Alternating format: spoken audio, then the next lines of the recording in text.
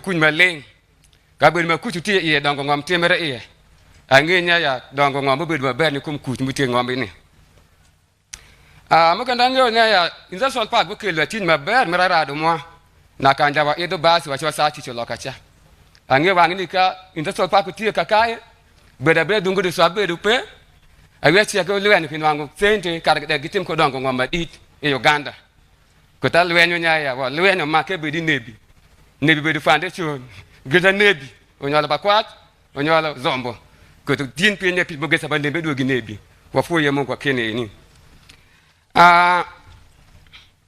angewe nyaya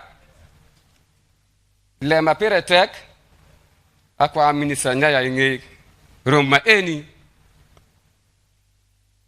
nang romo jo ne chalge pio ge bin iwa valwa si valwa kana gicho binu karabe kangani fan pa jo po chakre magemi ngom karachiel ku nebi district local government gibeda ngianya do wo to dara ko gnene di kara yom chuni bedu tie yegide ko to ma de won pa to we tinja no po den di fo yengo de di bi no fo yi we de check yo kan en e do vi de check ni do ngu check kan be bi no enu en le butie mo kan da yo kan utie ba po la rar kan na ge yebo wer mo ko ma ber ko tugu be jo le minister mamwa ka ko nu kare baromu akwa nya ya gibi wer mo ko nyoku tugu mo ko ma na ko koro before ko du ka bi de ya tirande mokende gemi obasa moku akeni minister mamwa le mi yange ngo ko ne binu anka keni eni donga jigu wechi manyaka koni rombo lal ko dok akwa mongo makogo ku cheke wonda be kende wa lunyu cheke pe dango ngom makogo ti iwange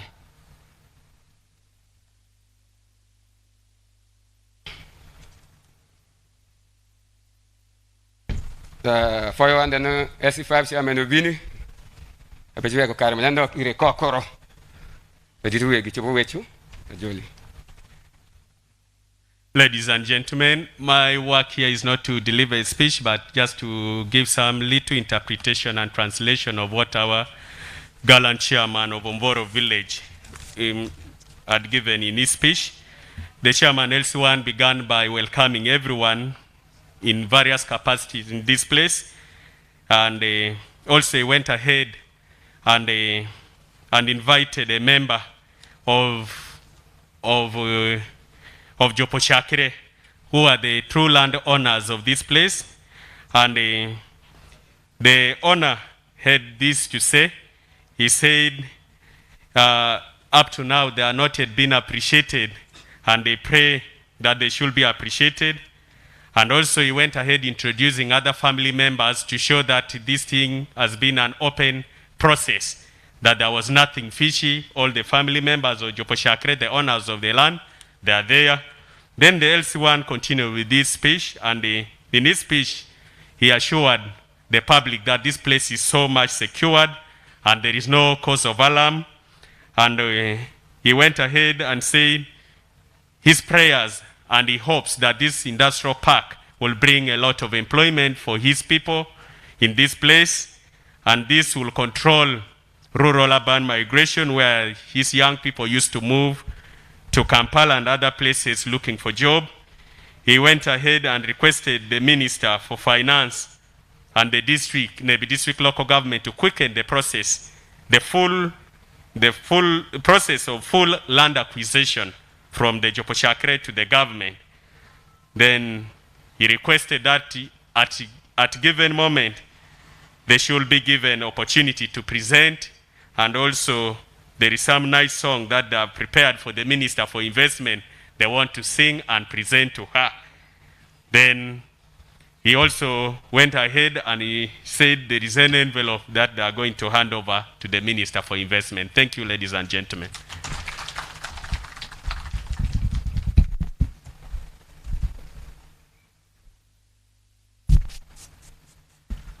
I think we can do better than that. The LC1 chairman welcomed you to his village, and we are not giving him a thunderous applause.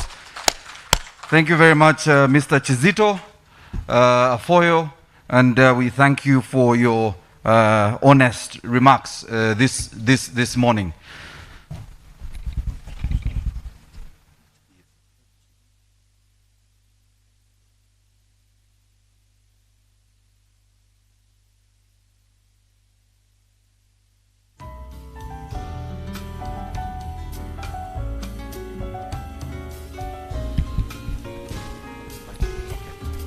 All right. So a little later, we'll also have some translation for French for our delegation from the DRC, and my brother will be running us through that translation, Mr. Adi Masemi. All right. So we want to quickly now move, and I wanted to let you know that the LC5 chair will speak also very shortly, so I'll invite him formally to give his speech. But I want to invite the Chief Administrative Officer for Nebi District to come, Mr. David Wamburu, to come and welcome us. And in a very big way, allow me to request that we clap for him and the District of Nebi for providing this land.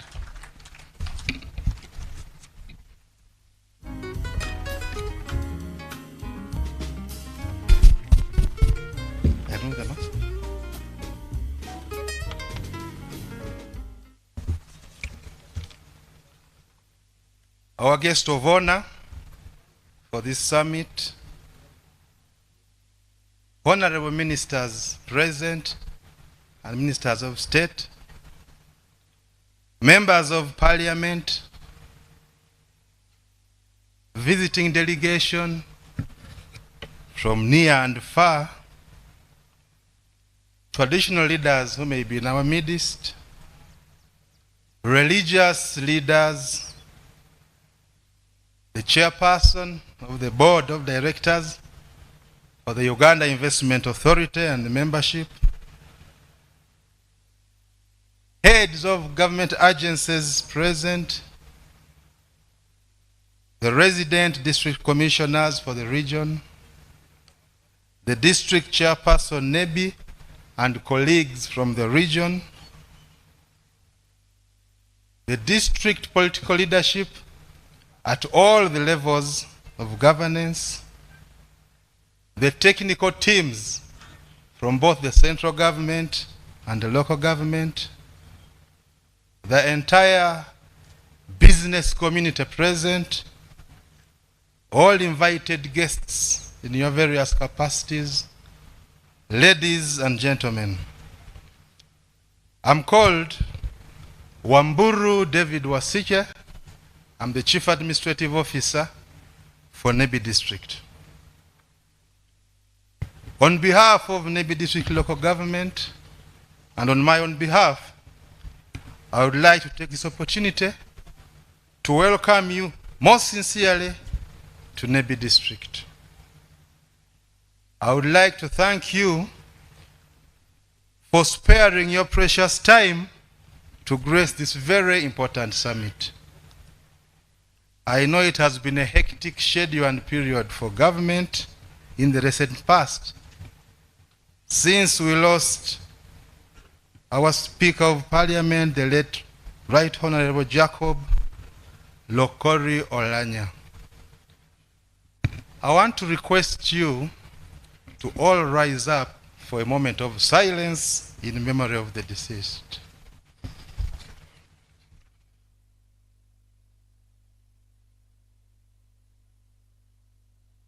May his soul rest in eternal peace.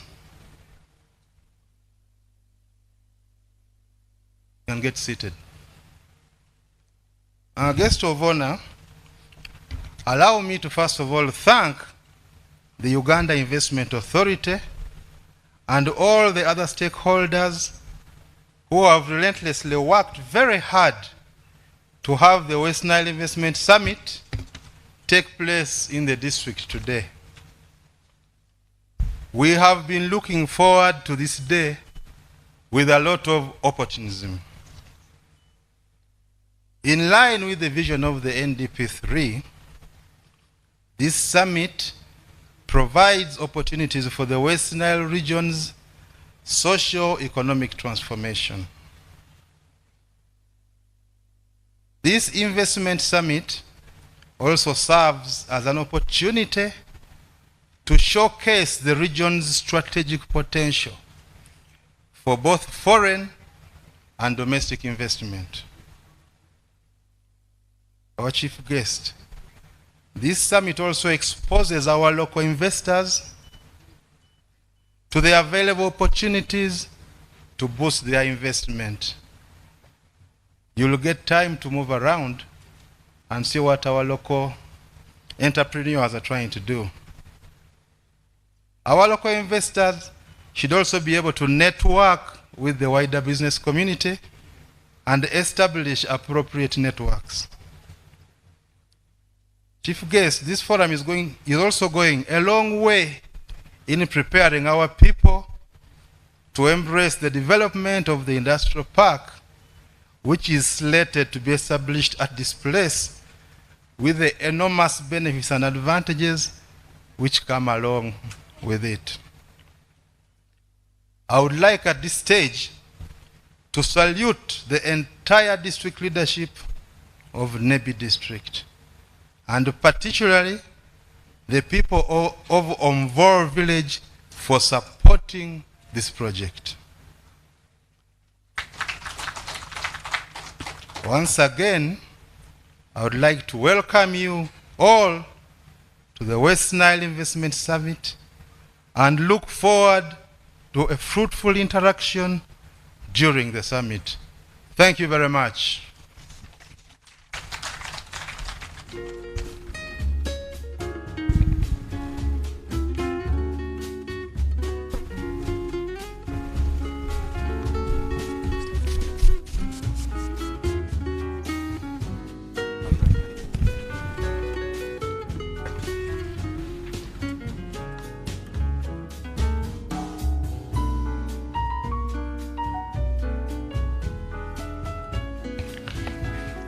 Je vais seulement résumer ce qu'il vient de nous dire. Il s'est adressé d'abord, premièrement, pour saluer tout le monde, pour accueillir tout le monde. Il y a beaucoup de gens, beaucoup de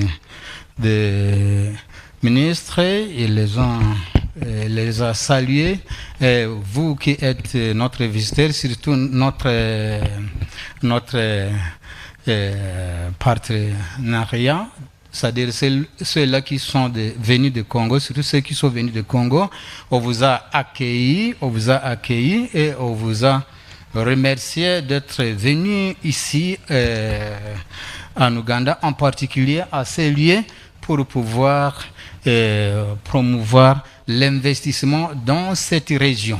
Donc, il a été très très content, c'est-à-dire ça ouvre les opportunités pour nos gens, pour les jeunes, et ça aide pas seulement la région ici, ou les gens ici, ça va aider tout le monde. Et il a aussi remercié les autochtones d'ici, les gens ici, c'est-à-dire cette partie accueillante de pouvoir nous accueillir dans cette partie. Donc, il les a remerciés. Donc, en bref, ce discours, c'est sur l'accueil et pour vous remercier d'être venu, d'être d'être bon partenaire dans cet investissement, le grand investissement que nous allons pouvoir commencer avec vous. Donc, surtout, il est très, très content. Il souhaite que nous continuions avec cette grande entreprise que nous voulons entreprendre, que nous voulons faire ensemble. Donc, à bref, c'était ça. Donc, il a remercié tout le monde. Merci, Adesemi. I think for those of us who dropped French in S2, now we are regretting. And it's really unfortunate because, what was initially set out as a West Nile Investment Summit has now become the International West Nile Investment Summit.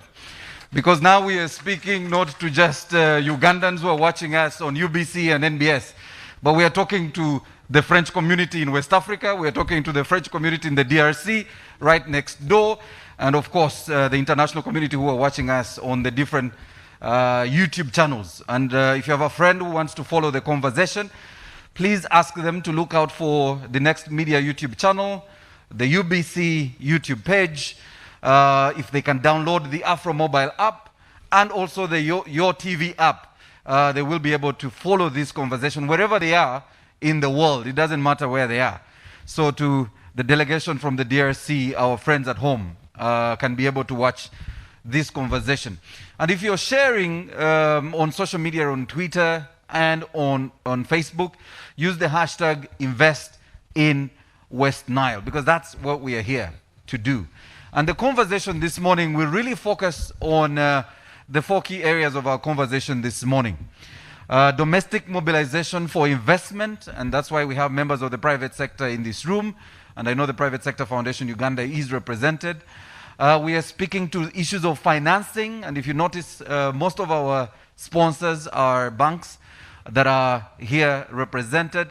We are talking about facilitation for investment here in West Nile, and we have Uganda Revenue Authority and the other agencies like National Water and Sewage Corporation that are represented here, and the other agencies that enable you or enable the ease of doing business in Uganda.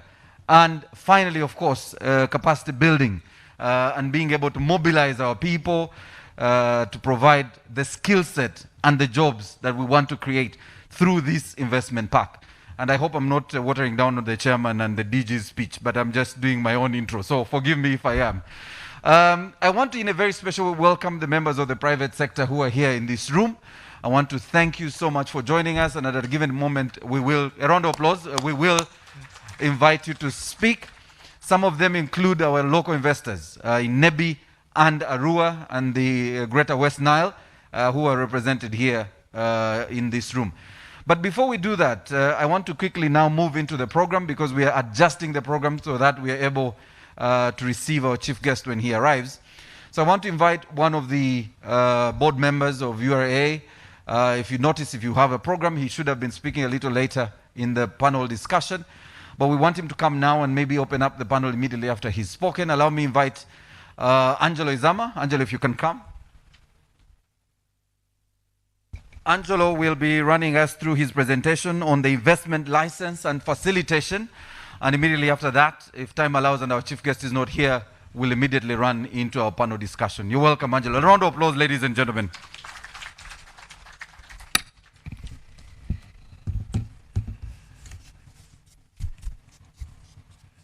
Thank you.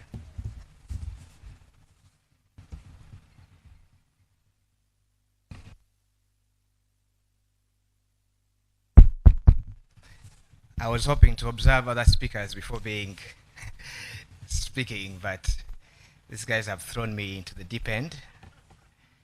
But that's all good. Welcome, ladies and gentlemen, to the West Nile Investment Summit. I'm very happy to be back here. I haven't been to Arua in a couple of years. I'm from Moyo, which is not very far away from here. So if there are, of course, there are people from Adjumani and Moyo here, Zianyilaka. You're welcome. Andre Nyiramuzi. So I will be leading a panel here on made up mostly of utility companies. That is mainly because we are here physically on this land, but what you don't see is that in a couple of years there will be buildings here, industries and manufacturing. So my panel is really meant to say how does this investment here transform? This is how it begins. But the utility companies, particularly those involved in ensuring that we have a serviced industrial park, the water companies, the road company, electricity company, and others will be joining me shortly for the panel that I'll lead. But allow me to do my introductions first. The Honorable Minister of Finance who's going to be here is our chief guest, Honorable Matia Kasaija, who is representative here. Minister of State for Finance, in charge of investment and privatization, who also supervises the Investment Authority, the Honorable Evelyn Anite. The Minister of State for Northern Uganda, Honorable Grace. Minister of State for Defense, Honorable Yuda. Our Chairman of the Board, Maurice Onraka Kamba, my colleague Mama Naima, who's here she's on the board with me. Two of my other colleagues couldn't make it here, one because he was feeling unwell, and the other one because he's traveling with the Secretary for the Treasury. So they send their apologies. The head of the delegation from the Democratic Republic of Congo, welcome, as my colleagues have said. Now this is your place. We welcome you to the community, but also we have been neighbors a long time. You do not need a summit, to recognize that we are brothers. Many of these people you see here, they say they are from Arua, but in fact they are Congolese. Yeah, that's the reality of our place here. Even Charles Odongtho there is a Congolese man. Yeah, the LC5 chairman of NEBI, honorable members of parliament, the government agencies, our esteemed corporate partners and investors, also our greater community of West Nile. And as I said, if you're from Germany and Moyo, you're welcome, and I'm happy here to also speak on your behalf. Now, this is an interesting location for an investment summit. Most people may not know it, but if you're a student of history like I am, a lot of communities in Uganda really are migrant communities. They come through two corridors, one from the north, so we have our brothers who are Nilotic here, and another from the Kato corridor, so the Interlacustrian corridor. It's mostly cattle keepers. They go all the way through Soroti and Karamoja. They are the same. However, the truly aboriginal communities in the Great Lakes region are found here in West Nile. These people have been here since the 13th century.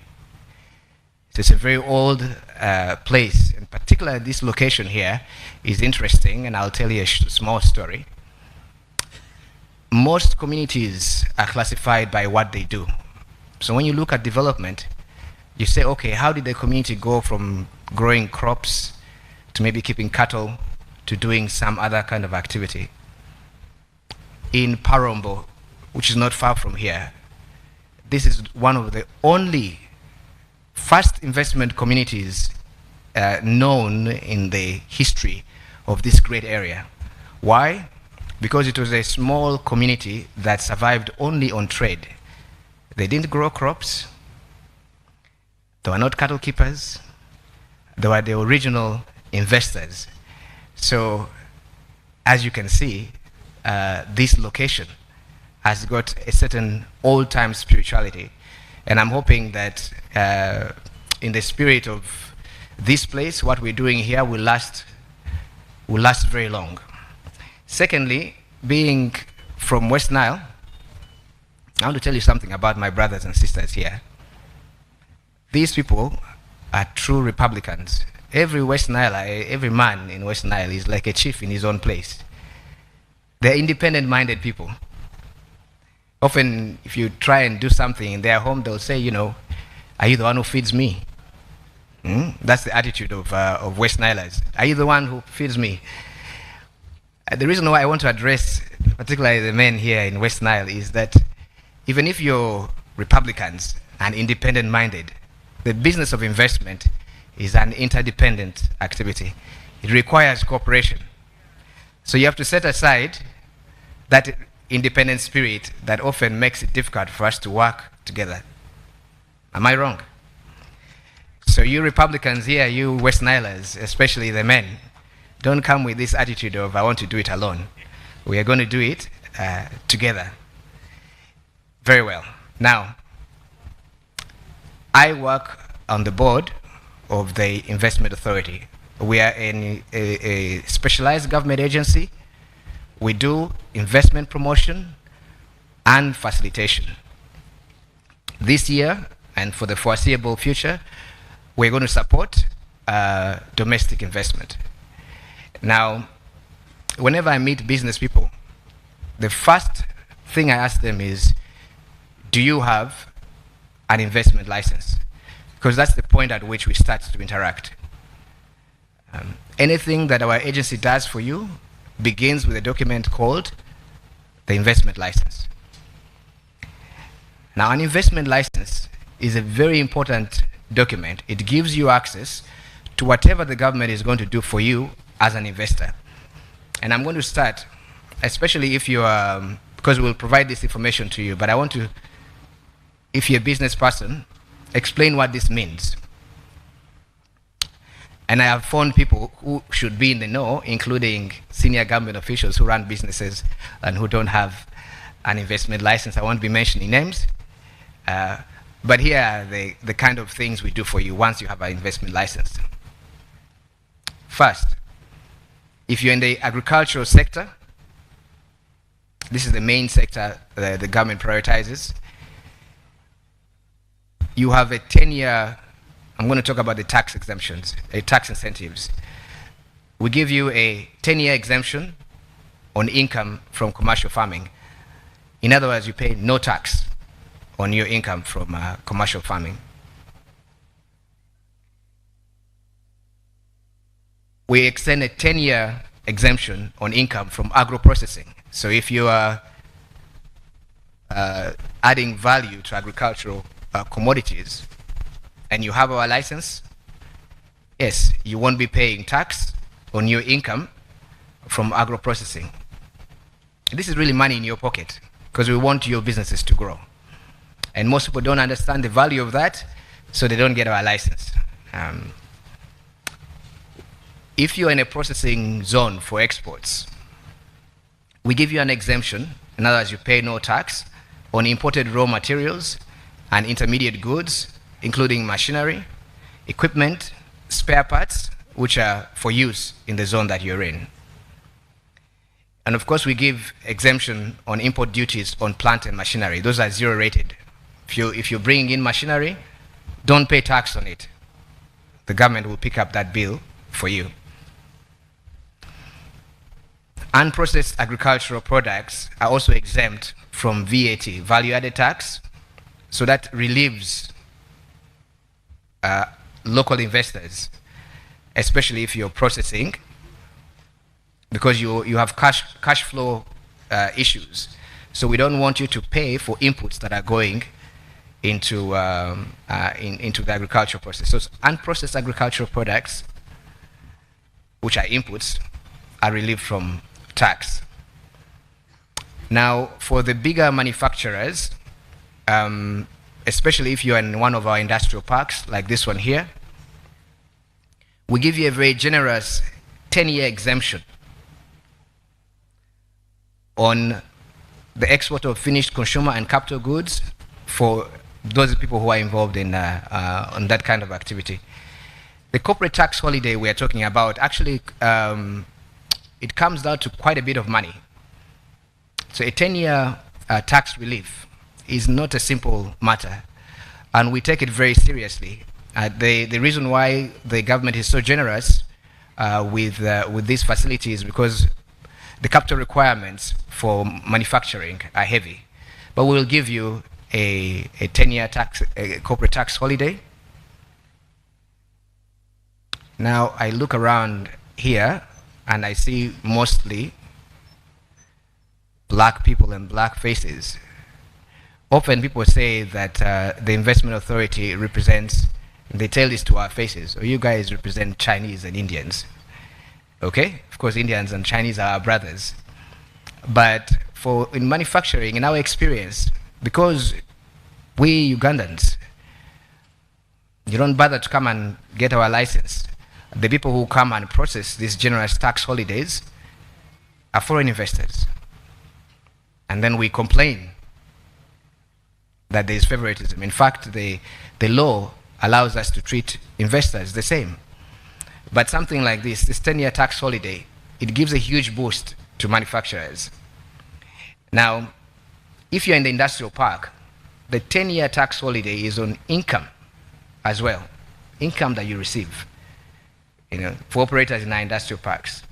Plus, we exempt VAT on the supply of particular services, if you are in our free zones and industrial parks. In the tourism sector,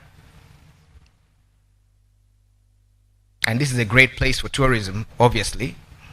On my way here, I noticed that at the bridge there, someone should really invest in water-related tourism. It's a very serene spot there. But if you're involved in tourism, for tourism vehicles, we absent import duty. So you come and process it, you bring that. These vehicles tend to be specific, they're expensive, but you don't pay import taxes on it. If you are in hotels, and I've met, it's from yesterday, people who are investing in hotels, including my sister there, who's building a facility by the Arua Golf Course, and you can take note of this. Hotel equipment, fixtures and furniture are also exempt from import duties. I know some of the stuff you ought to buy it here. We would encourage you to procure furniture from local sources, but you guys want to live in nice, well-furnished hotels. Now you know, if you're investing there, that those equipment, fixtures, and furniture will exempt them from import charges. VAT is also exempt on accommodation in tourist hotels and lodges upcountry. And this is really important because it's an additional tax. So there's no VAT paid on accommodation in tourist hotels and lodges located upcountry. For all sectors, and you have to bear with me because this is really the meat of what we do, we have 100% allowable expenditure on scientific research. So if you're doing research on a product, that activity is tax-free. You can claim back whatever you spend. We also give 100% rebate on expenditure for training. I was speaking to my sister earlier that the cost of training new people, especially if you're doing hotels, maintaining high quality human capital is a huge burden. You have to constantly train people. But, and for our audiences in and around the country, most people do not know that your training expenses are 100% tax deductible. So whatever you spend on training, you pay no tax on it, because we want you to improve your human capital over time. So that's a huge relief. So there's also deductibility on plant and machinery, obviously, for all sectors. We give certain kind of provisions for people who are involved in agricultural productivity and agro-processing. So there are specific things. You come to us, we'll talk about it. There's an accelerated deductibility in respect to industrial buildings. If you're making a huge investment in a building, we can give you a one-off relief. We'll calculate it based upon the cost of the property. But we also do a lot of non-tax related support. At the authority, we have something called the One-Stop Center. That One-Stop Center integrates. Now we have 13 government agencies sitting in one place. So often if you are an investor, because we want you to focus on investment, you don't have to go to URA or UNBS or any other government agency related to your activity. You come to URA. We have service level agreements with these other agencies. And so we do a lot of the documentation for you at our facility. So if you're acquiring secondary licenses, like you're involved in processing, if you need certification from the Bureau of Standards, you don't have to go to them. You come to us, we have an officer there who does certification. You'll get your documentation done at URA. We also interact with, and now there's a big push, as you shall see in the course of the day. Financing is a big deal. We are now in the business of figuring out how to assist investors with financing. If you come to us, we make the introduction to banks. We will match you with the right financial provider for your service, because not everyone has to go to the same kind of source of financing. We have partners who are development partners and so on and so forth. So we will figure out what your financing needs are, what is your range, and you don't have to do that by yourself, including we'll give you access to business advisory services which are provided at the, for example, by the Uganda Development Bank. If you are working with foreign expertise, yes, we will help you with processing your work permits, access to land for investment. So there's a range of non-tax incentives we provide, including aftercare. But as you can see, ladies and gentlemen, if from my introduction you feel that you're learning about UIA afresh, I appreciate it. It's a learning curve. If you take anything away from here, we have an on-site here, one-stop center. They are located there. You can go to them, find out how you can get an investment license, and then let us begin your journey. Especially if you're a domestic investor, we would like to give you as much assistance as the government has already paid for. So, I thank you for listening. I'm going to invite the master of ceremonies here to invite the panel. I do not know who's on my panel, and we'll continue the conversation. Thank you very much.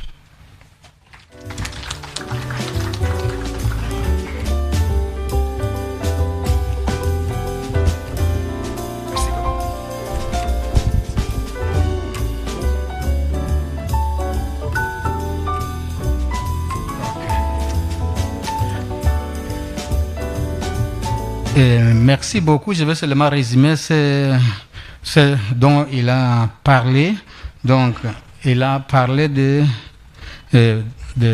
l'accueil de tout le monde encore. Et il a aussi parlé de ces milliers, en disant que c'était un millier aussi accueillant pour l'investissement.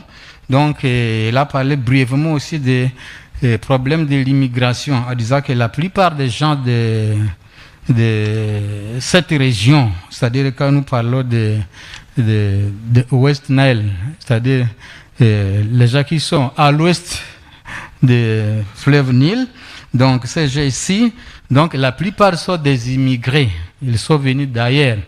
Mais pour les gens ici, là où nous sommes, ce sont les autochtones. C'est ce qu'il nous a dit.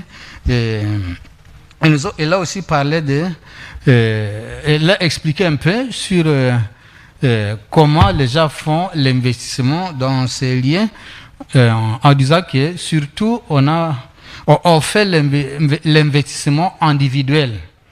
On fait ici avant, c'est-à-dire l'investissement individuel. Donc, il a expliqué cela un peu. Donc, il a continué à dire que pour l'investissement comme tel de s'agrandir, il faut qu'il y ait une coopération. Il faut qu'il y ait une coopération parmi les investisseurs. C'est que les investisseurs doivent être en collaboration, en coopération pour que l'investissement se déroule bien. Donc, il a parlé aussi que ces milliers, là où nous sommes, les autochtones d'ici, et comme ils sont très accueillants, ils vont aussi pouvoir supporter n'importe qui va pouvoir investir, dans ces milliers.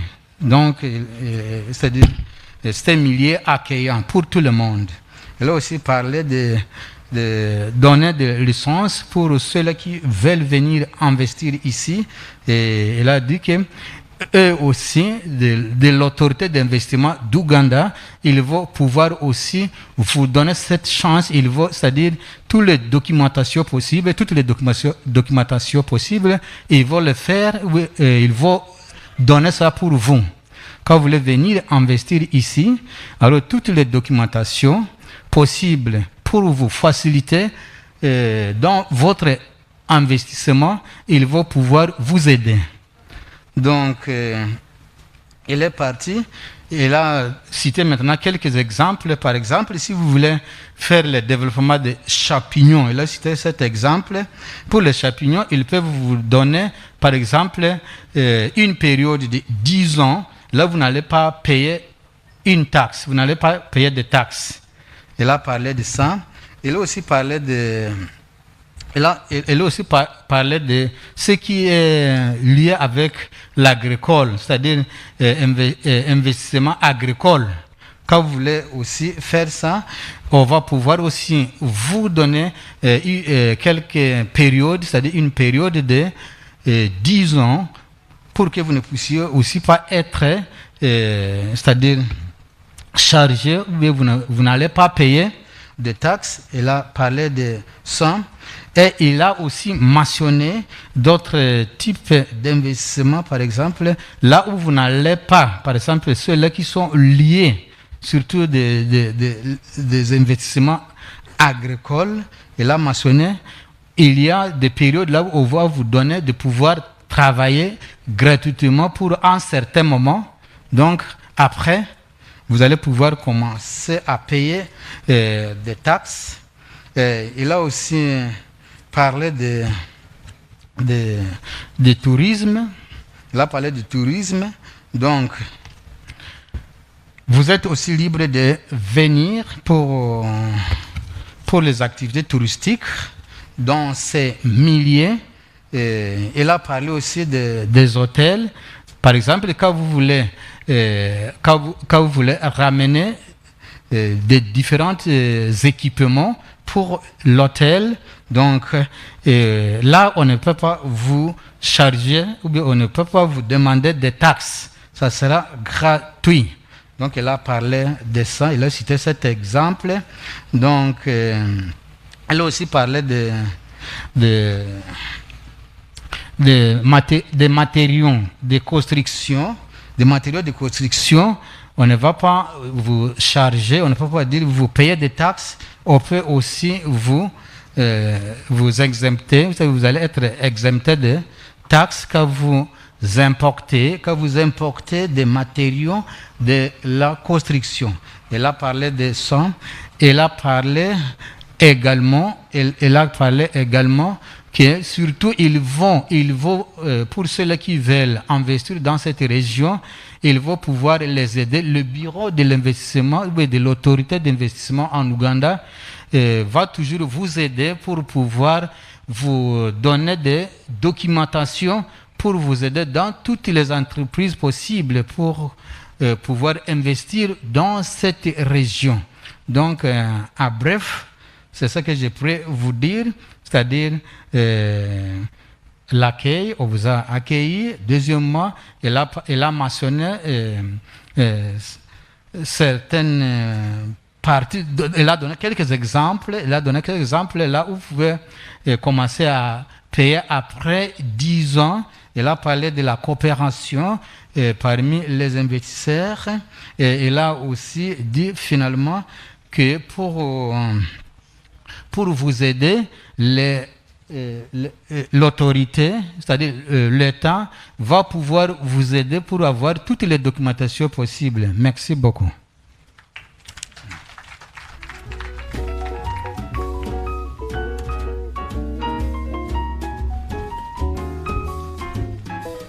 All right, so ladies and gentlemen, your hands again for Angelo Izama with his presentation. And he was speaking to the issue of the utilities that are key for the different investors, especially when you're trying to set up within a given region, or of course the investment park as we speak of here. And if you're joining us at home and you're wondering what you're watching on your channel at home, this is the West Nile Investment Summit that just became the International West Nile Investment Summit. And that's when you awaken your French back at home. If you did some French, this is one of the best days to do some revision. Why French? We have a visiting delegation from the Democratic Republic of Congo, and we want to thank them for being part of this West Nile Investment Summit. I also noticed yesterday in our different engagements with some of the delegation of the DRC, that they speak a language myself and the Director General speak, that is, or they can hear Rufumbira. So nanje ndashaka kubachira abumva urufumbira rwacu bandeiba bacu ba DRC mwakoze cyane mwakoze kuza. There you go. So we've now even added another audience. Okay. Allow me quickly move to Angelo's panel. Angelo, we have 30 minutes. I hope you can manage because your panel is a bit smaller. May I invite the Deputy Managing Director, National Water and Sewerage Corporation, Engineer Amayo Johnson. Please come. He's on Angelo's panel. I suggest you stay closer to Angelo so he can see you on this side. Also with us for this panel is Dr. Geoffrey Okoboy from the Electricity Regulatory Authority. Round of applause, ladies and gentlemen.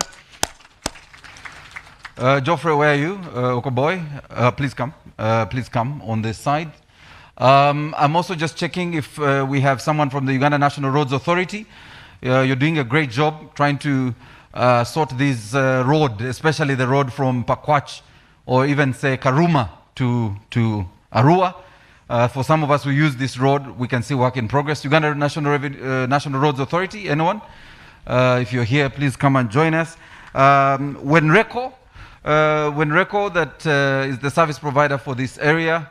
Okoboy, if you know your colleague from Wenreco is here, allow them join us. But we were not yet certain. And then Uganda Electricity Transmission Company Limited, UETCL, and also Electromax. Oh, Arinda. Yes, my apologies, Arinda from ERA. Okay. Wenreco, as you come, introduce yourself to Mr. Izama so he can be able to know who you are. UETCL, Electromax, we had a panelist, okay. And finally, okay, that's, Angelo, so that's your panel. We have 30 minutes. We will use both sides at some point, but for now, since Angelo is on this side, we want him to see all his panelists. So that is your panel. Angelo, 30 minutes, and I will be monitoring you, sir. Thank you very much.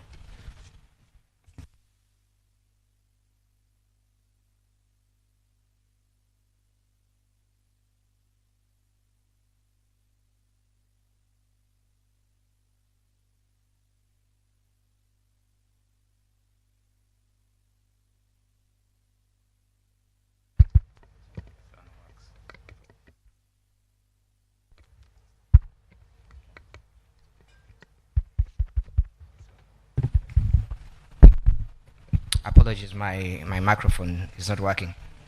I'm going to try and draw on my years as a radio producer and stick to the time. So, Engineer Amayo from National Water, Geoffrey, Rachel, thank you to and welcome to this panel. Wenreco, no one is here? You know, West Nilers would say that's not surprising for Wenreco. That's okay. We'll start with electricity. So, Rachel, on my way here, we saw the high transmission lines. So investment, like I said at the beginning, is a very practical matter. So here we are, it's just land. In a couple of years, we shall see the transformation. Would you tell our audience what the timeline is to deliver power to this location? And since you are in the north, and maybe I can supply statistics for that, 60% of all Uganda's electricity will be produced in northern Uganda. Am I right? Okay. So. Thank you very much, Angelo. My name is Engineer Rachel Arinda Bale Samvu from UETCL, representing the Managing Director and CEO, Mr. George Rabajungu. Like rightly said, we have a project that is ongoing. We're bringing power all the way from Kole substation through Olwil to Nebi and Arua. And that's currently under construction with financing from the World Bank. Like you saw a number of pylons on your way here. You likely saw some substations on the way. We have a substation coming up in Nebi, which is 132 kV. We'll have some transformers at site. They're already at site, actually. We have another substation coming up in Arua as well, also 80 MVA, also under construction, and the transformers are already at site. So we intend, and we are working towards having this line commissioned before the end of the year, but working towards September, October 2022. Thank you very much. Thank you, Engineer Rachel. So, as you can see, ladies and gentlemen, that is a very quick turnaround. So by the end of this year, if we go by the timeline provided by UETCL, we shall have power at this location. Let me quickly move to, staying on electricity, let me move to Jeffrey from the regulator. The cost of power. Okay, we can have supply, but the cost of power, the cost of power is a constant issue the government keeps grappling with. As you know, for industrialists, the president has indicated a specific price point to make it possible for large-scale industries. And I think I was watching a speech the other day, and he said that for industrialists, the power will go from source to the park. What is the current status on the cost of power? One, if you could tell us in the next 2 years how the costs will be reduced for industries, in particular industrial parks, and by what margin? Thank you very much, Angelo. I'm from the Electricity Regulatory Authority. That's Government of Uganda agency. Now, before I would go to that question of the cost of power, I wanted to add something to what my colleague from transmission has said. She said that the line may be commissioned by the end of the year. Very good. But we wanted to be clear about power here, because that's what you asked. To have power here, you need the transformation which has been obtained at the substations in Nebi or Arua to come here. Now, for the power to come here, still, we have the distribution company. Now, we can see the line here. This is a 33 kVA line. You need to integrate that line with the substation. The engineer can tell you more about that, but that is important, that even if you have power at the other substation, you need another level of integration for it now to come from there to here through this line. That is in the short run. But in the longer run, if the demand is there and it has grown, then you need to upgrade the capacity. Instead of having a 33, it can be upgraded to 132 with a substation here. But those are the short-term, medium to long-term details on how you can have power here. And she's the agency to be able to have that done. Now, going back to the issue of the cost of power. Yes, there are three important issues to do with power. First, you must have the capacity available. It must be reliable, and then it has to be affordable. So the issue of capacity being available, I think government has done a great job. And as you said, 60% of the power being generated from northern Uganda is really a noble cause, which we should thank ourselves with government about it. Now, government making sure that that power which is generated from northern Uganda comes to northern Uganda is also a very good, noble cause. And that's why we see those transmission lines, substations coming up. Now, the issue is about reliability, and that is why now the power to northern Uganda, to Arua, to here, is to be on a grid on the other pylons, which is also something which improves reliability. The capacity of the transformation, there has never been that kind of capacity this side. Now they are talking about 80 MVA. That is almost talking about, and there times 2 by the way. You will have in Nebi 80, you will have in Arua 80, that's 160. That is almost equal the capacity of Naruvale, which is 180. So we are seeing something great happening this side, and it's really very good. And for the purpose of industrialization, now that is very important.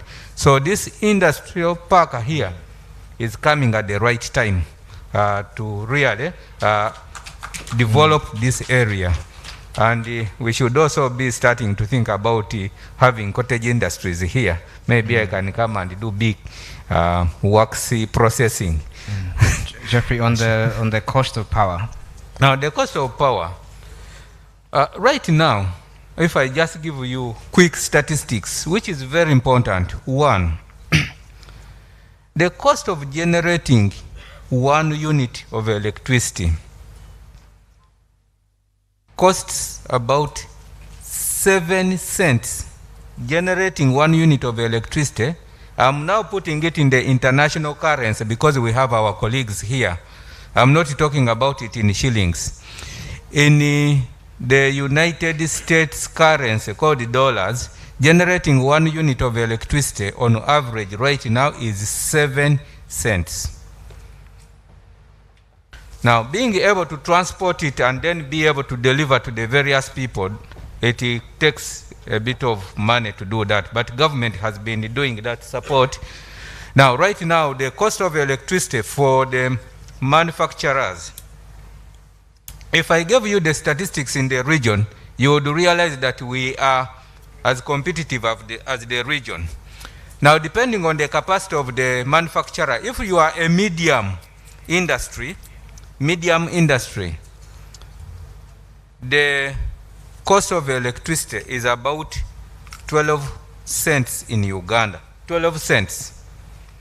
In Kenya, it is 14 cents.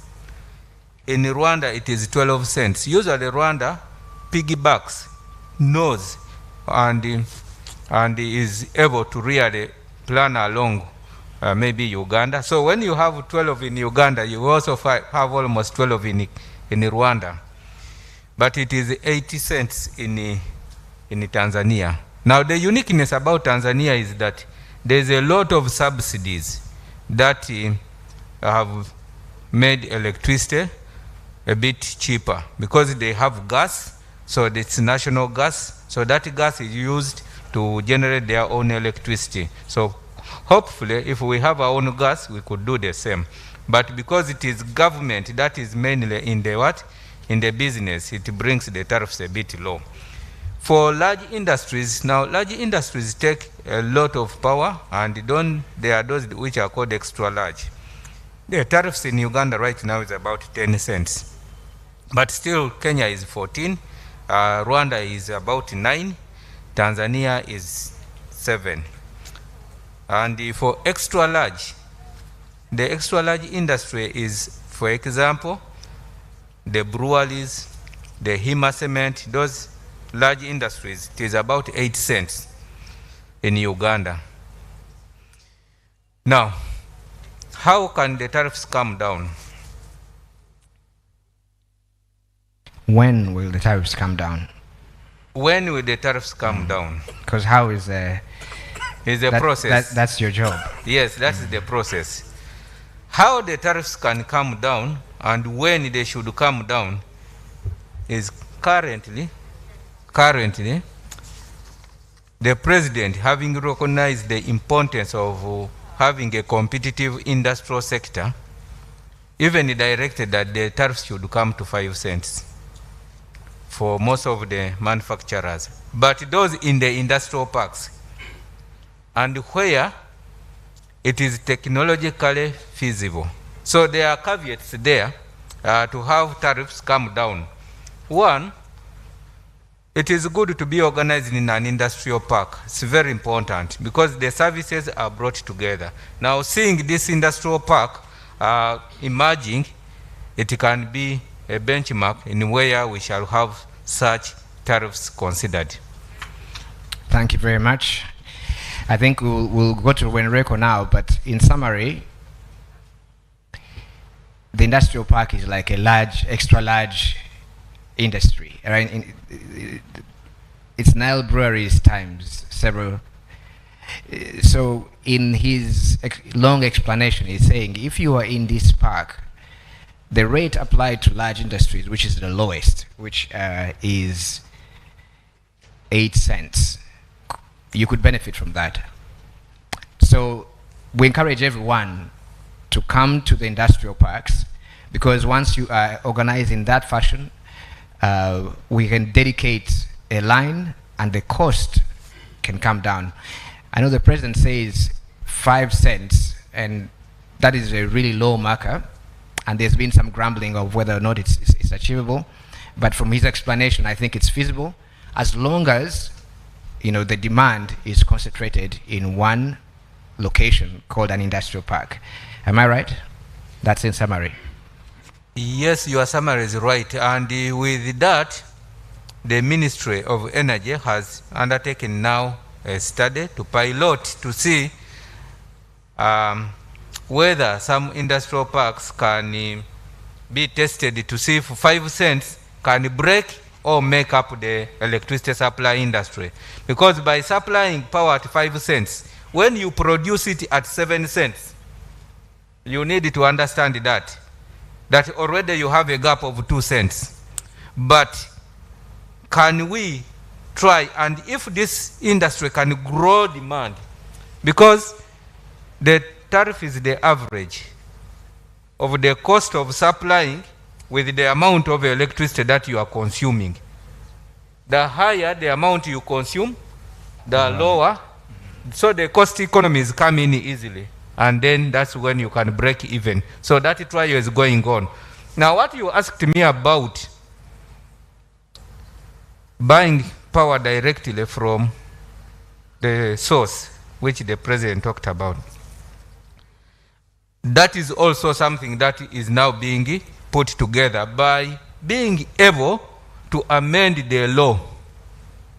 So once the law is amended, then it will then allow direct selling of power from a generation source, a transmission source, to the consumer. Thank you very much. Engineer Chigumba Kenneth, if I did you a disservice earlier, I apologize, but I was just stating the obvious, that Wenreko is not very popular in this part of the world. But we'll give you a chance. The question I have for you really is on retailing power. For a location like this one, what kind of challenges do you foresee? And how can this government MDAs ensure that a private company like yours, on whom we rely to receive power, to retail power, is successful? Yeah, thank you, Angelo. You're forgiven. Thank you. Thank you for your generosity, sir. Wenreko has been here since 2003, and it maintains the monopoly for power distribution in the region. It's been a tough ride since 2003 for those that were in this region to understand where we were and where we are right now. There's been, yes, Wenreko for sure is not popular now, but for those that want to engage in the analysis of where we were and where we are right now, there should be some way of understanding that we've managed to put in what we can. The challenges exist on 3 fronts. One, the area is predominantly non-consumptive. It's through programs like this one that we are attending that, you know, the hope and the need to tighten or firm up areas that are loose. That's when this comes up, even to us as senior management. It's a business. So if the area is not consumptive, you either have to rely on, you take up a position as charity. There's got to be a return on investment in one or another. And it has not gone well for us for a considerable period of time. But we started with about 929 customers in 2003. Today, our average is about 22,000 customers. And we had 2 generation plants in both, that is HFO, thermal generation from one in Nebi and another one in a plant in Arua. The cost of bringing HFO here was very prohibitive, so the business was not functioning, so to speak. When RECO went ahead and did exploration and development of HEP plant in Nyagak. Engineer, I beg your pardon, because we have a chief guest here and the master of ceremonies will interrupt me briefly. Thank you. Ladies and gentlemen, if we could stand and receive our chief guest, the Honorable Minister of Finance. We'll continue with the panel very shortly. Please remain standing. We'll do the formalities and have the anthems, because this formally begins our conversation this morning. And so I want to prepare the anthems. Please remain standing. We'll have both the East African anthem and the Uganda national anthem. So ladies and gentlemen, anthems please. Oh Uganda, may God uphold thee. We lay our future in thy hand. United, free for liberty, together we'll always stand. Mungu twaomba uilinde Jumuiya Afrika Mashariki, tuwezeshe kuishi kwa amani, tutimize na malengo yetu. Jumuiya yetu sote tuilinde, tuajibike, tuimarike. Umoja wetu ni nguzo yetu, idumu jumuiya yetu. Please take your seats, ladies and gentlemen. Our chief guest, the Honorable Minister of Finance, Planning and Economic Development, the Honorable Matia Kasaija, Minister of State for Investment. And Honorable Matia, I probably should have added as chief guest, you're also a farmer, especially in the dairy industry. The Honorable Minister of State for Investment, Honorable Evelyn Anite, an entrepreneur and a hotelier here in West Nile. The Honorable Minister for Northern Uganda, the Honorable Kuichini Grace. The Honorable Minister of State for Defense, Veteran Affairs, the Honorable Olero Huda. Our visiting delegation, and probably maybe before I go to a visiting delegation, I come to the Honorable Members of Parliament.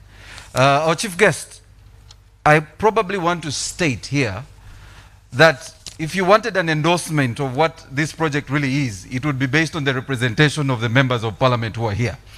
So allow me recognize the big delegation of our West Nile Members of Parliament. And allow me request the members, if I mention your name, stand. We want to see you and let the people appreciate that you're here, not just in West Nile, but the rest of Uganda, since we are broadcasting this live, Honorable Chief Guest, to Ugandans on UBC and NBS. The Honorable Isaac Timgiu, the Member of Parliament for Padiere County, Nebi District. The Honorable Lawrence Songa, Member of Parliament for Ore County in Zombo District. He's also the chairperson of the West Nile Parliamentary Group, our chief guest. The Honorable Gabriel Okumu, Member of Parliament for Okoro County, Zombo District. The Honorable Hashim Suleiman, Member of Parliament, Nebi Municipality, Nebi District. The Honorable Agnes Achibu, Woman Member of Parliament, Nebi District. And the Honorable Caps Fungaro, a former Member of Parliament for Bongi County. Caps, please stand for recognition. Our chief guest, that tells you the spirit of the people in West Nile. We have the entire West Nile caucus here. We will have a meeting with them after this summit, clearly, because the full caucus is represented here. Our chief guest, we have, oh yes, please. I am happy for you to introduce. I think they might have come when I wasn't here. Honorable Minister, Chief Guest Isaac Etukura from Madioko, Member of Parliament. Yes, thank you so much, Honorable, for joining us. Yes, you see, they're still coming, Honorable Minister. Clearly an endorsement for what Uganda Investment Authority and the government of Uganda is doing here in West Nile. Our chief guest, we have a delegation from the DRC, and allow me request the delegation from DRC to stand up. Nataka musimame tuwaone. Asante sana. Merci beaucoup. And I will introduce the delegation to you. Also with us in a very special way, chief guest, I want to recognize, he's also from the DRC, but is here as a chief of party representing the Ituri governor. He drove overnight and actually spent the night at the border. Unfortunately, our borders don't work 24 hours. So I want to recognize Steve Singida, who's representing the Ituri governor. Singida, uko wapi? Simama wakuone. Aha. Asante, asante sana. Merci.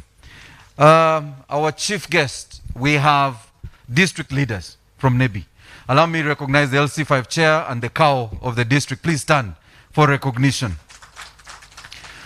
We have leaders from the West Nile region, and I have representation from our neighbors, Madi Okolo district leadership. The district chairperson, Drabe Ismail Adrisi, is here, and his team at the back there. Thank you so much for joining us. That is in our neighboring district here. We have the board of Uganda Investment Authority who are here, led by the chairman. Please stand for recognition. There they are. As Izama, you must stand. He's also a member of the board. The Director General and his team, but I know they are busy. The Director General is here, Uganda Investment Authority, and the rest of the team that are mobile. I want in a very special way, our chief guest, to recognize a very special group of people, the private sector. Members of the private sector, please stand. Let us stand and see how powerful we are. All the members, Honorable Evelyn Anita, you're also part of the private sector as a hotelier. This is the private sector. Round of applause, ladies and gentlemen. Thank you very much. I had forgotten the RDC, Nebi, and please, RDC and the chairman, NRM Nebi. Please stand. There you go. Thank you very much, DG, for your guidance. Sometimes we miss these people on the list. Thank you, RDC and chair of the NRM party here in Nebi. And we have our the delegation, but that is full of the people of Nebi and West Nile. I want to request our people from West Nile, the Nebi people, the delegation from Nebi, please stand. Nebi people, please stand. Let us stand and show how powerful a delegation you are. Round of applause, ladies and gentlemen, for our delegation. Thank you. Asante sana, Afoyo. All right. Our chief guest, you found us in a panel discussion and we were just halfway. I wanted to let our moderator, Angelo Izama, who is also a board member of Uganda Investment Authority, to continue with his panel. We are looking at the investment promotion and facilitation. His panel has the utility sector players. We have representation from Uganda Electricity Transmission Company Limited. You can just raise your hand, Electricity Transmission. We have the General Manager, Wenreko, your hand. We have a representative from National Water, the Deputy Managing Director, Engineer Mayo, and also a representative of ERA. Okoboy, please raise your hand. Thank you very much for joining us. I want to hand over back to Angelo. You only have another 10 minutes, and I'll come back to move you, sir. Thank you, Honorable Minister of Finance, Matia Kasaja. Good to see you again. Yes. Yes. Thank you, Honorable Minister. You found us at the tail end of a discussion on how the utilities companies and agencies can transform this piece of land into an industrial park. We talked about the cost of electricity. Delegates here had a brief from the transmission company on the timeline for delivering power to the region, but particularly to this location, and they talked to us about the modalities of that. We had a discussion on the cost of electricity, and the regulator has given us the new ways in which your ministry is thinking of reducing power to 5 cents. Particularly of interest, he says, if you produce at 7 cents, how do you bring it down to 5 cents? And your government, our government, is exploring 2 options. One is technologically driven, which is if the power is produced, say in Karuma, can the cost be reduced because you can do direct from source to location? The second one, which is interesting, is on rethinking the economic model. Because if I understand him right, he's saying if you produce power at 7 cents, if you sell at 5, how do you account for the 2 cents? We didn't have this conversation, but I think what he's saying is that the economic value generated from an industrial park, that can account for the 2 cents. Many times we do this with other utilities. So you have an airline which is expensive, you subsidize it, but you make the money back in tourist numbers. So I think that's the same kind of approach, and I appreciate that you're looking into this, Honourable Minister. So we'll move quickly, since I have just a few minutes. So for Wenreko, the question I'd asked is about the challenges of retailing power. But I understood you said it is difficult, it really depends on demand. Is that right? Just to conclude on... Okay. So very well. Let me move, with your permission, Engineer Kenneth, to Engineer Mayo, to deal with the other big cost issue, which is water. So Engineer Mayo, would you tell the delegations here what it will take to deliver affordable water at an industrial cost to this location? Mr. Model, observe protocol. I think you may afford me a little bit more time because I have a special consideration because I'm part of this community of West Nile. I know the issues which surround water. I will try to look at the general issues after I've specifically looked at the issues of industrial. Now, what do you need water for in an industry like this one, industrial park? You need water for construction, and then thereafter you need water for running the industries. That's the reason why you need water, construction, and then running. Now, we as water utility companies, we are mandated to produce water of drinking water quality. And water for drinking quality is not ideal water for industries, because 90%, 70% of most of the industries do not actually need drinking water quality. They need water for washing, they need water for cleaning their machines, they need water for cooling. Now here we are, we produce water of Maradadi quality. That's what His Excellency, one time when I told him, our water is Maradadi quality. Now this water is good for companies which produce products which form what water is part of. Drinking, Pepsi Cola factories, water for where water forms. So when you look at water usage in the industry, that needs to be put in context. And because of that, what we have adopted in national water as a whole is to use a mixed model. so that the companies can operate in a sustainable way. Mixed model, meaning water for human consumption is for a specific purpose, but we allow the companies to be able to produce water of another source. We allow them because they don't need that Maradad water.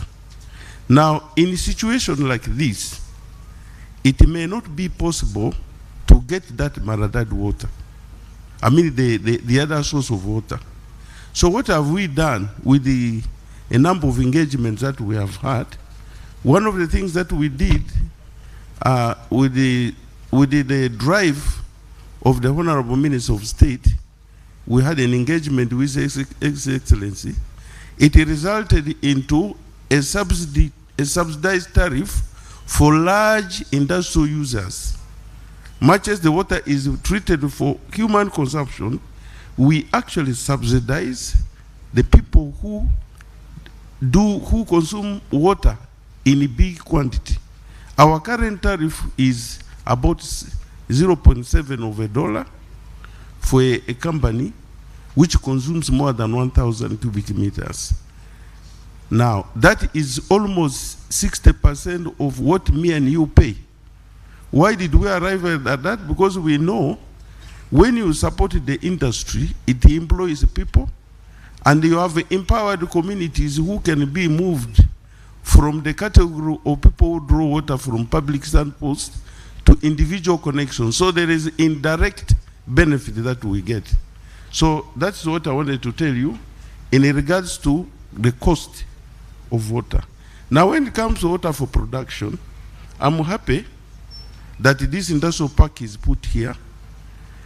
National Water and Sewerage Corporation operates within this region in Pakwach, Paida, and we're in Nebi, and we have just constructed, using our own resources, a new water subsystem for Parombo, which I think is like 16 kilometers from here. So we already have water in Parombo. But this area is served by our sister institution, the umbrella organizations. We have a water treatment plant. This area has piped water, and the water for starting the initial construction activities for this industrial park exists. I think you all know that. The capacity up is 2.5 million liters, and it was designed for the rural communities, but the construction aspect of the industry does not need a lot of water. Now, as we evolve, we are going to use the opportunities. Now that the demand has been created, we will also try to upgrade our system so that we can get water both from the two systems as a medium-term solution. Because Nebi is just 20 kilometers away from here, we have done extensions of over 40 kilometers. And we have an experience of working together with the Ghana Investment Authority. I think you know we are building a new waterworks for Njara Industrial Park in Western Uganda. The contract is already on. We are doing this thanks to Ministry of Finance. When we wrote them to seek guidance, how we can get money from market finance, they approved it, and part of that market finance is what we are using to do the Njara Industrial Park. We worked together with the Kapeke Industrial Park from the scratch, where there was no water system. We did the first phase, and we are doing the second phase of where we're increasing the production from 2 million to 7.5 million. So I think as far as this place is good, this is a good problem. The facility has been put, and then we now need to think. Construction, you can start. The procedures of how to apply for water for construction, they are well laid, and I'm sure if you go to our brothers and sisters with when we get in touch with the umbrella organizations, you'll be able to be connected. And for us, we're business people. We'll upgrade our system here. We have developed enough capacity to invest in flagship water projects. And they have been talking to the area manager that in the course of this year, we can even do the design for the upgrade of Nebi water supply system, so that we meet the demand here. So everything will be evolving. Now, we have a footprint in most of the towns in West Nile, and I can confidently say with the national water taking over all these facilities, there's been a lot of transformation in West Nile. I'm passionate on the issues of growth, economic growth. My people know I'm very passionate. We have done a lot of work in West Nile here, and we are working towards improving even more. Through government of Uganda, we are soon launching. We will start construction for a new water facility for Adjumani, getting water from River Nile. We have funds to upgrade in Yumbe water supply system, and we have a number of projects we're doing. The West Nile accounts for about 45% of our business in northern Uganda, made of Lango and Acholi sub-region. So there's a big potential here, and if we are still there, we are going to help you to get more projects to come on board. We are already thinking about Arua, and we are going to start the immediate feasibility study to see the most sustainable way of. Now, this brings me to the general issues. The politics in West Nile is that if you don't get water from River Nile, then you have not done anything. But I want to use this opportunity to educate our people. You don't supply water emotionally. It is engineering. River Nile is in the Rift Valley, sitting at 630. Most of Arua is on the ridge. Arua is at 1,300 meters above sea level. Zombo is 1,700. So why do you wait for water to come from Zombo to go to River Nile and you pump it back? Don't you think there's something wrong here? So we need to remove this veil in our mind that for you to get water, you must go to River Nile. In the Rift Valley, most cities in the world are seated. I told my people one time, if you want, you shift Arua to River Nile. They were not happy with me, but this is a matter of fact. If you go to UK, London is the River Thames passes through London. Why? Why is the population in Uganda, the biggest population, is around Lake Victoria? Have we asked these questions? And why? So this is the issue. My people from West Nile, let's demand what works. The future of Arua is going to be in, for example, in building a dam. I'm happy about this location. Secondly, because I needed to check the geographically. Where do we lie in terms of height? From here, from Pakwach to here, is probably 30 kilometers, but we are 450 meters above River Nile. That means a cost. If you have to manage the cost of infrastructure, we have to think along those lines. But we'll evolve. But I'm happy to say that we have this thing, this industrial park set here. There is already water. We'll do what it takes to improve. With my permanent secretary, will see what we can do. So I thought I needed to share this. This engineer Johnson Amayo, I have no political interest. I have a lot of investment interest in our country. Thank you, Engineer Amayo. And the disclaimer is well received, because the way you are talking, some of our political people here, all they had was a campaign speech. But I appreciate all the issues. So, ladies and gentlemen, because I'm running out of time, let me summarize what we have been able to do here this morning, this first panel. Earlier on, I encouraged everyone to get an investment license, and I explained in detail the huge cost the government of Uganda is putting in making sure that you have the right facility to grow your business. All those tax incentives and non-tax incentives are a cost to the treasury. So take advantage of them. We have an on-site one-stop center here. If you feel that you want to register your your business, please do. There are also, in the exhibitions, you've got both private and public entities dealing with finance, which is a different subject for later. But the Uganda Development Bank here and other banks are here. And then I had the job of moderating this panel, Honorable Minister, because industrial parks are a very practical matter. So the question I asked is, how do you transform this place into a viable industrial park? And I think we have answered it. The Transmission Authority says by the end of this year, transmission lines will be done. And there is a process of getting the power from there to this site, but that's a matter of course. Water, as we've heard from Engineer Mayo, is not a problem. We had earlier on scheduled to have UNRWA here, but we can observe the road network here is good. So the park, this particular park, if you come back in 2-3 years, will be a functional industrial park. And that is really what I wanted to accomplish here. I thank you very much for listening. I'll turn it over to the MC. Angelo, we want to thank you. Just before the panel goes, Angelo, if you can have your seat.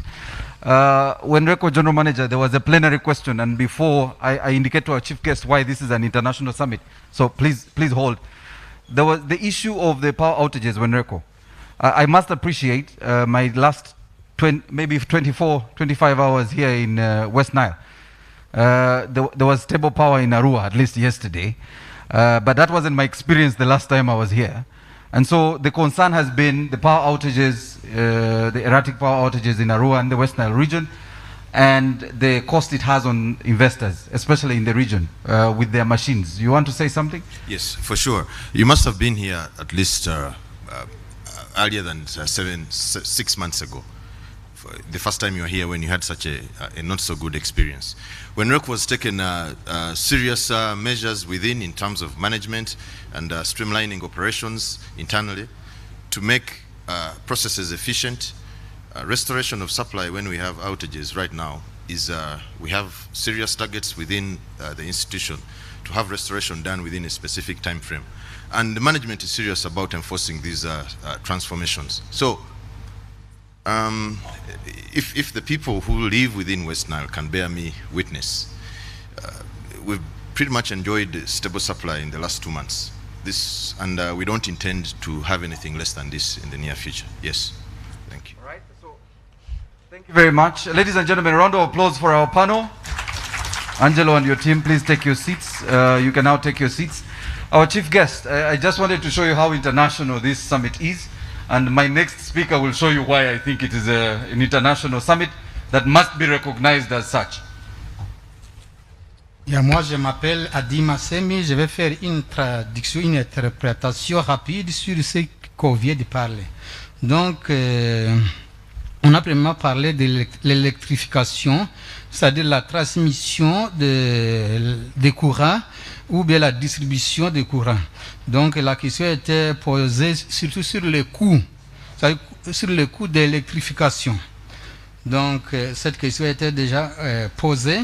Donc, et aussi on a parlé de centres de distribution. Donc je vais vous dire ça. Nous avons une centrale, c'est-à-dire là où il y a un barrage qui est construit, ça c'est à Karuma, c'est là où on va générer les courants électriques. Donc nous avons parlé sur la question comment on va réduire ces prix. Donc je vais vous clarifier certaines choses dont on vient de parler. Donc sur ce qui concerne l'augmentation, c'est-à-dire comment on va pouvoir augmenter la puissance de ces courants. Donc, selon le chargé de l'électrification, on voulait que ça atteigne au moins 133 watts. Donc, pour cette puissance, il y a des qualités qu'on espère. Par exemple, un centre de la génération de l'électrification ou bien de puissance doit être disponible, c'est-à-dire ça doit être là pour tout le monde, et aussi ça doit être dépendable, c'est-à-dire stable, On ne doit pas avoir un courant là, il y a ou une coupure n'importe quand. Donc ça doit avoir une capacité. Par exemple, nous avons maintenant ce courant, quand on va tout installer, quand tout travail de l'installation sera fini, donc nous allons avoir une sorte de courant ou bien un courant stable, c'est-à-dire dû à haute tension, mais dû à la haute tension. Donc, coût d'unité, par exemple, pour l'Ouganda, on nous a dit que c'est 700 chez les Ougandais. Dans les autres pays tels que la Tanzanie, c'est par exemple 8 shellés. Au Kenya, il a aussi mentionné par exemple 14 shellés. Il a donné des exemples de coûts de courant dans les autres pays en bref.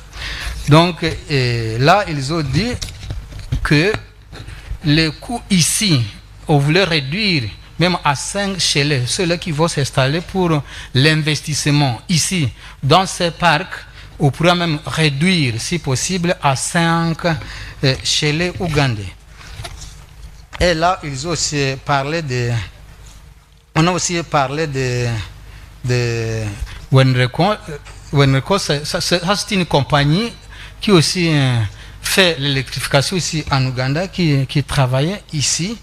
Et bien que ces derniers jours, son travail se transfère sous une autre compagnie. Donc, le chargé aussi a donné quelques clarifications de ce qui se passe sur la distribution. Par exemple, il a parlé des défis qu'on trouve dans ces milieux. C'est-à-dire qu'il y a peu de consommateurs. Il n'y a pas beaucoup de consommateurs dans ces milieux.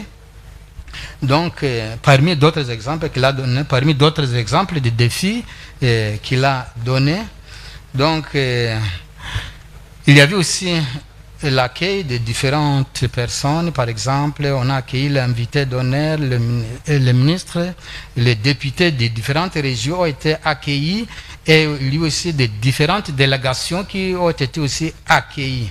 Donc, on a aussi fait tenir debout quelques secteurs privés pour la reconnaissance. Donc, la délégation d'ici, on a fait se tenir debout. On a posé aussi la question sur l'eau. Vous savez que l'industrie fonctionne à cause de l'eau. S'il n'y a pas d'eau, donc c'est impossible pour que ces industries puissent bien fonctionner. Alors, en ce qui concerne l'eau, le chargé nous a dit qu'il faut tout leur mien afin de distribuer cette eau, donc à beau prix. Ils vont réduire les tarifs. Ils vont réduire les tarifs pour la distribution de l'eau pour ces milieux, puisque l'eau n'est pas seulement pour boire, c'est-à-dire ce n'est pas seulement l'eau potable, mais ça sera aussi l'eau pour faire fonctionner des différentes machines aussi. Donc le prix sera bien réduit. Donc finalement, je dirais que des différentes personnes ont parlé de la réduction des prix et même d'aider tous les investisseurs pour pouvoir investir, et ils seront facilités par de l'eau, par la distribution de courant qui est à bon marché. Merci beaucoup. Our chief guest, that is how international our summit has come. That special translation for our delegation from the DRC, and I wanted to briefly recognize the party from the DRC, and I wanted to recognize the chief of the group or the head of the mission, Patrick Mutombo Kambila, who is the deputy coordinator of the National Mechanism for Monitoring the Framework Agreement in Addis Ababa. We want to recognize you, sir, for coming. Daniel Dimbeze Ilunga. Round of applause, ladies and gentlemen, for these people. Mr. Daniel Dimbeze Ilunga, Senior Assistant to the Deputy Coordinator. As I mentioned, Mr. Steve Singida, Deputy Chief of Staff for the Governor of Ituri. Mr. Frank Baurani, Deputy Director, Fédération des Enterprises du Congo, Ituri. Kanyamuhanda Runomi Vianney, President ACOPA. Mr. Moto Gasaza Patrick, the Technical Director ACOPA. Mr. Segona, this one sounds Ugandan, our chief guest. Segona Mansuli Kakimba, Senior Consultant ACOPA. Miss Safi Kanyamuhanda, again sounds like from Western Uganda, our chief guest. Executive Director ACOPA. Mr. Paluku Richard Matofali, who's a lawyer with ACOPA. Miss Mushayuma Mulemangabo Evelyn, Vice President ACOPA. And Mr. Paraban Roshan Shabir, I think is the most light-skinned person in the group, Marketing Manager ACOPA. Ladies and gentlemen, a round of applause for our delegation from Congo. Our chief guest, I did mention to the team and the delegates here that I think the schools in West Nile should immediately adopt French because our neighbors need business partners, serious business partners who can speak their language. So our people in West Nile, please, I suggest our secondary schools encourage our children to study French up to senior 4. That is the way to do business. Or another format of easing the ease of doing business in Uganda. Our chief guest, we have a delegation from Arua. Our visitors are delegates from Arua. If you can stand, those who have come from Arua, nataka watu wa Arua tusimame wawaone. Aha. Round of applause. Asante sana. Our chief guest, this could not have been possible. As you can see, a lot of the people watching us think that we are in some fancy hotel in Nebi or Arua, and I'm sure La Confidential would have been happy to host us. But we are actually in the investment park, investment and development park here in Nebi district. So if you're watching at home, and I'm hoping the media houses, NBS and UBC will give you the site at the back. It's a beautiful landscape. I was told our chief guest here, they don't need sauna. We have a permanent sauna in this room.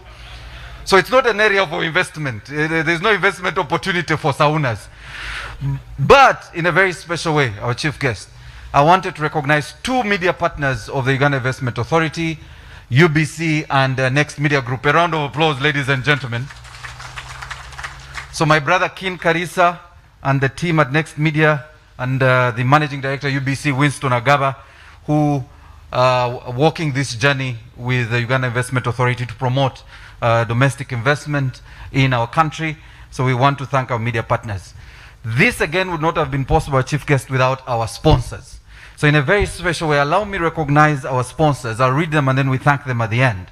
Electromax, DTB, UDB, DFCU, Housing Finance, Equity Bank, and Post Bank. Ladies and gentlemen, a round of applause for our sponsors. All right, so that is out of the way. I wanted to mention, and if you have, there is your summit magazine. It's not just for DECO. For some of you who are sitting, it's not DECO. This actually has the portfolio of most of the investments you can actually undertake here in West Nile.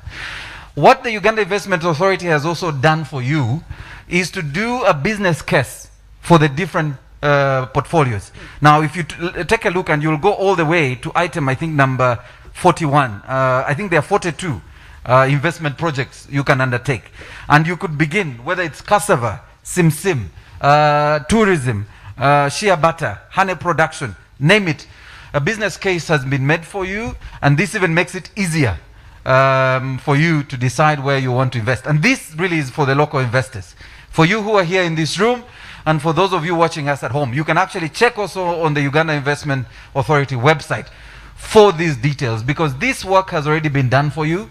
You have the amount of capitation you will need.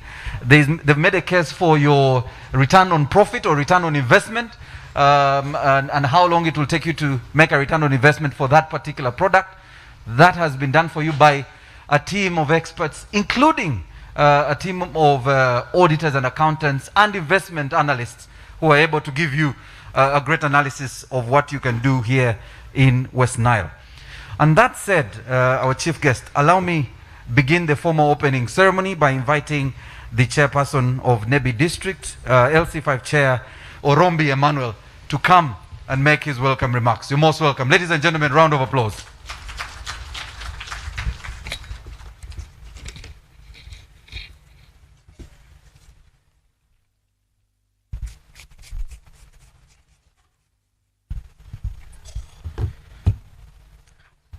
My name is Orombi Emmanuel, the District Chairman, Nebi District Local Government.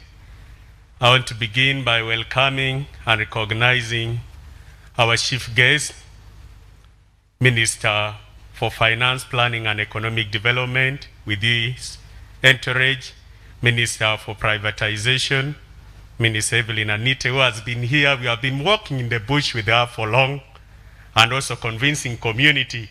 Sometimes when the community begins to complain on empty stomach, she will buy for them some gonja to eat. Thank you so much for being a field worker. I also want to recognize the presence of our Minister for Northern Uganda, our lovely sister, Minister Grace Kuyushin, Minister Huda Uleru, my good friend and mentor. Thank you so much for coming back after a long time without seeing you. I want to welcome all our members of Parliament, in particular for Padiere, for Nebi Woman MP, for Nebi Municipality, and the others from other different parts. I know our MP for Padiere will welcome them. Also allow me to recognize and thank Uganda Investment Authority, the board, and the entire technical team for this great initiative and choosing Nebi to lead in West Nile for this. Also, I want to thank the delegation from Congo for coming and partnering with us. My mother is from Congo, so you're at home. Thank you.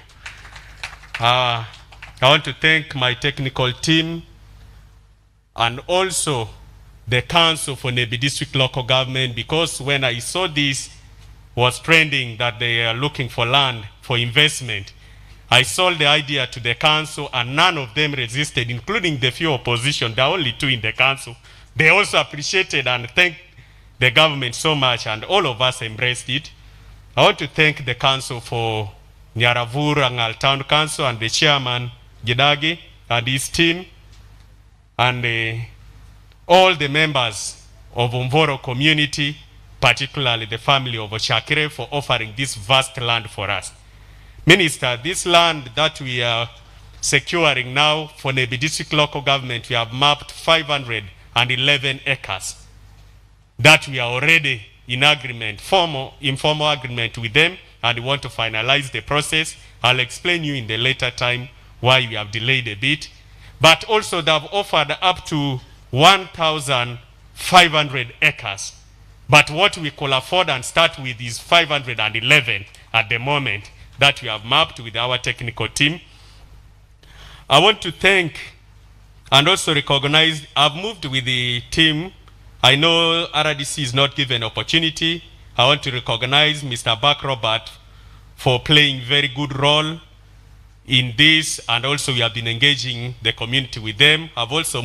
He has also moved with his deputy, Hassan Basalirwa, who has just come and is just 3 days old in Nebi. We are during the reshuffle, they brought for us a new brother. He's just right there. Also, I've moved with the chairman NRM, Mr. KG Adubango. We have also moved with the commander SFC, Colonel Kabila, who is also with us here, and all other members of local investment in Nebi. Chief guest, I want to thank the government for the Republic of Uganda. We were watching you one day when you are saying Uganda is growing at, but we said now, how about for Nebi? When shall we grow like that? And then also when the president was campaigning and saying securing our future, to other people thought it was a myth, but now this is going to be one of the stones for shooting it. And for West Nile, it's going to be very important. And I want to thank God. In our lure, we say that when the right fruit, there is a fruit called tugu. It's very heavy, and normally you can wait for it whether you see it's ready. It may take very long to fall. They say, but when it finds a rightful-hearted man, humble and lucky, then it falls at the right time for the person. I want to also thank God that this is falling during the time for my era as the chairman for Nebi District Local Government, meaning I'm blessed. My name is Emmanuel, meaning God is with us. Chief guest, we have a very unique family that deserves a very unique award in Nebi here.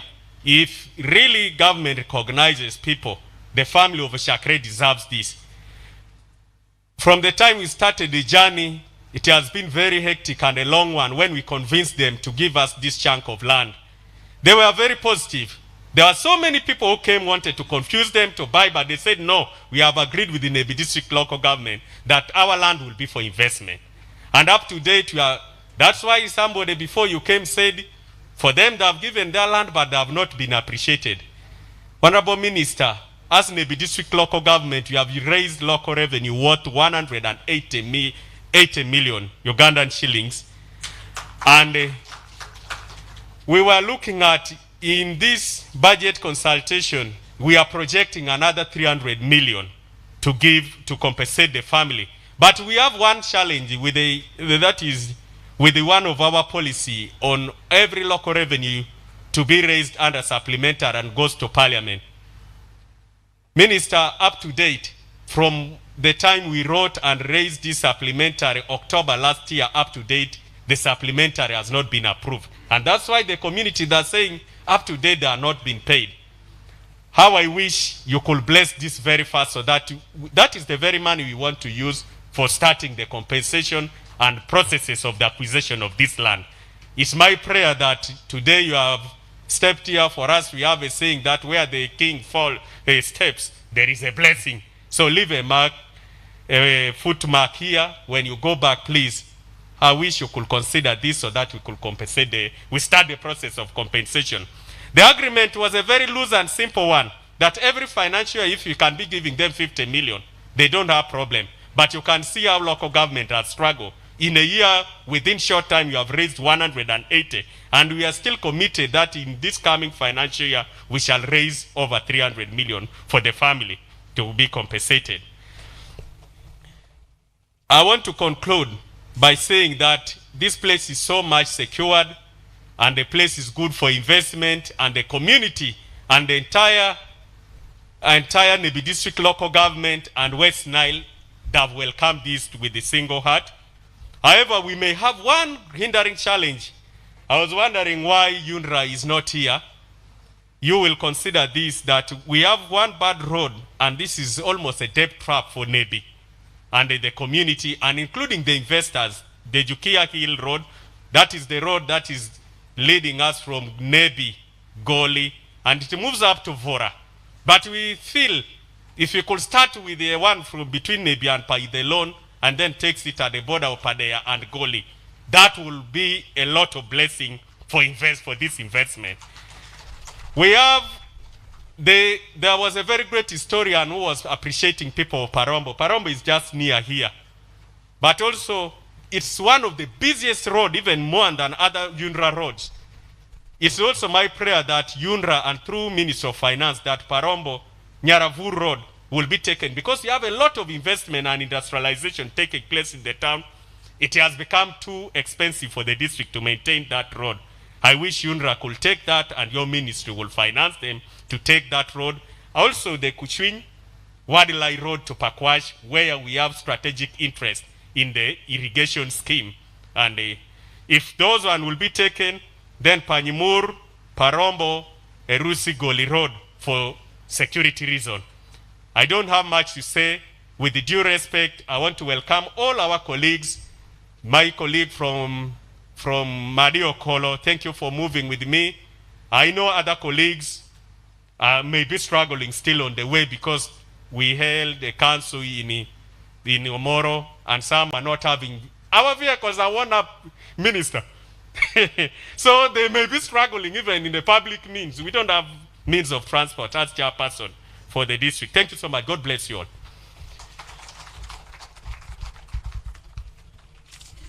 Surely we can do better than that. For the district that has given us this land, and is driving this investment promotion campaign. I think we want to appreciate Nebi District. And as we do that and recognize the different representatives here, allow me to recognize another Member of Parliament, our Chief Guest who has joined us, the Honorable Kia, Member of Parliament for Madi Okolo. Honorable, thank you so much for joining us. I also want in a very special way to recognize our people from Adjumani and Moyo. Adjumani, tuko hapa? Adjumani? Mwapige makofi. Aha. Wale wa Moyo. Moyo, tuko? Tuko Moyo? Yes, Moyo this side. Round of applause, ladies and gentlemen. There you go. Honorable, our chief guest, we also have the Honorable Paparu Lillian, woman Member of Parliament for Arua District, who also joined us. Please, we recognize you. Thank you so much for joining us. As we get this list, I will recognize you in case you've just walked in and I hadn't as a Member of Parliament. I will. But allow me now, in a very special way, invite the Director General, Uganda Investment Authority. Other than his color, you'd probably say he's from West Nile and northern Uganda with his height. So, ladies and gentlemen, Robert Muchiza.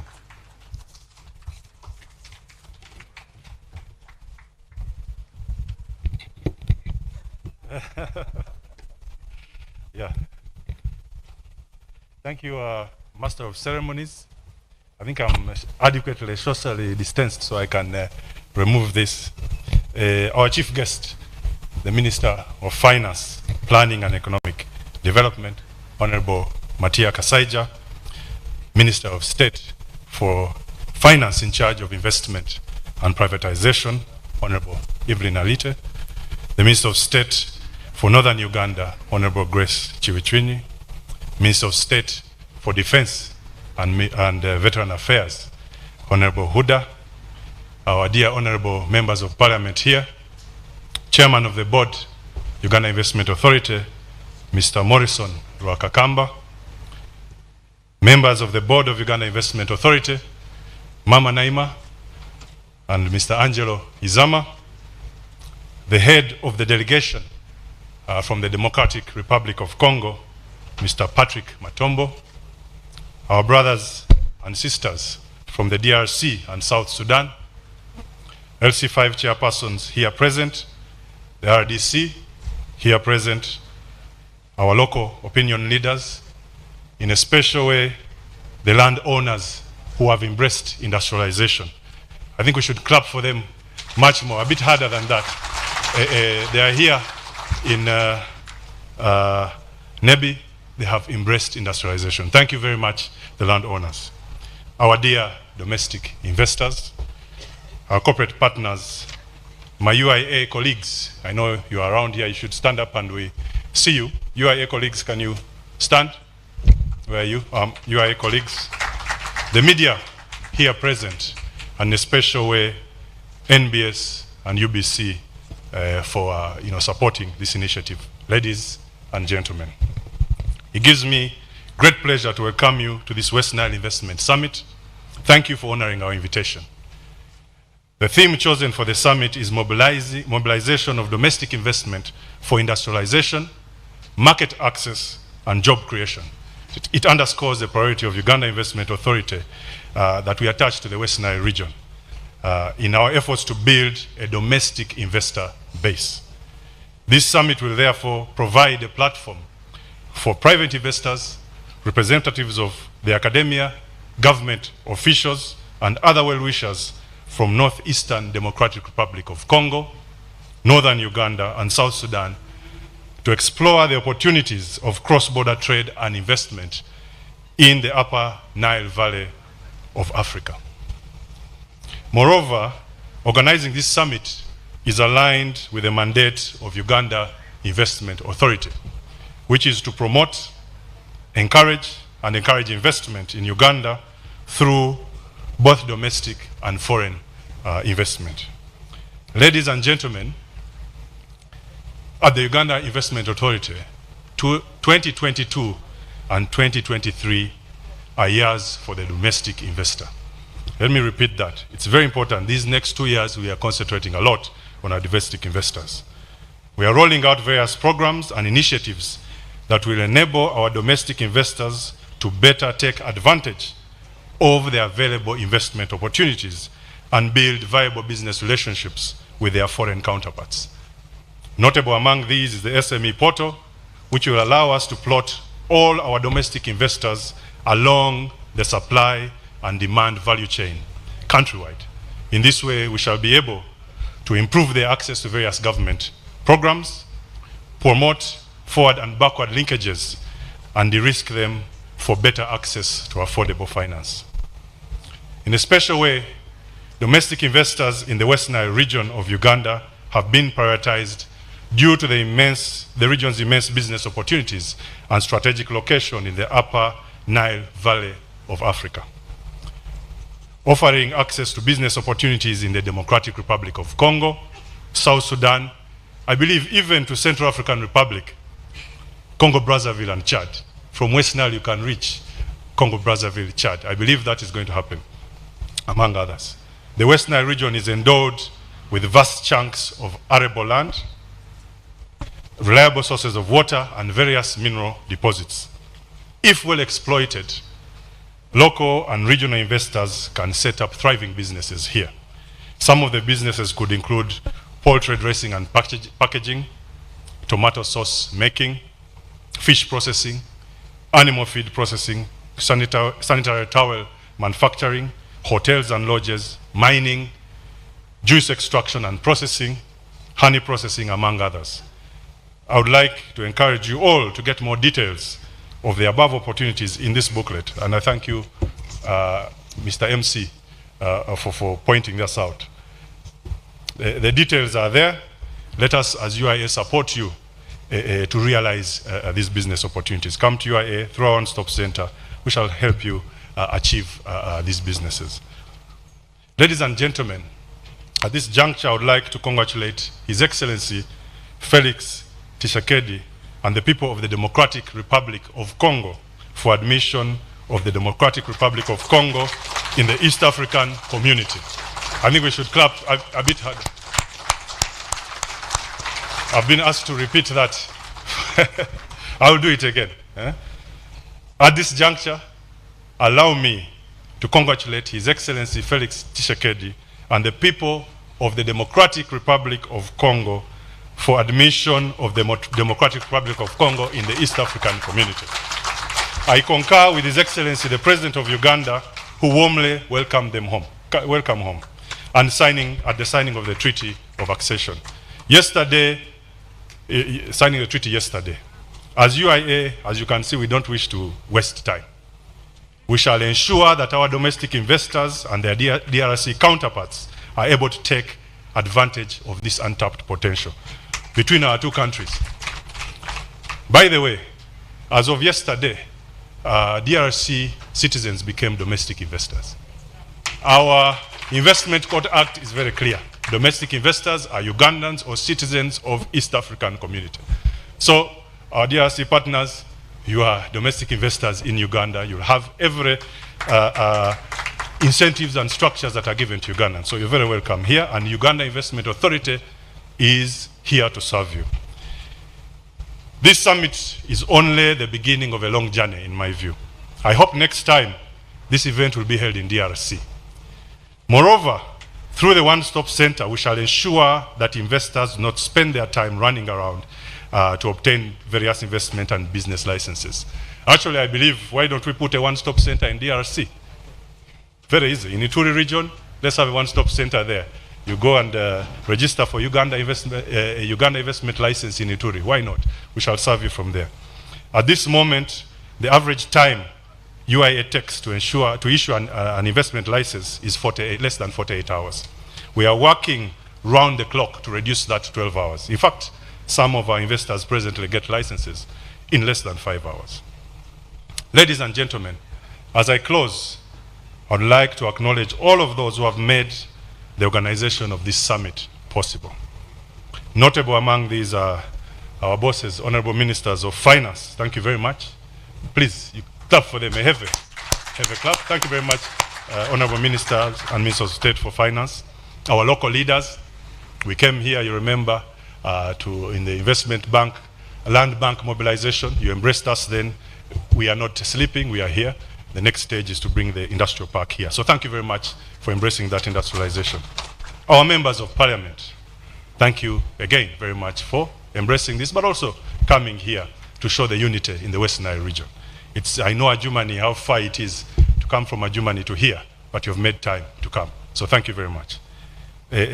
My colleagues at UIA, I know we have been pushing. Thank you very much for the work you've done to get this done. I think you should clap for them. UIA colleagues, thank you very much for the work you've done. And of course, our local investors. Thank you for that.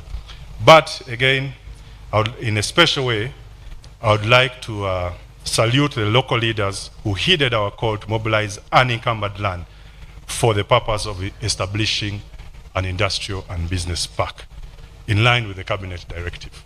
This land is unencumbered, there is no swamp, there is no forest reserve. As the LC5 chairman said, the community has embraced to give it to us. So we shall just come in and put the industrial park here. So thank you very much, the local leadership, for that. And I'm pleased to report that UIA has been offered 511 acres here in Nebi, but as you say, it can even grow more than 1,000 acres. Madiokolo, Madam MP, thank you very much for that. 515 acres of land we got in Madiokolo. 1,244 acres from Yumbe district for the establishment of an industrial park. West Nile gave us the most land for industrial park in an industrial park mobilization effort. So thank you very much, West Nile. We are starting here, but we shall cover the whole of West Nile. Ladies and gentlemen, as I close, I would like to wish you fruitful deliberations. I would like you to permit me to invite the chairman of the board of directors of Uganda Investment Authority, Mr. Morrison Rakakamba, to come and address you. I thank you very much. Thank you.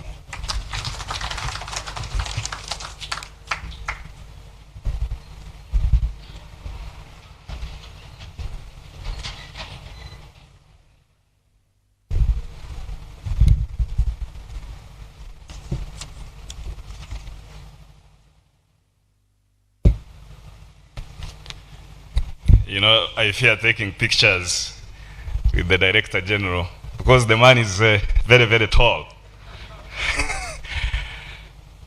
Thank you very much for those remarks. Our chief guest, the Minister of Finance and Economic Development, the Honorable Matia Kasaija. Very, very welcome to Nebi, Honorable Matia, and thank you for your leadership, confidence, and vision that is setting us up for progress of deepening industrialization in this country. The Honorable Minister of State for Finance, in charge of investment and privatization, the Honorable Evelyn Anite. Thank you so much for the imagination, for the drive, for the relentlessness, for the field work that is really setting us up to achieve industrialization. And I believe that you are the gift that keeps giving for the people of Uganda when it comes to investment. And you are also an entrepreneur in the region, leading by example in hotel, but also in manufacturing. Very, very powerful. I'm also extremely very pleased to welcome the Minister in charge of Northern Uganda, Honorable Grace, to be with us. Because without security, really, security is the umbrella for investment, and it's the most important aspect. Without security, people will scatter. But by giving us that umbrella, investors will come and really invest. That's definitely the Minister of State for Defense, Honorable Huda. Thank you very much for being with us. The members of the board of Uganda Investment Authority, my colleagues, thank you for being here. The members of parliament across the 11 districts of West Nile who are present thank you for gracing this. We don't take it for granted. Because without your support, without passing the very, very serious and deliberate budgets we need to be able to develop infrastructure across the country, without your support to appropriate those budgets, to mobilize the community, we cannot progress. So thank you so much, honorable members, but also members of the local government, the leaders, the RDCs, and everyone.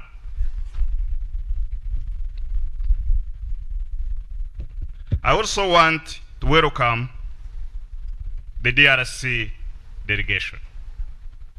We are now one. You are members of the East African community, like the Director General said. Now you are our domestic investors. All those tax and non-tax incentives that Director Angel Zama was talking about, they now apply to you. And we shall work with you. I want to re-emphasize that. Let me also welcome the banking leaders, members of the MDAs, but most importantly, the members of the business and investment community of this region. You have already been talked about, but thank you so much. It is you to take us forward. It's the day for business. But let me state what I call 3 leap points that are responsible for us being here. 1, I think the first thing to remember on how we are getting here is the year 1986, when the National Resistance Movement took over power in this country and started it on a geometric trajectory for security and economic development. And our historical, the Honorable Matia Kasaija, who I firmly know in history, played a very, very key role in the success of the 1986 revolution. And I believe when you see this happening, you're like, yes, we are going on a cruise, on a woo moment for the economy. Thank you so much, Honorable Matia Kasaija.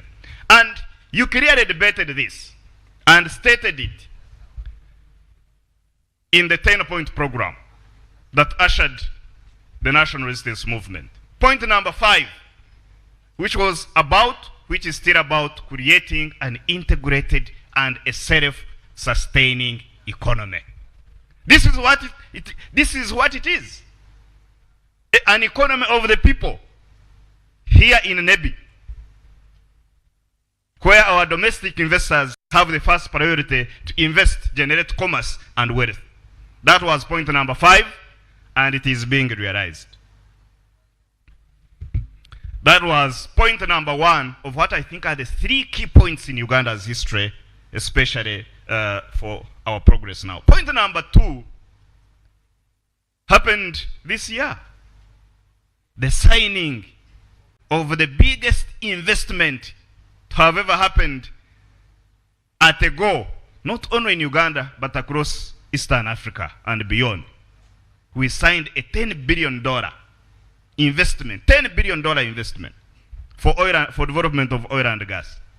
And I know that under the stewardship of the President, supported by the Minister of Finance, this money is going to be invested strategically to make sure that we develop high-powered infrastructure, starting with this park and beyond. The infrastructure that has been talked about, we need industrial electricity to happen here, power substation. We have already talked about the transmission lines happening. We will need industrial water here. You heard from the engineer from the National Water. We need internet cabling and industrial waste management. So the 10 billion we signed, beyond the broader infrastructure that is going to link us to DRC and other places, these resources are going to help us. Honorable Chief Guest and Ministers, West Nile is strategically located. That cannot be repeated. But we also have where to begin from. There is an aerodrome can be called an airport. And I know, Honorable Minister, that you have already set aside resources to upgrade it, such that we can be able to evacuate goods from this region, products from here, into DRC, into Central Africa, into Nigeria, and all places across the world. So West Nile, the Director General and the MC showed you the investment booklet of bankable projects with clear return on investment. So West Nile is clearly ripe, and there is so much to do. So that was another key decision point. The final key decision point that is cementing our progress, Honorable Minister and the entire delegation, is really what happened yesterday. The Treaty of Accession into EAC by the President of the Democratic Republic of Congo. Very, very powerful. Let's clap again. That means a lot. Because just by a stroke of a pen, we increased our economically integrated population by 94 million people. And we increased our GDP, combined GDP, by over $72 billion. And that's the market. And we're not stopping here, Honorable Minister. As you know, Uganda also ratified the African Continental Free Trade Area, which has a combined GDP of 2.4 trillion United States dollars. That's the market that we are talking about. But also a population of 1.3 billion people that can be accessed from West Nile. I believe, Honorable Minister and the delegates, that that's also very powerful. The final piece that I want to talk about is the entrepreneurship of this region that my brother Angelo decked in the history of this place. Honorable Minister and Chief Guest, I have been a witness. I have been here to Nebia, I have been to Porombo, where there is a gentleman called Bob Oyama of Oyama General Stores. Where are you, Bob? Honorable Minister, that is Bob. He runs a major factory of beverages. And we want him to set up here to be near the services. He has constraints, but he is already at high capability production, sending products, employing, I think, over 80 people, you know, sending products to the DRC, to South Sudan, but also to the local market. So the entrepreneurship is already here. I have also visited a very, very powerful hotel of Ann Hope. Anguyu, where are you, Hope? Stand up for recognition. That's a very, very, very serious business leader and entrepreneur in this region. Honorable Anite Evelyn, I visited your soap factory, Sabuni, that is already, you know, doing a lot of work. And I wish you can set up here, scale, expand capacity, and reach the frontiers. So with that, once again, you're very welcome, and let's debate, let's discuss business, let's create partnership, and take our country forward. Thank you very much.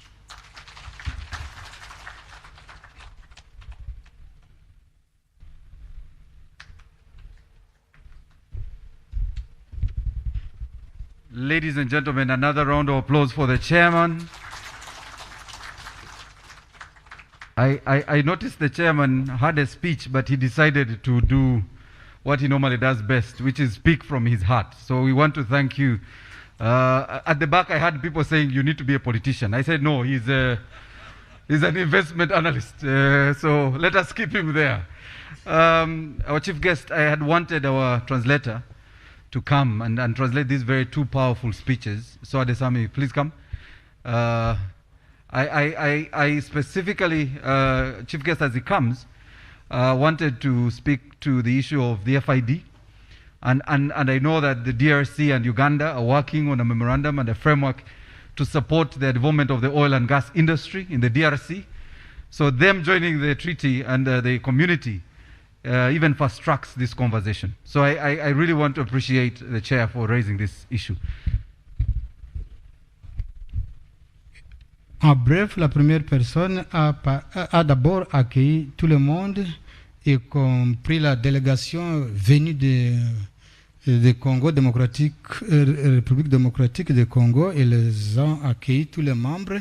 Et aussi, il a parlé de l'investissement ici en Ouganda, et comment dans cette région, ça sera important pour nous ici et pour vous aussi, pour tout le monde. Il a parlé de ce programme et il a mentionné que notre région, c'est-à-dire West Nile, c'est un milieu très stratégique pour investir. Il a aussi mentionné tous ceux-là qui ont aidé, supporté cette conférence, c'est-à-dire des différentes organisations qui ont supporté, et il a remercié même les autorités locales et tout le monde. Donc il a donné des exemples de ceux-là qui sont des grands investisseurs qui ont déjà commencé avec leur investissement ici en Ouganda et surtout dans notre région. Donc la deuxième personne, elle a parlé de l'origine de l'investissement qui a commencé depuis 1986. Donc, il a signalé aussi des montants qui est déjà signé, par exemple, de 10 billions de dollars qui va être pour l'investissement. Il a aussi donné l'exemple que quand nous allons investir ici, on aura une exportation de nos produits dans les autres pays également. L'exportation, elle a parlé également des entreprises et celles qui ont déjà entrepris. Il a mentionné quelques exemples de personnes qui sont déjà des investisseurs locaux. Merci beaucoup.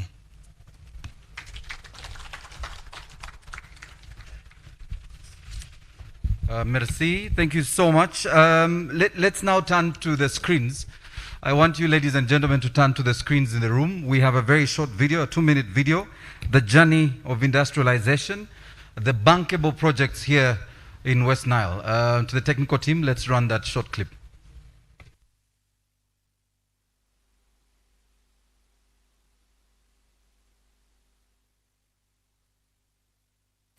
Facilitating and registering investments in Uganda. Can we restart it? The Because West we Nile. lost sound at the beginning. Please restart it. Thank you very much. Uganda Investment Authority is mandated with promoting, attracting, facilitating, and registering investments in Uganda. The West Nile Investment Summit aims at promoting investment for local economic development of the West Nile region. The West Nile region is endowed with natural resources that support commercial agriculture and a consumer base of 2,988,300 people. On Tuesday, 29 March 2022, the Democratic Republic of Congo joined the East African Community, becoming the 7th partner state.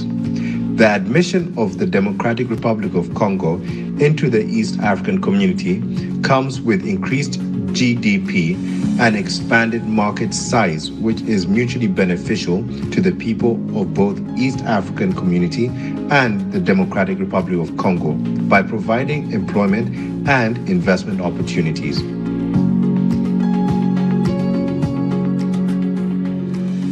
West Nile has a wide range of investment opportunities across several sectors. Uganda Investment Authority is supporting potential investors to seize these opportunities by providing market-proven business cases supported by financial analysis, a conducive investment regime, and project-associated risks and assumptions.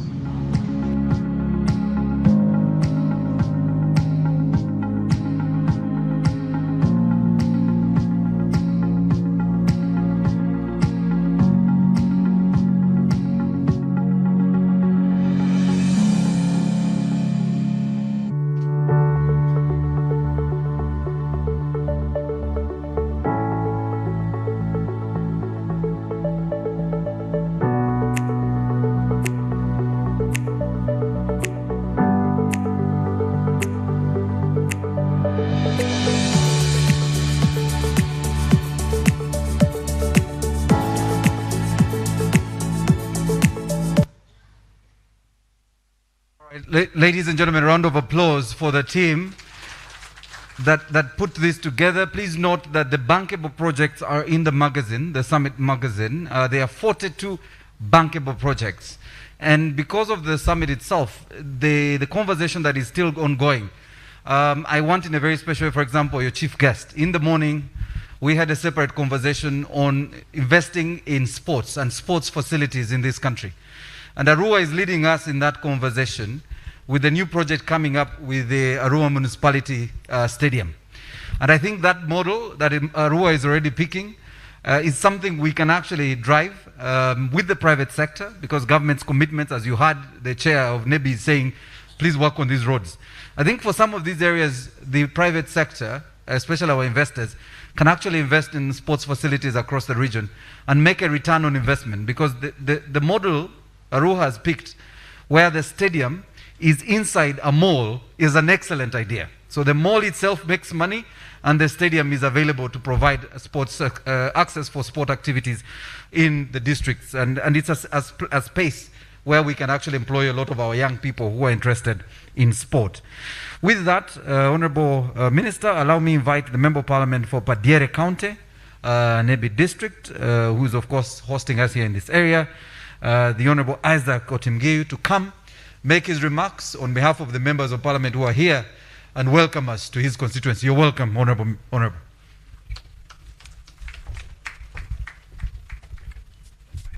Thank you very much. Thank you. Thank you very much, our MC of the day. Before I begin, may I kindly invite my fellow MPs to come and occupy these seats in front as I make my speech, so that the audience can see that all of us are behind this great project of West Nile. Kindly join me up here, please.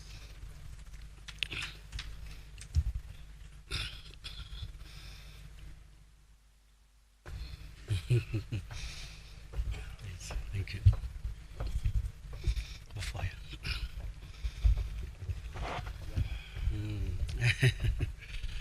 Thank you very much. Thank you very much. Our Honorable Minister of Finance, Honorable Matia Kaseja, Amotimgiu Isaac Ismail, Member of Parliament for Padiere County, where we hope to have this mega dream come true very soon. Minister of State for Investment and Privatization, Honorable Anita Evelyn. Ministry of State for Veteran Affairs under the Ministry of Defense, Honorable Yuda. Ministry of State for Northern Uganda. Honorable members of Parliament who are here, who I will ask them to introduce themselves shortly. The chairman and your board members, I do recognize and welcome you to this area. The LC5, RDC, ladies and gentlemen in all your various capacities, I do recognize your presence here and all protocol observed. Before I proceed any further, please kindly allow me for my honorable colleagues to just briefly mention their names and the constituencies they come from, please. Thank you. I think some of the mics are working along your area.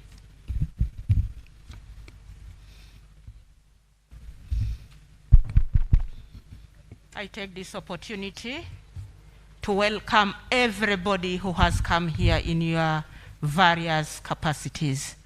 In our culture where we are seated, it is the woman who welcomes the visitors. I therefore take it upon myself to welcome all of you as the woman MP of Nebi District. By names, I'm Ashibu Agnes, woman MP of Nebi. Feel at here, feel at home. Thank you very much.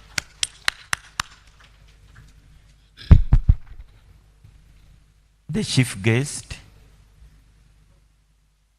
and all the participants in this very wonderful symposium today.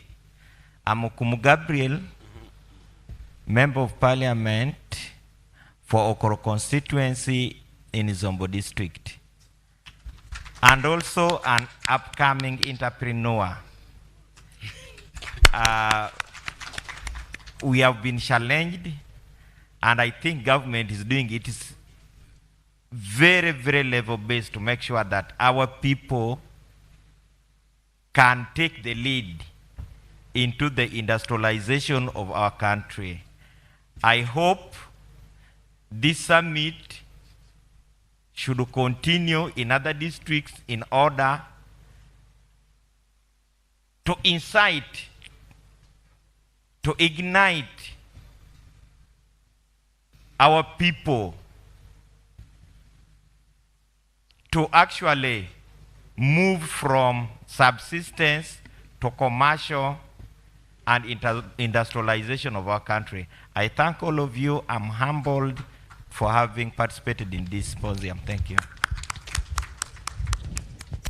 Our chief guest, ladies and gentlemen, my name is Joanne Aniku Okia, and I represent the people of Madi Okolo District.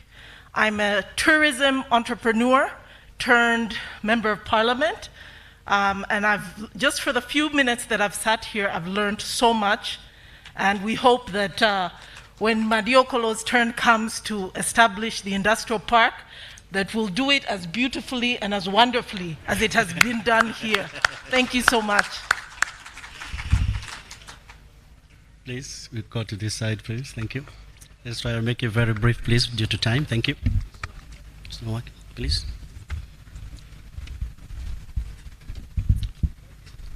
All protocols observed. Our chief guest, my name is B. Kaloren Songa, Member of Parliament for Ora County in Zombo District, and I'm also the chair of the West Nile Parliamentary Caucus. In Parliament, I chair the Committee on Climate Change, and I sit on the Natural Resources Committee. When you talk about electricity and water, they are on my fingertips. But I wanted to add that Honorable Joanne Okia is my vice chair for the West Nile Parliamentary Caucus. Thank you very much. Thank you. Thank you. Thank you, our chief guest tonight, Honorable Minister of Finance, Planning and Economic Development, Honorable Matia Kasaija. I thank you very much. I welcome you to Nebi District. Honorable Minister Evelyn Anite for Investment and Privatization, Honorable Kwichwin for Northern Uganda, and for Honorable Hood for Veteran Affairs. Colleagues, members of Parliament, UIA, the board and the management headed by our dear Director General, all the investors. I'm called Hashim Suleiman. I'm a member of Parliament, Nebi Municipality in Nebi District. Honorable Minister, I'm really so grateful today that you are here to commission the construction of our industrial park. We started very small. Today it is now looking very big. I want really to thank Honorable Anita for really spearheading this for our region, West Nile and the Nebi District in particular. I really want to say that this initiative will really improve a lot of developments in Nebi and West Nile in general. I know our local investors will really benefit more on that because, first of all, there will be reduced cost of production, cost of business, because most of the things they used to move and go and get from, say, Kampala, they will get it from here. So definitely their cost of business will reduce in terms of transport. And also really we have to thank our local government, the council, for really working hard to make sure that you secure this land from the landowners. Personally and with my colleagues, we have been attending council meeting to see that at least they have considered this. And Honorable Minister, I will really add on the voice of our chairman about the money which is at the Ministry of Finance, at least to be passed by, the supplementary to be passed so that these people are paid. These local people, they have really done us a very wonderful gesture by giving us this land, which has no problems. You saw the chairman was here, LC1, and also the owner of the land plus his people. They all agreed to give us this land, which may not happen anywhere like they have done. I really want to thank them so much. And with this, I really thank everybody for coming to Nebi. Nebi district is my place, and we look forward for the real construction work of the industrial park so that we see our district really develop. I thank you so much. Thank you. Thank you very much, the chief guest. All protocol observed. I'm Tuka Isaac Joaquino. I represent the people of Upper Madi County, Madi Okolo district. Chief guest, we welcome you to Nebi to commission this industrial park. And take note that West Nile is in fact one of the regions with the worst road network, as it was already alluded to. We have got several loans for road constructions and other projects, but West Nile roads have not really been considered much. And it's our hope that with this industrial park, our roads and other utilities will be worked on. I thank you, chief guest. Thank you. All protocols observed. Papa Lilian Obiele, the district woman member of Parliament, Arua district. Chief guest, you're most welcome to West Nile. I want to thank all the members who have turned up for this summit. Chief guest, the people of West Nile had reached to a point where they felt to get value from land, you sell it. Because the little they were doing, it was difficult to add value, and they would run around with the basins to look for market by the roadside, and they were selling things cheaply. So they reached a point where they felt when you sell, that is when you can see 1 million shillings. But when you plant your cassava, because you just have to ferment, and you know you sell it to the local person to make the local bread out of it, they wouldn't see 1 million shillings from it. So having an industrial park here, having processes of processing here, people will value their land, and we grow a lot of food here, but in a fragmented manner, in a scattered manner. We are hopeful that having this here will get more organized, and we'll see the value of what we grow. The energy we put in the garden, we'll see the value, and that way, I'm very sure our industries here will not lack raw materials. I want to echo that if we connect the roadworks very well, it will be easy. I know we cannot construct in all the districts now, but we have land.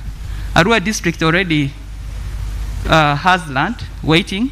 We hope that in the next phase, we shall also be considered. Thank you very much. Thank you very much, my fellow honorable colleagues. I do appreciate. Jufaamiro mvoro wa moto magweba uyawilungopiu. Thank you very much, Honorable Minister. Our chief guest, I wanted us to share this opportunity. That's why I called my colleagues over here, because this thing, the industrial park, will benefit not only this region of Nebi district, but the entire Western Nile region, and they're all behind it. So if any supplementary is brought into the house, be well secure that these members will rally the support for you if it is coming to Mvoro here. Allow me in a special way thank my local government team, which is headed by Orombi Emmanuel and the COW, who championed and really rallied behind the achievement and making sure that this ground was secured in time so that we can win the bid for creating this industrial park. In a special way, our chief guest, kindly allow me to thank Honorable Anita Evelyn for her intensive work. And I appreciate her method of work, whereby she never works alone, always makes sure that she moves with the entire team so they all feel part of the success. And I think that is a very good method of working. So I appreciate you all for coming. When you came here, you said this will not take long, and indeed you fulfilled your work. We are all here again. We appreciate that. Distinguished guests, ladies and gentlemen, we should all be proud of being here today because we are now part of history. In a few years to come, as we all drive along the highway going to our various destinations, we shall be looking on these hills of Mvoro with all the lights shining from the various factories here and the vehicles coming in and out, and we shall say that we were here and we were part of this investment here. So let us be proud of being here today. The launch of this industrial park falls in line with the third NDP program, which is inclusive growth, which is industrialization for inclusive growth, employment, and wealth creation. That is exactly what is happening. In other words, under the NRM government and under the leadership of our president, Yoweri Kaguta Museveni, we are already starting to implement some of the programs of the NDP program. And that is why this industrial park is going to be very important in creating wealth and increasing the job opportunity, especially for the youth that we are having. With Uganda having a population of under 15 years old, to be over 50% of the population, then this is very important to make sure that when our youth finish their education and we finish skilling them, they have jobs to go to. And that will be very, very important for this industrial park. Our investors to be, our future investors and the industrialists, West Nile provides a very big hub for our area. The population of West Nile alone in 2018 was estimated at 3 million, and that is with about 500,000 households. But now we are in 2021, 3 years on. That means that the population of West Nile, including the incoming refugees, we are talking of over 4 million population, and that is already a very big market for us. If we talk about the East African integration, we talk about the Republic of Congo now having joined the East African Federation. We've created more market opportunities for us that we shall be accessing through this industrial park. Uganda as a whole provides us with a very big market opportunity. Actually, the market of East Africa, as we speak right now, we have a population bigger than that of the United States of America. With Congo now joining, the population of East Africa runs to over 400 million. The census concluded for the population of USA was just over 350 million. So we have a very big potential within our East Africa. So when we have 7 countries now going to work together for a common good of selling services and goods, I think we should actually tap into that market. And I call all of you members here, our big investors of our region here, the KGs, the Okabas, the Bobs, and other people, please let us take on this and make sure that we continue investing and make sure this industrial park actually does work. I would like to conclude with listing some of the benefits that actually this location provides. It was mentioned earlier, this location is actually having a proximity to the Nile River, where we shall have access to water. And also we've got another transport means through Panyimuru. If we are having access to Bunyoro side, we've got the ferry which is now running through that side. So those are all means of transport that we shall be having across, which is provided through the Nile. We have got the electricity which is going to be coming here, the 132 kV which is coming from Oluyo substation, and under the 2 substations coming from Nebi and Arua, that will power our area here. We also have enough security in our area. We've got a very strong SFC base here in Koch. That's already a very strong security for our people who want to invest here, that your goods will all be secured once you invest in this industrial park. But I'm happy our colleagues of Wenreco and Electricity Transmission are here. Hopefully before you depart, you'll have a word or two with our commander of the SFC in Koch on the issue on how we can extend power to their area, because they're in total darkness there. And their equipment are getting spoiled due to the use of generators. So I do ask that you give him an audience to discuss this matter of how we can help extend power to their region. Environmentally friendly. It is true this area is very environmentally friendly, and it's good that our West Nile Parliamentary Caucus chair is the chairman of this area. We'd like to assure you that we are not going to destroy any wetlands in this area. It is actually in a very good situation. So my fellow colleagues, in the interest of time with these few words, I do hereby welcome you to Padieri constituency in Omvoro here, Nyaravur sub-county. Kindly feel at home, enjoy. Before you go, move around and see how the place looks like. And I wish you all the best of journey masses as you go back to your respective areas. I thank you once again for giving us this opportunity. Thank you very much. Asante sana, Honorable Mheshimiwa. Round of applause, ladies and gentlemen, kwa wameshimiwa wote wamekuja hapa wanaendorse project yetu ile ya taifa ya Uganda. See that my Swahili naenda kidogo kidogo. Si ndio? Aya. This is really exciting. It's about my 4th time in West Nile, our chief guest. And every time I come, I discover a lot of similarities between the West Nile and my people of Kisoro. So of course their hills are not as long as mine, as high as mine in Muhavura in Kisoro. But I noticed also, maybe for our friends who have never been to West Nile, if you looked at the honorable members of parliament, especially the ladies, the features are the same as the people from Western Uganda. I am telling you, we are one and the same. And I noticed it's because of the environment. It's very beautiful. We came at a time when it's been raining, it's green. Every time I come here, I see the features of the Rift Valley, and it's exciting to be here. Especially if you drive here through Pakwach and you see the Nile. If you go through Murchison, for those of you who don't know, that's the shortcut for us. Of course, when UNRWA fixes the other roads, we may not go through the park. But if you go through the park, then you get even to see the animals. And then your trip becomes worthwhile. And the delegation here that came through Entebbe has been enjoying these warm relations between Uganda and the DRC.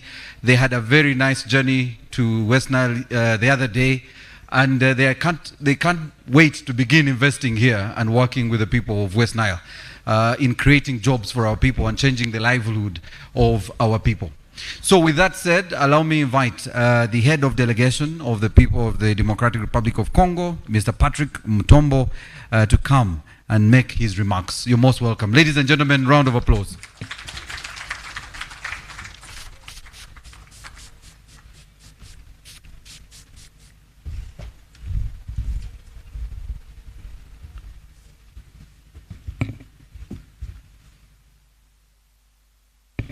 Jambo. His Excellency, ladies and gentlemen, we are very, very, very happy to be here. I want to address you in English to show you that the DRC is back. I want to address you in English to show you that DRC is back. And it is for me personally very historical because yesterday, as you know, DRC has become the member of East African Community. And that fact is at the same time when we're talking about investment in the region, investment between Uganda and DRC. It seems for me very historic. It's like the first time the man walks on the moon.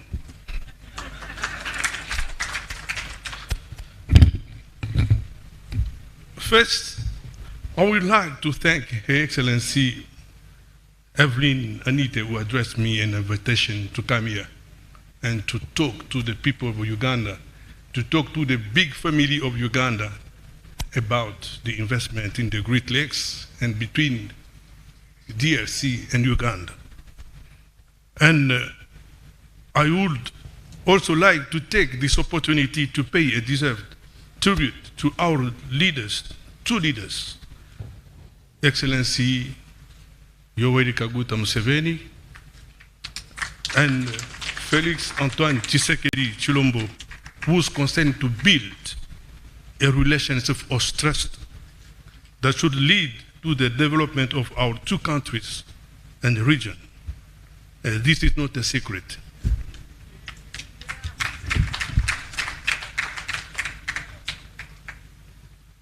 I would like to welcome the presence among us of economic operators and the representative of civil society from all 4 horizons, and more particularly the NGO, Action communautaire contre la pauvreté, ACOPA,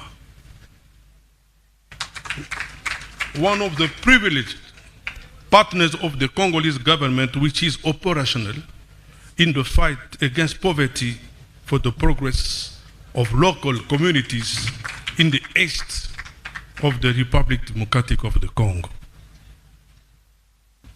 Excellency, ladies and gentlemen, since the accession of the President Tshisekedi at the Supreme Judiciary of the Democratic Republic of the Congo, it's not a secret that his program of action is based on men, good governance, and adventurous regional cooperation.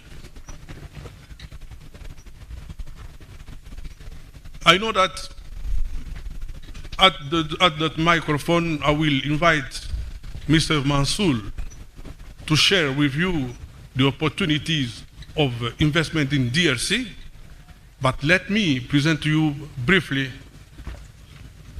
the Congo. And my address is just 4 points. I don't want to read all this. This is Secretariat. But 4 points, just 4 points about the presentation of the DRC, the legal framework for investment in DRC, the entry procedures in DRC, and the sector investment opportunities. DRC is what you are calling in the Africa the door of Central Africa, with 9 neighbors.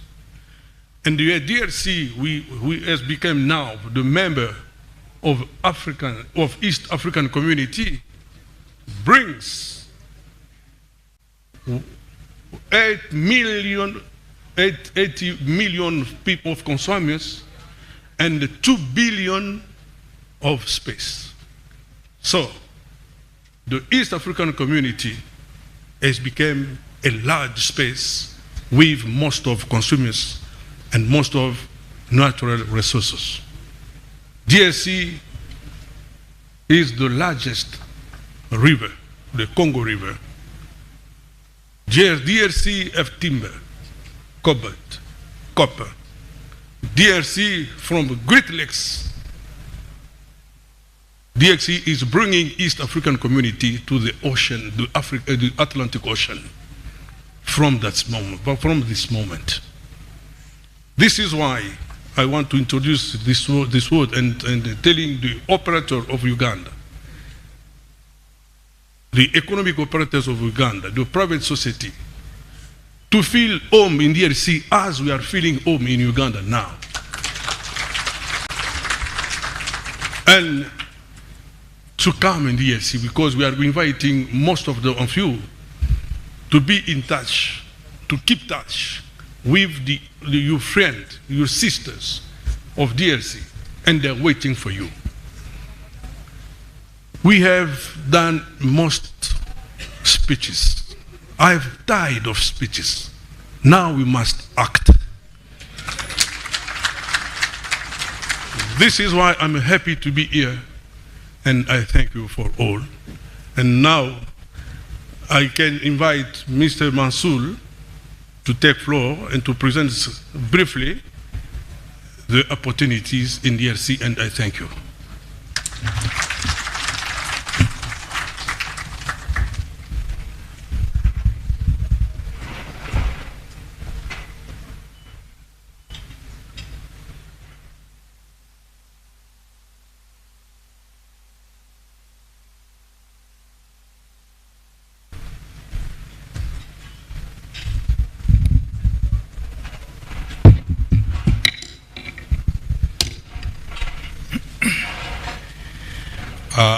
The Honorable Minister of Finance and Economic Planning,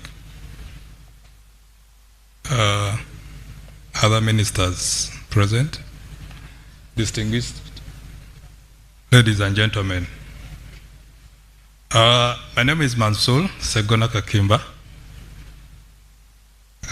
I know most of you might be wondering how a Ugandan can be that side. I happen to be the regional coordinator of PFAN, based in Rwanda, but also coordinating Congo. PFAN is a global network. It's an acronym of Private Finance Advisory Network. It's a global institution in 86 countries in all continents, facilitating investors in accessing affordable, sustainable funding. It's pfan.net. So I happen to be a country coordinator for Rwanda, country coordinator for DRC. Today we wake up to a very wonderful news, the accession of DRC to the East African community.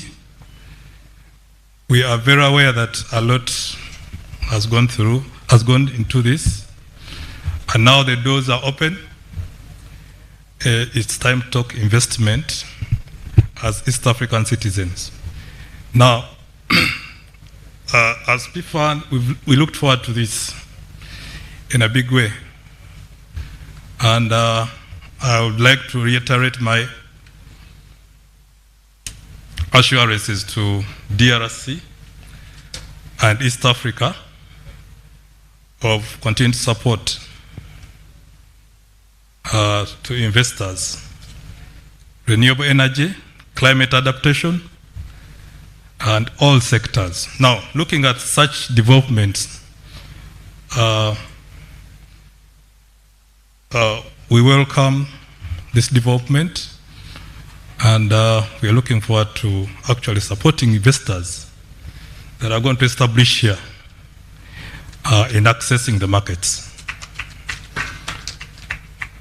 PFAN is a partner to ACOPA. I think we need more time to understand what ACOPA is. But when you talk of Eastern DRC, a catchment of about 35 million people, looking at Bukavu, looking at North and South Kivu, Ituri, Tanganyika, and other provinces along that stretch, investors of East African community will be so interested in this catchment. And now, as Mr. Okakamba said, the time is now. We are all East Africans, so starting business and trading with this region is no longer an issue.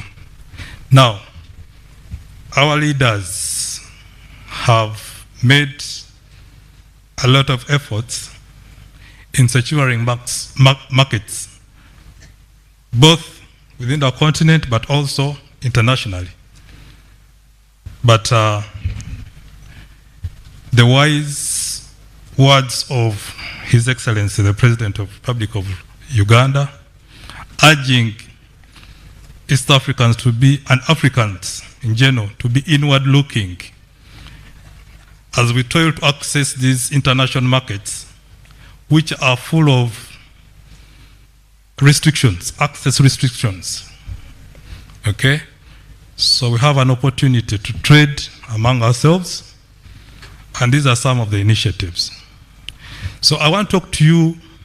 I have a very long presentation that I wanted to project, but I may not be able to project, but I just want to talk to you briefly about the numbers, and we are going to share this presentation, especially for the business community, to look at some of these investment opportunities. In the interest of time, I want to talk to you about numbers. We are talking about a country of close to 90 million people. I think that is double the population of Uganda. We are talking about a country which is arguably the most endowed country in the world in terms of natural resources. Go to any part of the world and talk about DRC. Even the amount of resources that we have in this country are not known to present day. When you talk of timber, when you talk of minerals, when you talk of the potential of agriculture.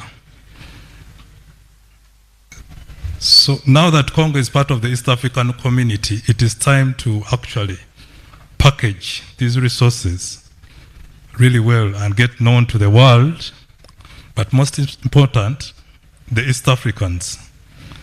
And then we see our continent develop. I just wanted to make a point that this is a country that is richly endowed, and I know from now on we are going to be making a lot of, trips, joint investment forums that will actually expose our business community to this very rich nation. Then we're also talking about what is happening today, which is opening this industrial park, right? Now, looking at the numbers, even driving through the region, any prudent investor would just think of the market. And any investor always, it's about numbers. So, is the investor targeting Kampala? The investor targeting Nairobi?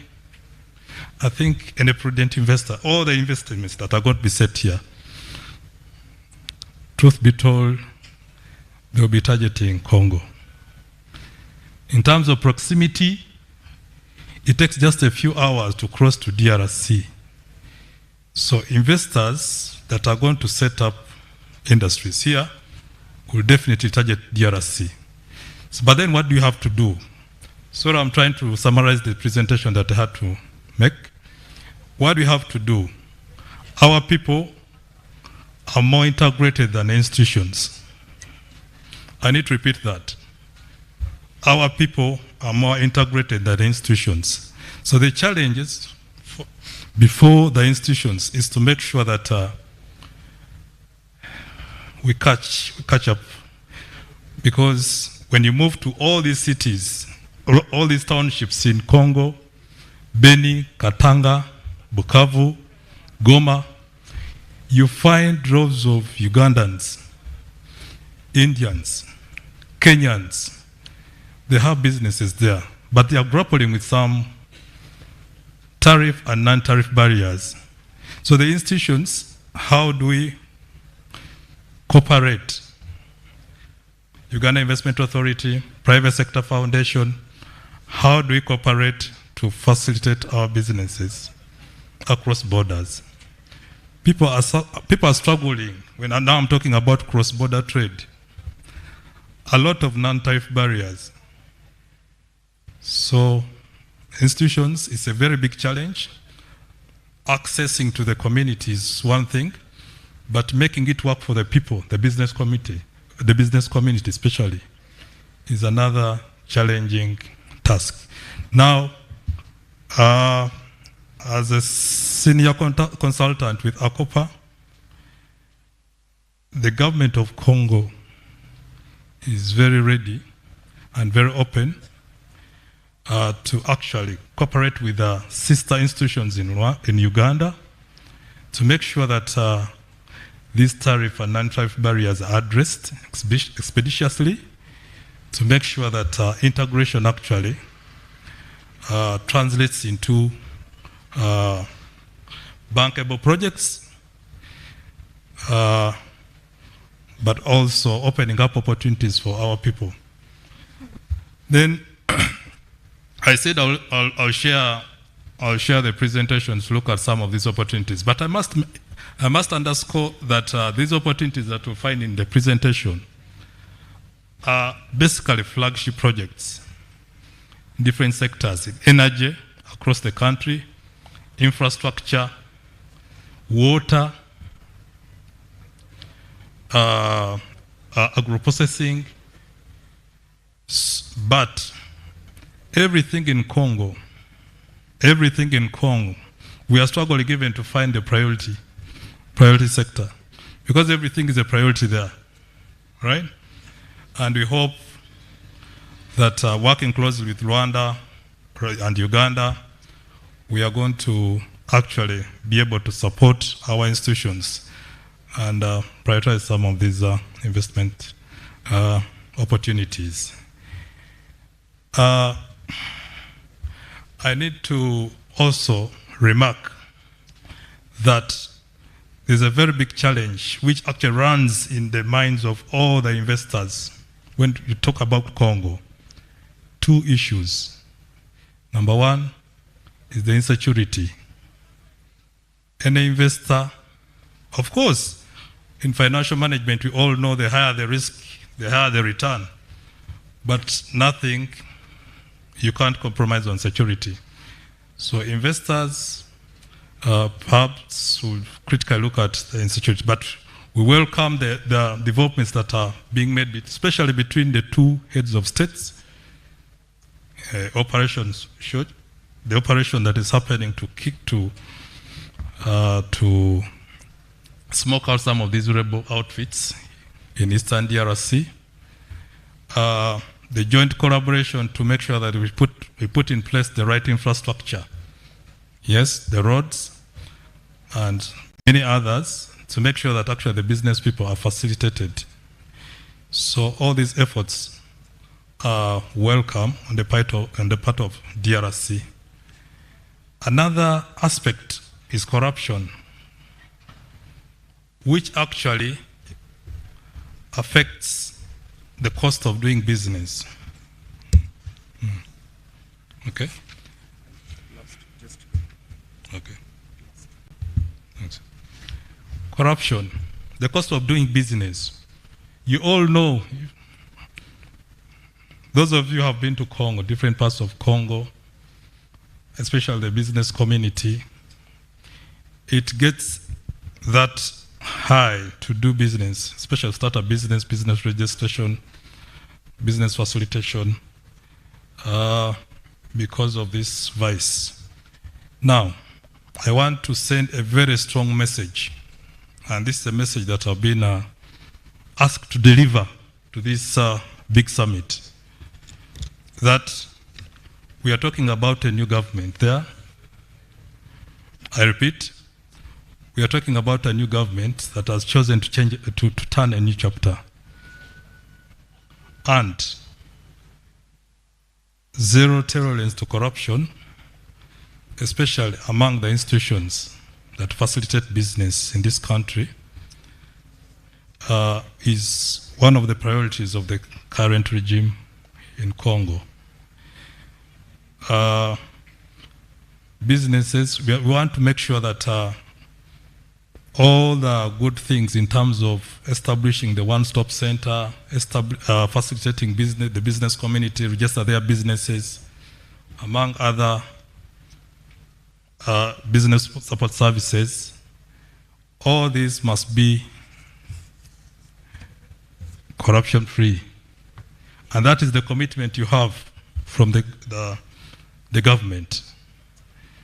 We want to bring down the cost of doing business in this country. That is a fact. The cost of doing business in Congo is still high, and you normally hear talk about dollars.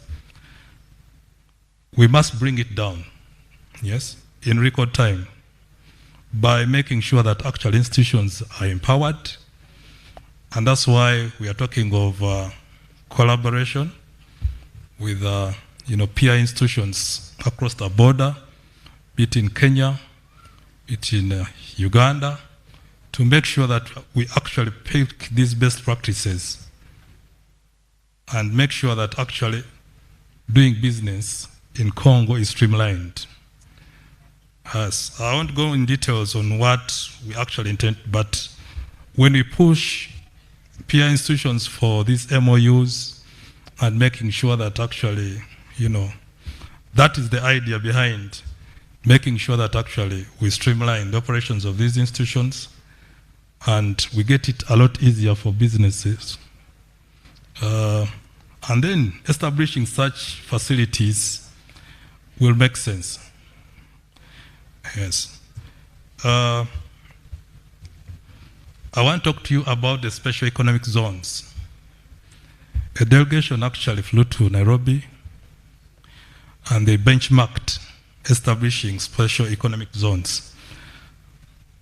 Angelo was here in the morning. I was telling us about investment licenses and all the benefits of having an investment license. When you actually get this 168-page, it's in French. We could also share it, of establishing these special economic zones that have been identified. There are 6 of them. 6 of them. And right now we're in the pilot stage, establishing a special economic zone in Kinshasa. It's on, and welcome investors to partake in the pilot phase. But again, in the presentation, you'll find a map that shows where all these special economic zones are going to be located. In other words, what is being done in Uganda, in Kenya, in Tanzania, in Uganda, is exactly what is being done across the border. And when you look at the incentives, contained therein, you find that actually most of them are similar. Most of them are similar. So all you have to do is to connect the dots, collaborating on some of these initiatives to make sure that they benefit the business people. So I just wanted to remark that most of the efforts that are being undertaken here in terms of facilitating investment are also happening across. So now that we are West Africans, harmonize some of these undertakings is going to be a lot easier. So I see Maurice wants to take over the microphone, but we must apologize. We wanted to project and show some of these investment opportunities in so many sectors. Like I've told you, everything in Congo is a priority, and the potential is there. Just mere looking at the numbers. So we thank you for the invitation, and especially Honorable Evelyn Anite. We thank you so much. With the Uganda Investment Authority, we thank you for all that you've done for us in making sure that actually the delegation we actually partake in this forum, in this summit, and we look forward to actually hosting in Kinshasa, in seeing that actually our business people benefit from the new development, and that's Congo's accession to the East African community. I thank you so much for your kind attention.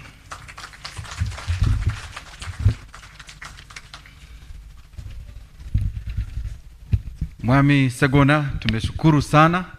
Thank you so much for your remarks, but also the conversation you're already beginning on the partnership we can build after this summit and the different memorandums of understanding we should be preparing for. In the same spirit, our chief guest, before I invite the ministers to speak, yes, Segona? Your reminder, I'm sure. Sorry, just a quick. I've been told to invite the governor of Ituri. Ituri is just a province across, just a few kilometers across. And I think he's representing the governor. He's called Stephen Singida. So we'll be addressing you. And should not take a lot of time. Thank you so much. I want to request the translator, please come. Singida is going to speak in French.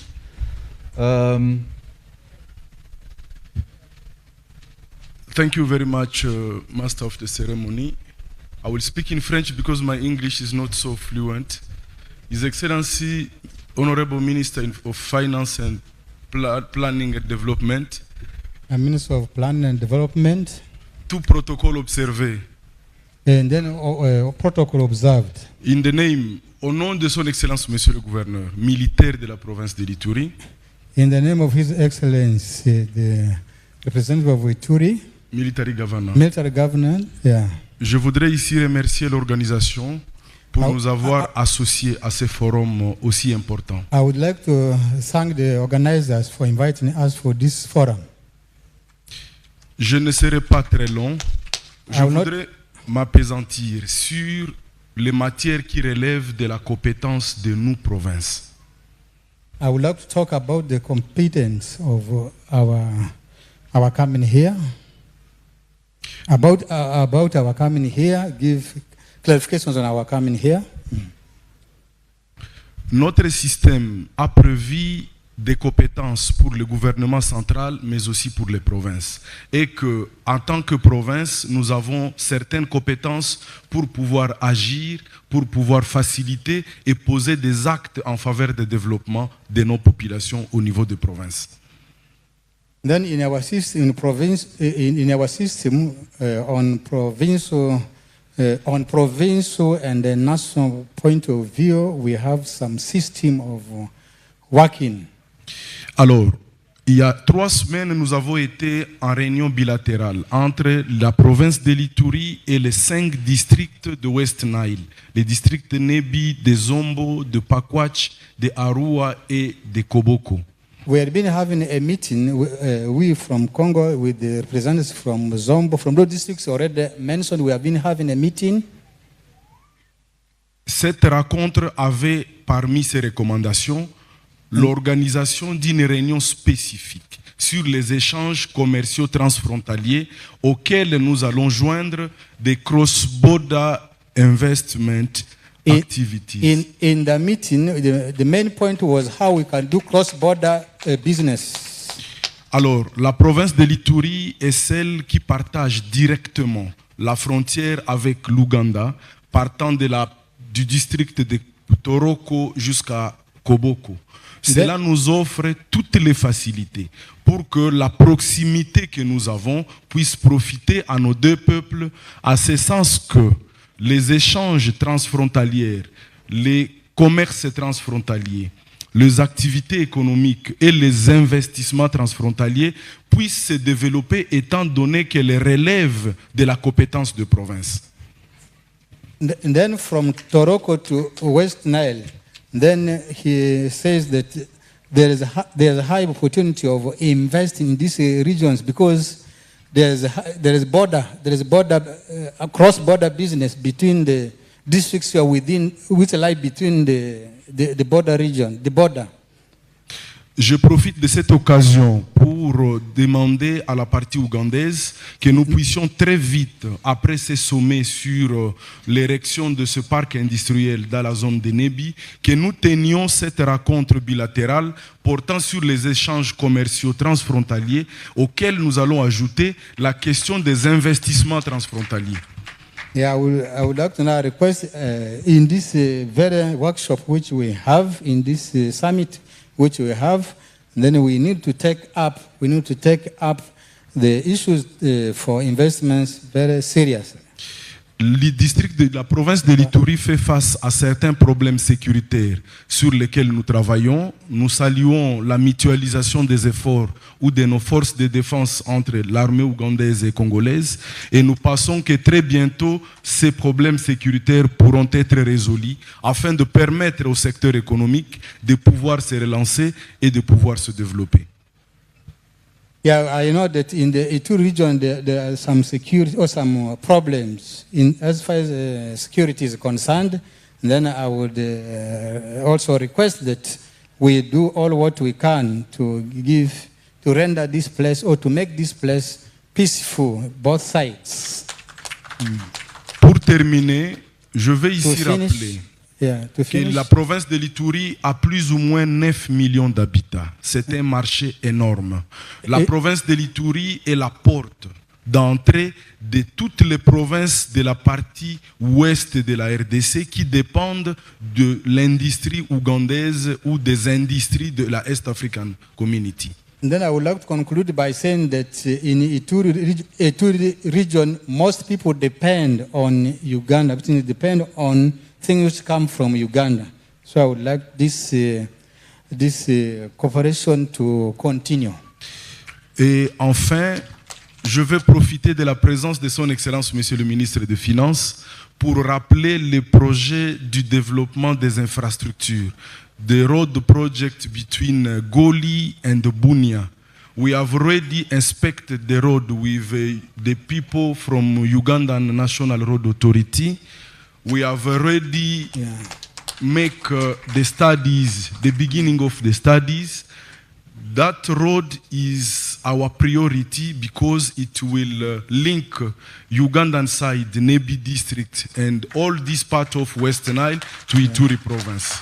J'aimerais que vraiment la route qui passe à partir de Goli soit vraiment faite puisque c'est très très stratégique pour toute activité commerciale ici. If His Excellency Minister of Finance can take our voice, si le ministère the government, the Ugandan Finances pourrait government, prendre ça au sérieux, to help those people who are waiting, to who have already said that Uganda and Congo will build this road. Et si vraiment on croit que vraiment cette route est construite, vraiment ça va nous aider beaucoup.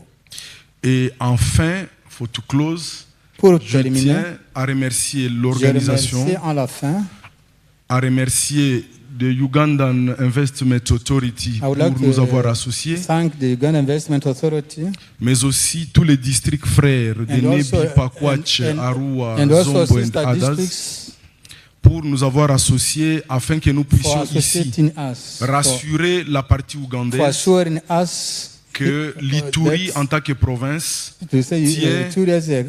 tient à l'amélioration des relations transfrontalières entre le peuple de la partie ougandaise et la population iturienne. Yeah, to really bring in DRC Congo and in particular Ituri for all investments. J'ai amené avec moi quelques 5 copies de la carte postale de la province de l'Ituri, a profile of Ituri province. I've come with some maps of which can show Ituri province. Some opportunity, some potential that we have in Ituri. J'aimerais vous montrer aussi quelques cartes pour Ituri.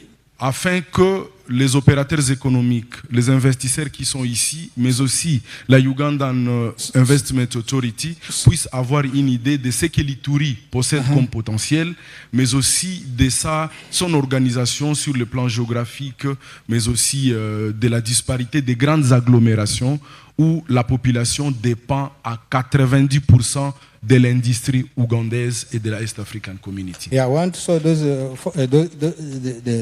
the map so that you know very well the map of Ituri, and you know also very well that much of the population from that side of Ituri depends on our resources here. Pour nous, en tant que gouvernement provincial, nous allons sensibiliser les opérateurs économiques et les investisseurs congolais. À l'instant, nous sommes devenus membres de la East African Community. L'équipe de la Ugandan Investment Authority l'a dit, we become domestic investors from yesterday. Yeah, il a dit que nous sommes déjà devenus les investisseurs locaux, mais domestiques dans cette région. Nous sommes déjà une partie de l'Afrique de l'Est. Nous allons sensibiliser nos opérateurs économiques et nos investisseurs que la donne vient de changer. Ils sont devenus investisseurs domestiques en Ouganda et éventuellement appeler les opérateurs économiques ougandais à aller explorer les opportunités d'investissement en RDC, particulièrement en province de l'Ituri. We shall also inform our people there that they are now part of investors here, even they can be part of investors here in Uganda, as Ugandans who are here can also go there to invest in Congo. Enfin, je m'arrête là en espérant que une rencontre bilatérale entre les opérateurs économiques de la West Nile, dont les districts sont ici présents, et ceux des districts ou de la province de l'Ituri pourra avoir lieu afin que nous puissions très vite mettre en pratique l'entrée de la RDC dans la East African Community, mais aussi améliorer les échanges transfrontaliers sur le plan commercial, économique et des investissements au bénéfice de nos populations de deux pays. Je dis et je vous remercie. Yeah, I would wish that a similar a similar conference also takes place in Congo so that we carry out what has been talked about quickly for the good of our place. Très bonne suite des travaux à tous les participants. Yeah, I stop here. I thank everybody.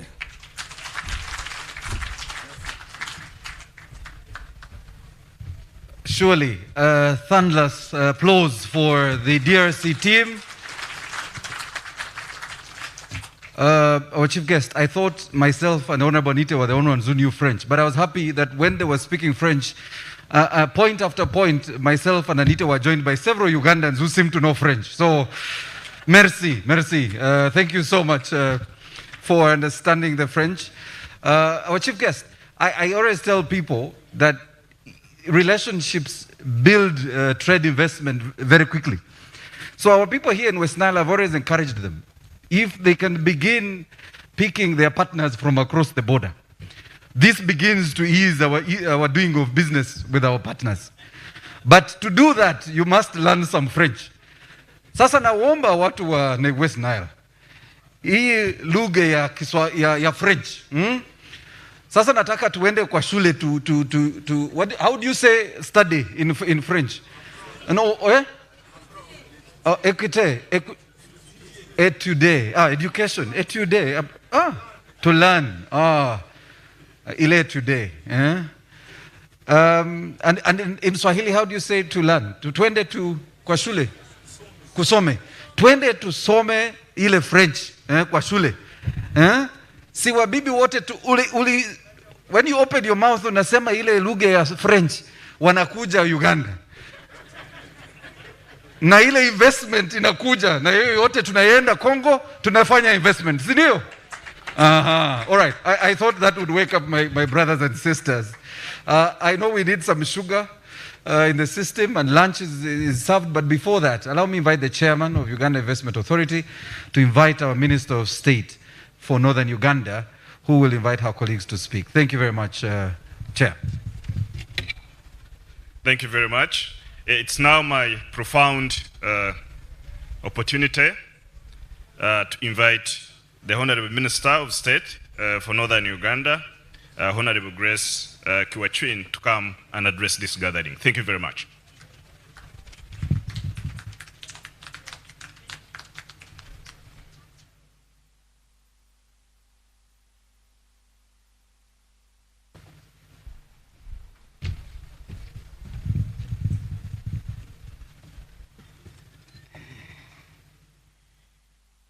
Thank you very much, Chairman, Uganda Investment Authority.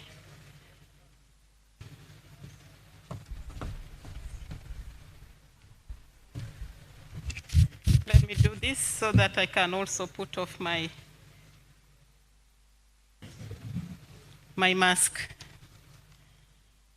The Honorable Minister of Finance, Honorable Matia Kasaija, we always call him Big Daddy, because where he is, things can happen.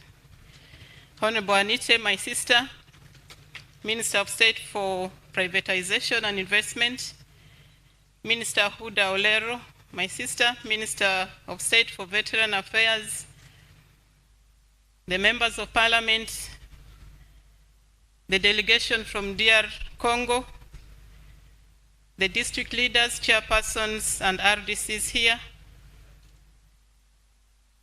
the Investment Authority, your staff, ED, and all of you who have come here, and all of you ladies and gentlemen. I'm so delighted to be here speaking at this investment symposium today. Yesterday I was coming from Omoro, where we buried our late Right Honorable Speaker, and when I reached here I saw too much light, and I said, no, this is not Nebi district, where are we? And that is why I asked Honorable Anita, I said, after this, what? Will the lights continue, or there is going to be darkness?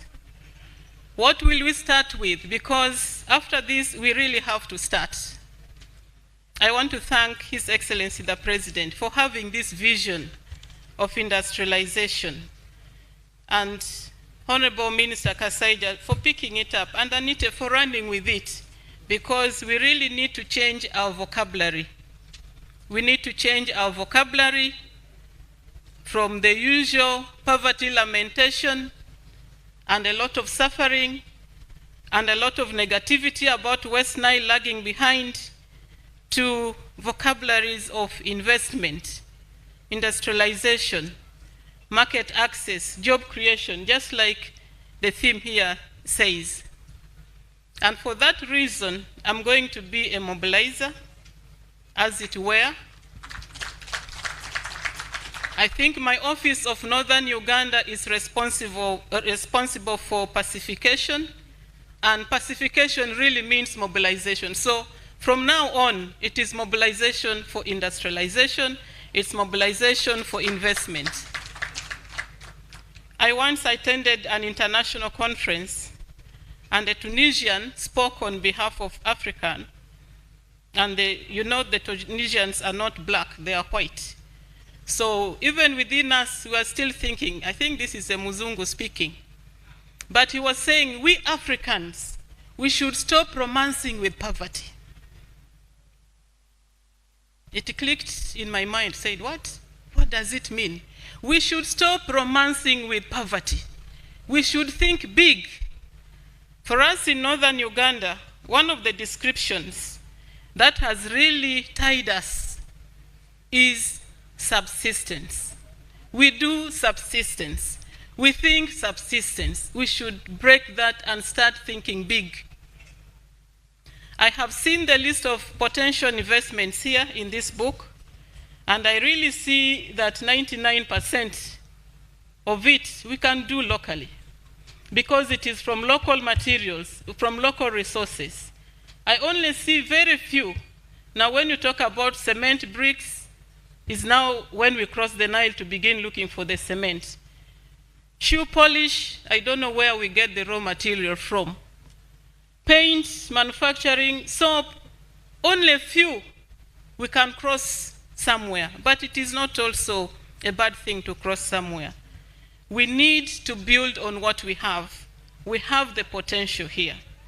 So, Honorable Minister, when that Tunisian said that, quickly my mind ran to our names, and I listed 30 names of the allure from Nebi, from Greater Nebi, talking about poverty and misery. 30 names. I will not, let me just sample. Achan, Jachan, Pichan, Fuachan, Chanfua, Chanpara, Chanuroma. 30 names. I said, no, we break this in Jesus' name. And then I crossed to my brothers in Arua. Chandia, Chandiga, Alioru, poverty. Let's break that in Jesus' name. Let's change the narrative. There are challenges, of course, of investment, but we have potentials, we have land, and I want to thank this community that has given land. We have labor, and another one I want to break in Jesus' name is sitting at the roadside doing nothing. Really. We have resources, able-bodied people, able-bodied youth looking for employment. But how do you get the employment? Of course, we have some history relating to this. Also, our educational background is a little poor. Our transition from primary to secondary, to university, to tertiary education is a little poor. But we can work on that. We need to develop, we need to strengthen our capacities, we need to give more time to develop our skills. Industrialization, West Nile also has a history.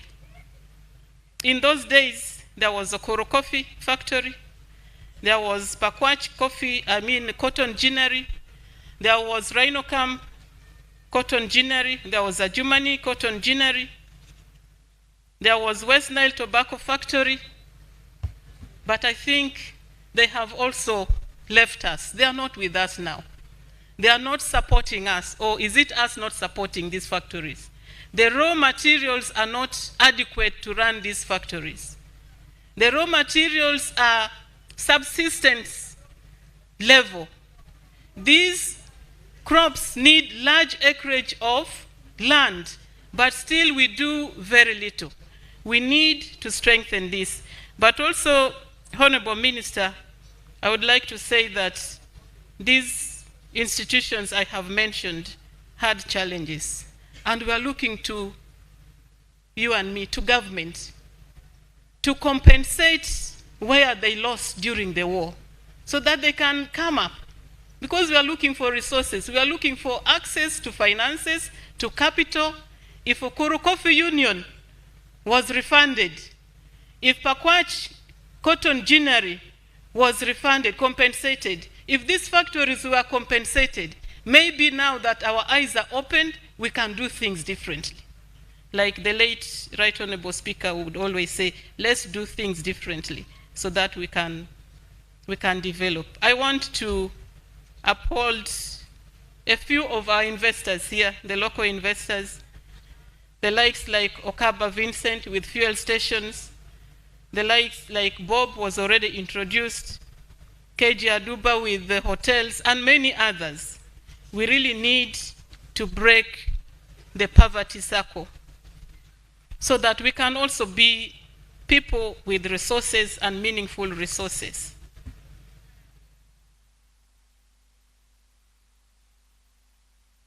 I would like to look at our interaction with our neighbors. In Gulu, government is constructing a logistics hub, a one-stop center, and it is soon being completed. And in this center, there'll be clearance of goods. And I have always asked myself, once it is completed this year, which goods is it going to clear? Where are the goods going to come from? We have a list of these opportunities that have been given. I wish we could start it tomorrow. The rains have delayed, but the Ministry of Finance and Government of Uganda is giving us funds. There is a Myoga fund sitting with us. Soon the Parish Development Model Fund is coming, also going to sit with us. This money is coming here. I will regret if these finances cannot make a difference in our lives. Small as it is, it can be a beginning of a journey. I will regret if our parishes in West Nile will remain inadequate when other parishes in other districts and in other regions are progressing. I would really like to appeal that we need to think strategically. At the end of financial year, last year, in the northern region, we were mobilizing and were even trying to identify which were our real valuable commodities in West Nile. I have seen them all in this list, but I have not seen meat. I hear meat in Congo is sold in dollars, $150 a kilo. I'm told a goat goes for $100 or $120, one goat, and we have this land here. My point is, we have talked about market access, but I think this meeting and this investment should help us to analyze our market so that we can develop markets for each of these commodities with meaning. And so this brings me to what I would like to recommend, because I know it's going to be a long day. I would like to recommend that for all the commodities listed here, we need to do in-depth value chain analysis up to the market. What do we invest where and at what time? Up to the market strategy. I would also like to say, and I have heard some people already say it, that there would be support, but I would like to say that we should strategically position ourselves and strategically invest. There is going to be no reason to say everything is a priority. We have to prioritize which commodities are best for us. The roads, I'm happy our Congo delegate has already talked about. Also, our own chairperson of Nebi District Local Government talked about of our internal roads here. We need them. We need these in order to facilitate our trade. We need security in order to be comfortable and trade properly.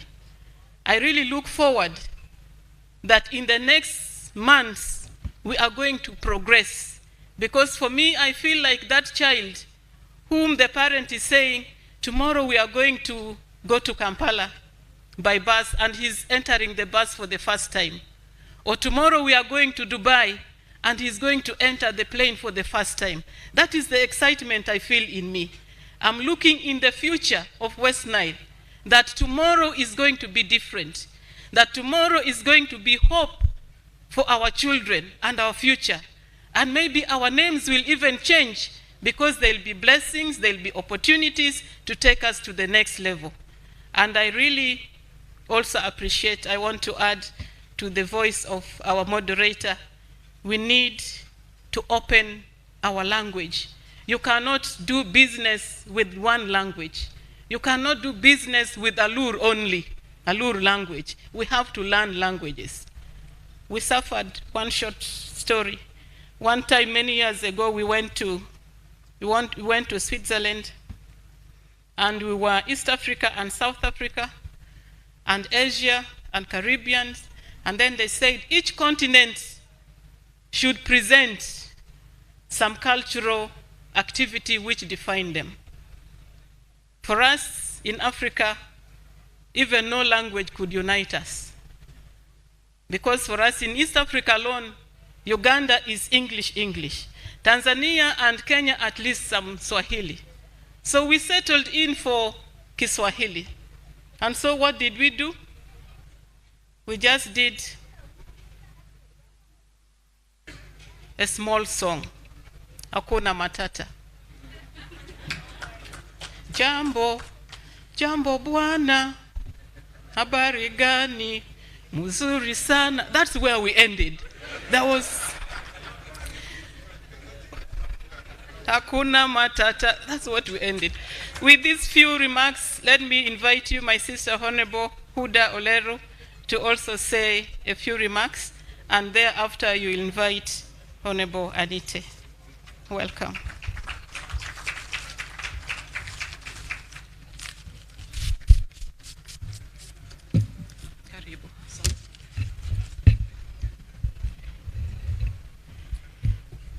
Can I take that opportunity of being an MC just for a second, and we give a special thanks to our sister who has been talking in a way of our courtesy of this country. Can I say Asante Sana? Thank you very much, my sister, for those wonderful words, and all those who had spoken before you.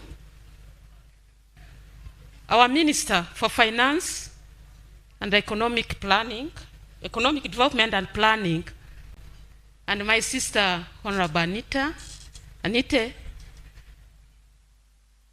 the members of Parliament here, our delegates from our neighbor country, Congo,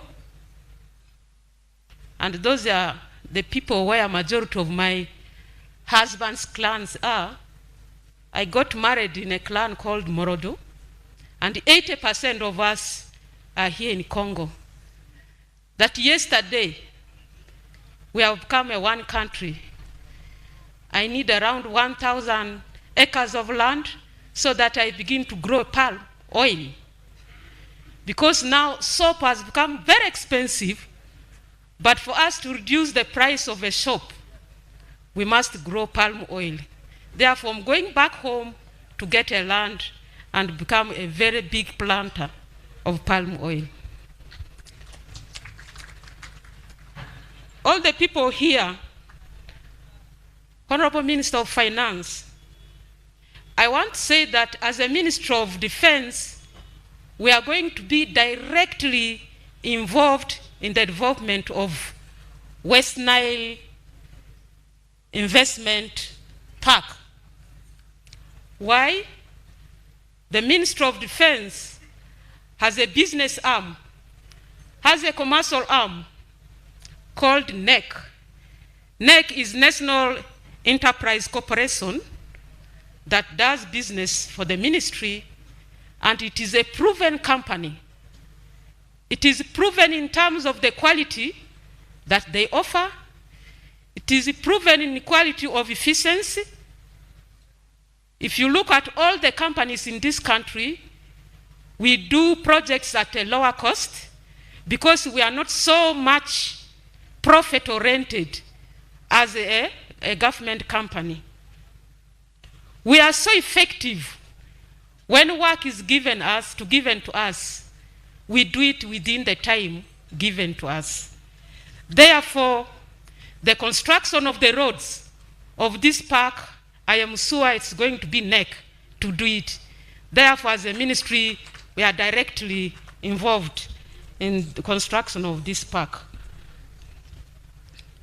Honorable Minister and colleagues here, we shall continue to mobilize the local businessmen of this area and the local farmers of this area. We have potential business people of West Nile that can put wonderful factories in this park. Well, we will also involve or continue to mobilize others, which is the major role of Honorable Anite and Honorable Grace. As the Member of Parliament from West Nile, I will support you so much in mobilizing our people here so that they must be part of this factory and we stop that myth. I don't know whether it is myth or it is a truth, where we strongly believe that for us we are born to be poor and we continue to remain poor, which we can change. And indeed, with creation of this park, I think that myth will continue to change. Honorable Minister, in West Nile, in every household, you will get a veteran or a child of a veteran. Therefore, for us to succeed, that we shall get enough resources, as a minister in charge of veteran affairs, I'm going to take it as a responsibility that I must mobilize these people to participate. Because these are people who have looked at themselves and they have even branded themselves as a marginalized communities. Therefore, normally they don't participate in government programs that are there. Therefore, it is my opportunity to tell them that you are part of this program. Please wake up. Produce the resources that are needed for the factories that are going to be in this park. Please open the land. Produce so that we have enough local resources for the park. I have to do that because it is my responsibility, Honorable Minister. Honorable Minister, it's already 2. I don't want to waste a lot of your time and people's time. I'm very grateful that you have given me the opportunity at least to voice what I thought I would. And I'm excited that I'm in this meeting, and I am excited that this meeting is taking place in West Nile. What a dream that has come to pass. Honorable Minister, can I take this opportunity to thank NRM government for equitably distribute development activities in the whole country. If we had it in Mbali, if we had it in Namamve, why not in West Nile? And indeed today we are here in West Nile. We thank NRM government for that. We want to thank, especially I want to thank my young sister, my daughter, Anita. Anita is my daughter. Although politically people normally don't want to say it, but she's my daughter. I cannot deny her. She has my blood running through her. I want to thank you for being a very active minister, running left and right, and seeing that today this summit is taking place in a place we had not thought of. Thank you very much. I want to thank UAI. Thank you for those wonderful preparation. You have made the meeting very easy by giving us that booklet with what you want us to do. You have stopped us from asking so many questions. Otherwise, we would ask it. For us politicians, we know how to pin when we get a gap, but you have closed our mouth. Thank you very much for being organized. Please continue to do it more. Some of us, after retiring from that political sector, we are seriously planning to join entrepreneurship. May God bless everybody in this meeting. I wish you Ramadan Kareem, those of you who are fasting. Salam alaikum.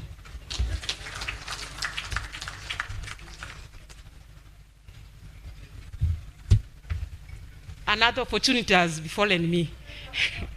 Can I now take this single honor to invite Honorable Anita to come and address the delegation? Thank you.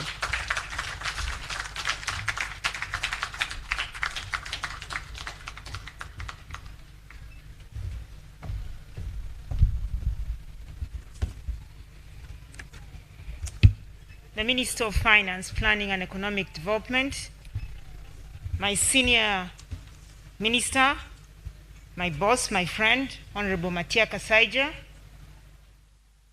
our chief guest tonight, the Minister of State for Northern Uganda, my sister-in-law, Honorable Grace Freedom Quinching, who is also an entrepreneur, the proprietor of West Nile Television. I believe West Nile Television is actively doing their work here.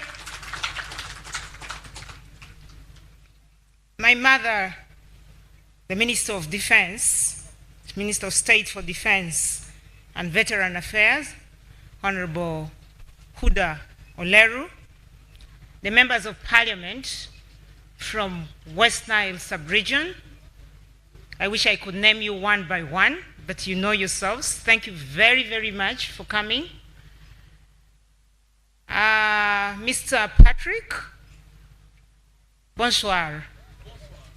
Comment ça va? I want to thank you very, very much for coming. Uganda Investment Authority Chairman, board members, the Executive Director or Director General of Uganda Investment Authority, the financial institutions who are present here, Uganda Development Bank, DFCU, Housing Finance, DTB Bank, and all the financial institutions who are present, our technocrats from ministries of water, Ministry of Energy, we were expecting UNBS to be here, our investors from the 11 districts, and I want to count them one by one, and I'm doing it on purpose. I will start from the gateway, and you know that word is very popular, from the gateway, and that is Pakwach. If you're an investor and you're from Pakwach, if you're from Pakwach, just put up your hand. People from Pakwach, my in-laws, where are you? In-laws, the people from Pakwach, by a show of hand. There. Thank you for not embarrassing me. My second district is the people of Nebi, our hosts, where my husband actually comes from. Alur, you can see their numbers. Thank you very, very much for giving us this land. I will now go to Madi Okolo. Madi Okolo, very, very good. Thank you, Joanna, Honorable. Thank you very much for leading the delegation here.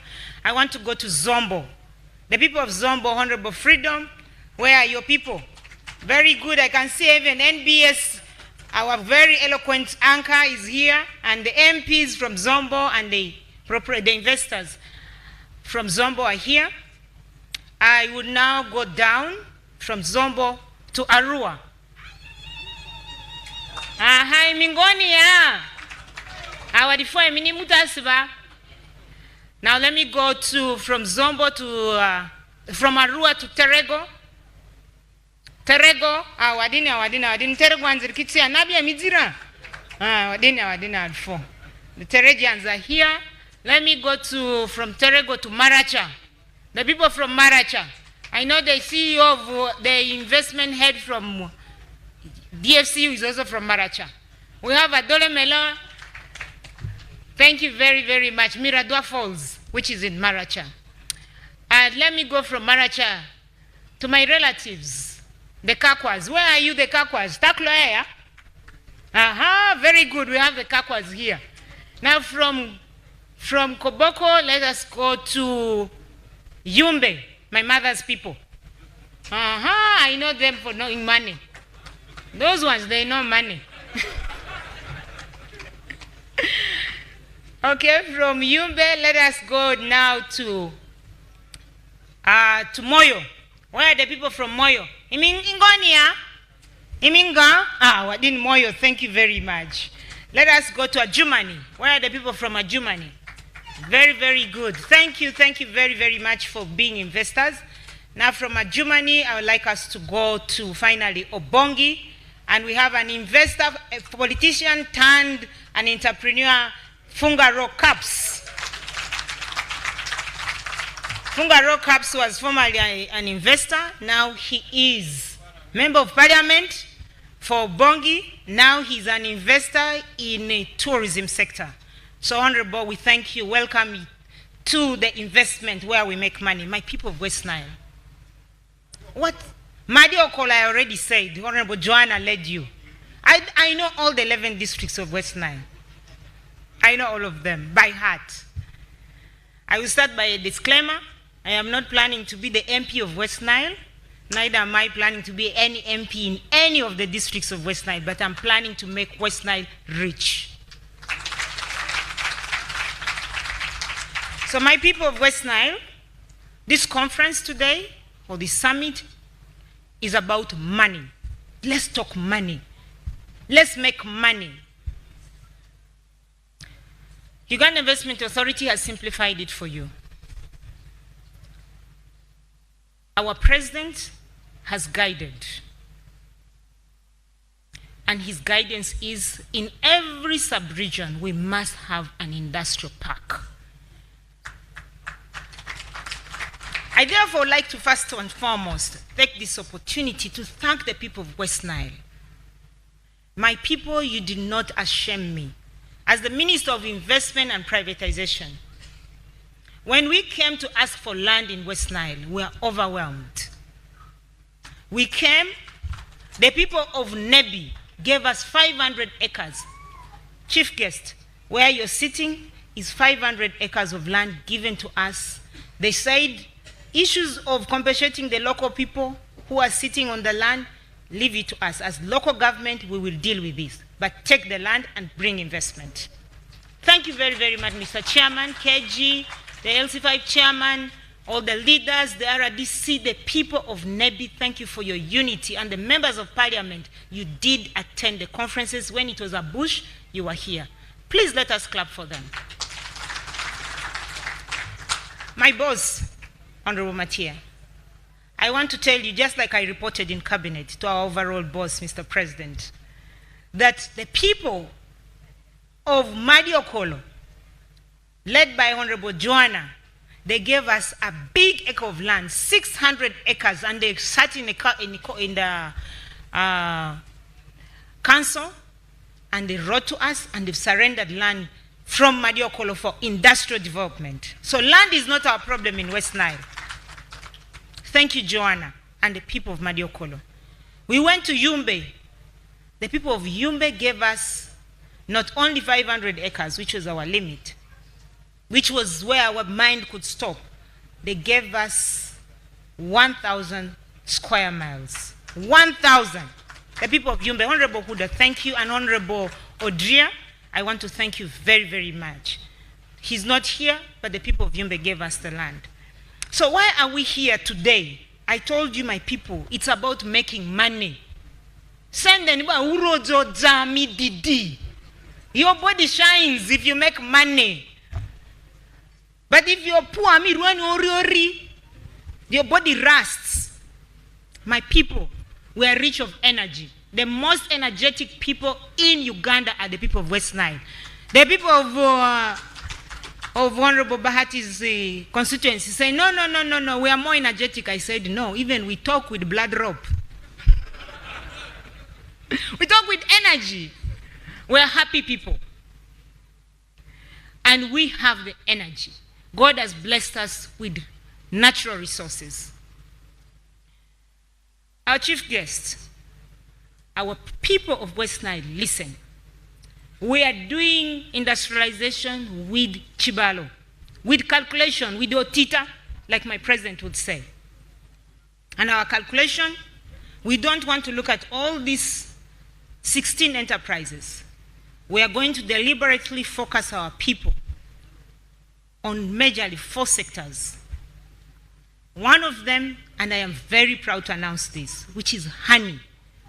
We will go there, our people exhibiting. There is no better honey in the world. And this Honorable Freedom will attest, the Germans came here and they tested it and said there is no better honey in the world than the one from West Nile.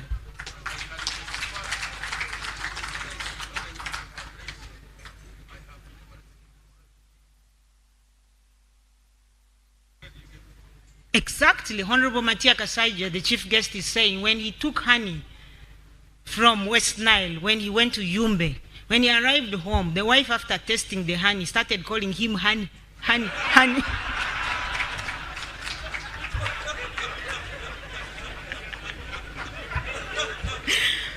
That there is no better honey than the honey from West Nile. So what more testimony do we need? So my people of West Nile, let us add value on our honey. Of course, I added value to what Honorable Matthias said. Fish processing. We have the River Nile. We are not doing enough. We are just using that water for swimming. Pakwach. We can do fishing. We can actually export this fish, not only to Kampala. Our fish called Angara, Onang Nang, the pepper fish. My in-laws, how do you call it? Pedo. Very unique fish, not anywhere, but in West Nile, from Panyamur. So my people, we are rich. And why we call the media to come and broadcast about the wealth of West Nile. That West Nile, we don't want to talk about politics. We are tired of saying, meaning that our poverty, we are used to it. No, we want to get out of the poverty. And the only way we can get out of poverty is by value addition. We want to do value addition in cassava. We eat the cassava, we can boil it, or we can process it, but we have not done more addition on cassava to get starch, to make medicine, because it can be used for medical medicines, in any medicine. And the honey too can be used in medicine. Now my people of West Nile and the chief guest and the people from, who are actually my true relatives, and I'll tell you the story shortly, but let me first go on investment from DRC. The issue or the beauty of West Nile is that we listen. When we started putting all our energy in tobacco growing, so many people in West Nile sent their children to school out of the proceeds from tobacco. But we are not getting rich because it is labor intensive and the profit is very low. Once our president came and preached time and again to the people of West Nile and said, let us forget about tobacco growing, let us identify other enterprises. The good news is that my people listened and we migrated from tobacco growing and now we're going to other enterprises. And I'm a living testimony. And I will tell you, let us clap for the people of West Nile for listening to that call. Because for us, it is business. And for me, I don't want to speak. Don't look at me as a politician. I'm a businesswoman. I only calculate profit. Every day I wake up, I'm saying, how much money am I going to make? I used to be a politician when every day I'll wake up, I'll say, now I have to give out money. Every day, and these politicians are suffering. There is no return on investment. You invest in politics, they abuse you on top of it. There is no return. They will tell you, Suji, you're a foreigner. They will tell you, even you're not tall enough. If you're tall, they say you're not tall, you're too tall. If you're short, they say you're too short. If you're thin, they say you're too thin. I don't know what they want. There is no return. Even if you bring all the money from your house and you lie flat, they'll say you're not straight enough. So there is no return in business, in politics. Please, let us move where we can make money. I decided in a very small way, having listened to the president, he told us we should look at 4 sectors of the economy. One of it being industrialization, the other one being agri-business, the other one being ICT, the other one being services. Now, these 4 sectors are the sectors we're going to be focusing on in this industrial park. And the good news is we are here to show you the land. By show of hand, do your business planning. If it is bankable, we will allocate this land for you to start doing your project here. We are going to give you the land. Now you have seen the land. The power lines are there. My uncle from Ministry of Water told you we will pull the water. National Water and Sewage Corporation, the ED engineer Amayo, who is also an investor in hospitality industry, has told you water will be available. We are going to shortly listen to the people showing you where the money is, because our president has directed that money should be given at a minimum of 8%. And UDB is here. The good thing is my boss, Honorable Matiaka, said, oh, very good. UDB, kindly stand up. Very, very good. The director from UDB is here. Honorable Matiaka Saija and myself as shareholders on behalf of government in UDB. And therefore, and now that gentleman there is also from West Nile. So why wouldn't the people of West Nile not get money from UDB? Why? I think it's running, you know. It will be bad luck. So we will have to get this money and make it accessible. I know right now they will tell you they give it at 12%. The bankers will tell you, because there are 3 cost pushers. One of it is electricity. Now electricity, I'm also a shareholder on, and together with Honorable Matia in UETCL, all the transmission companies, UETCL, UEDCL. And I was hearing my regulators, Honorable Matia, you will help me and whip him, because he was telling us here that why would you generate at 7 cents and want to give it at 5 cents?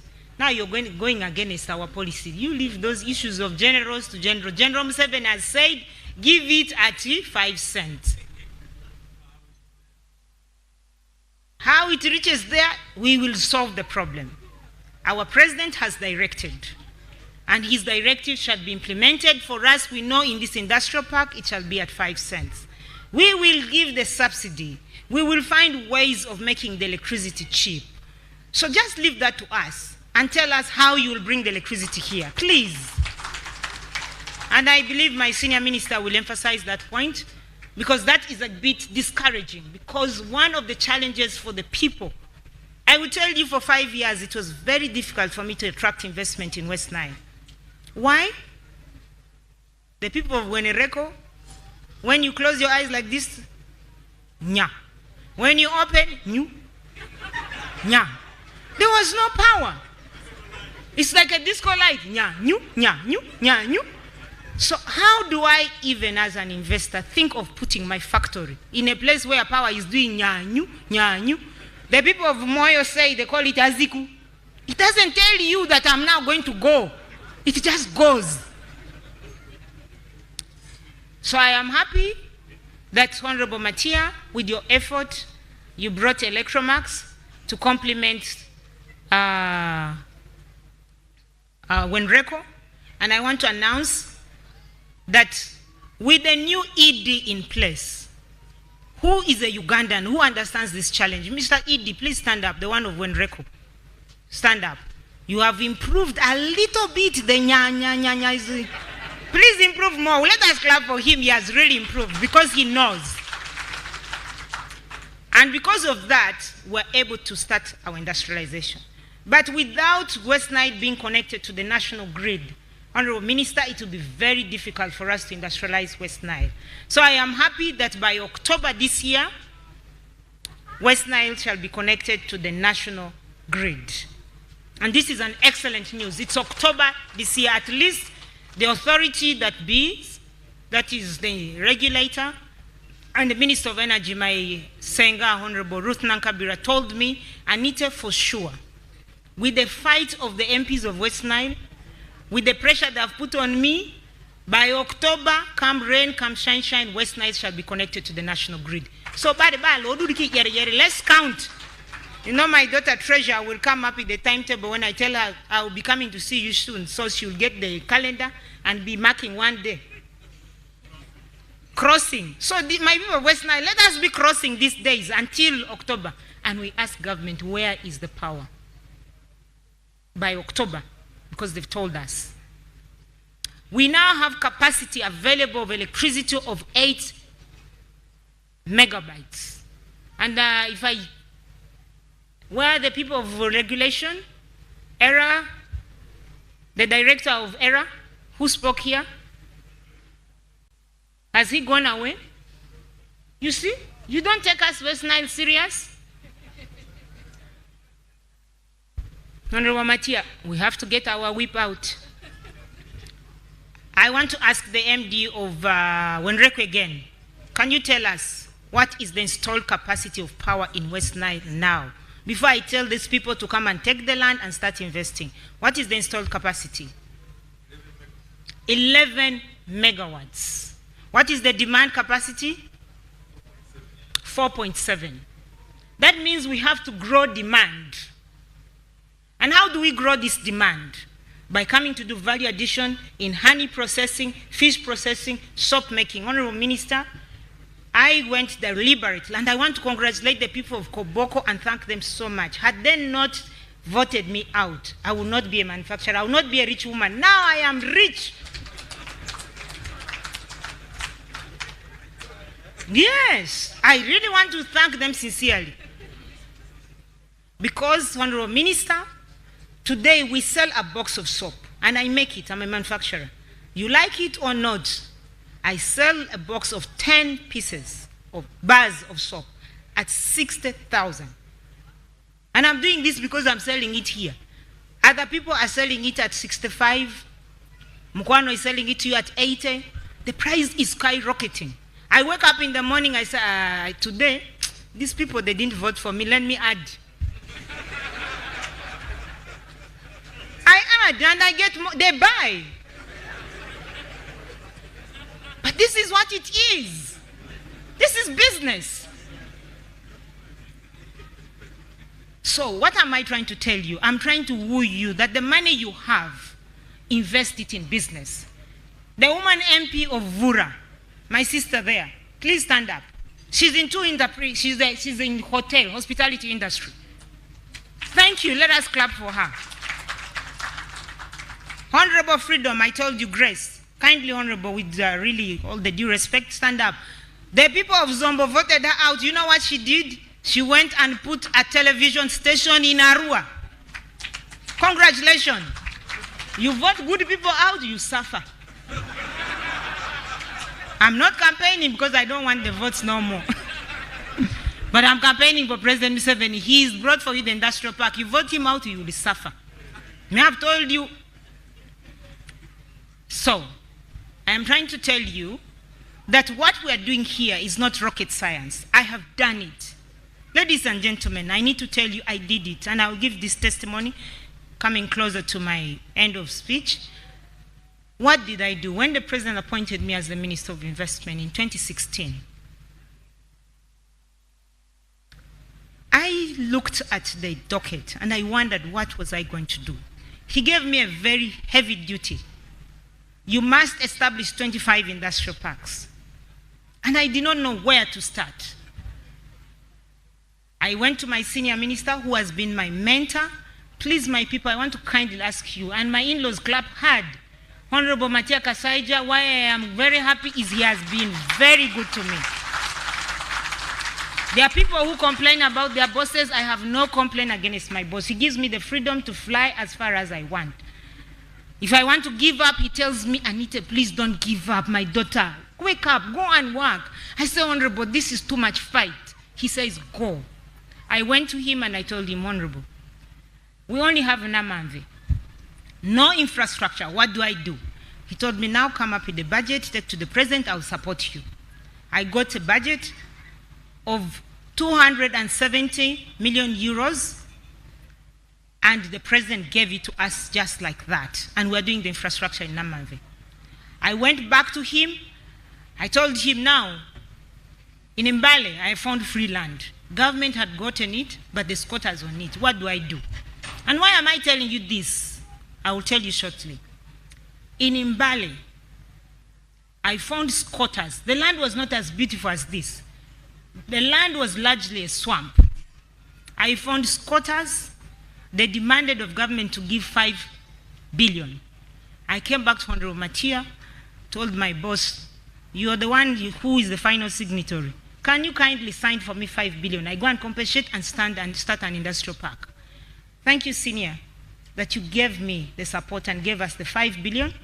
The squatters got out. Today, we talk about 17 factories in Mbale.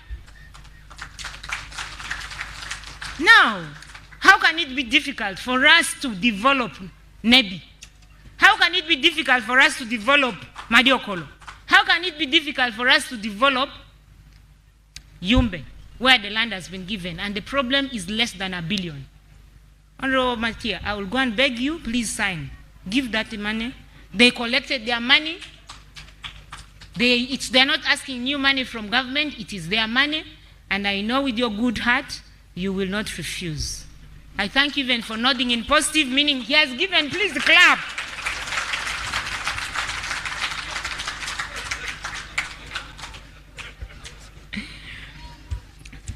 Now, I want to talk about the theme, and I finally come down to conclude. And I've already told you the areas of vegetable oil, shea butter. I do value addition on shea butter.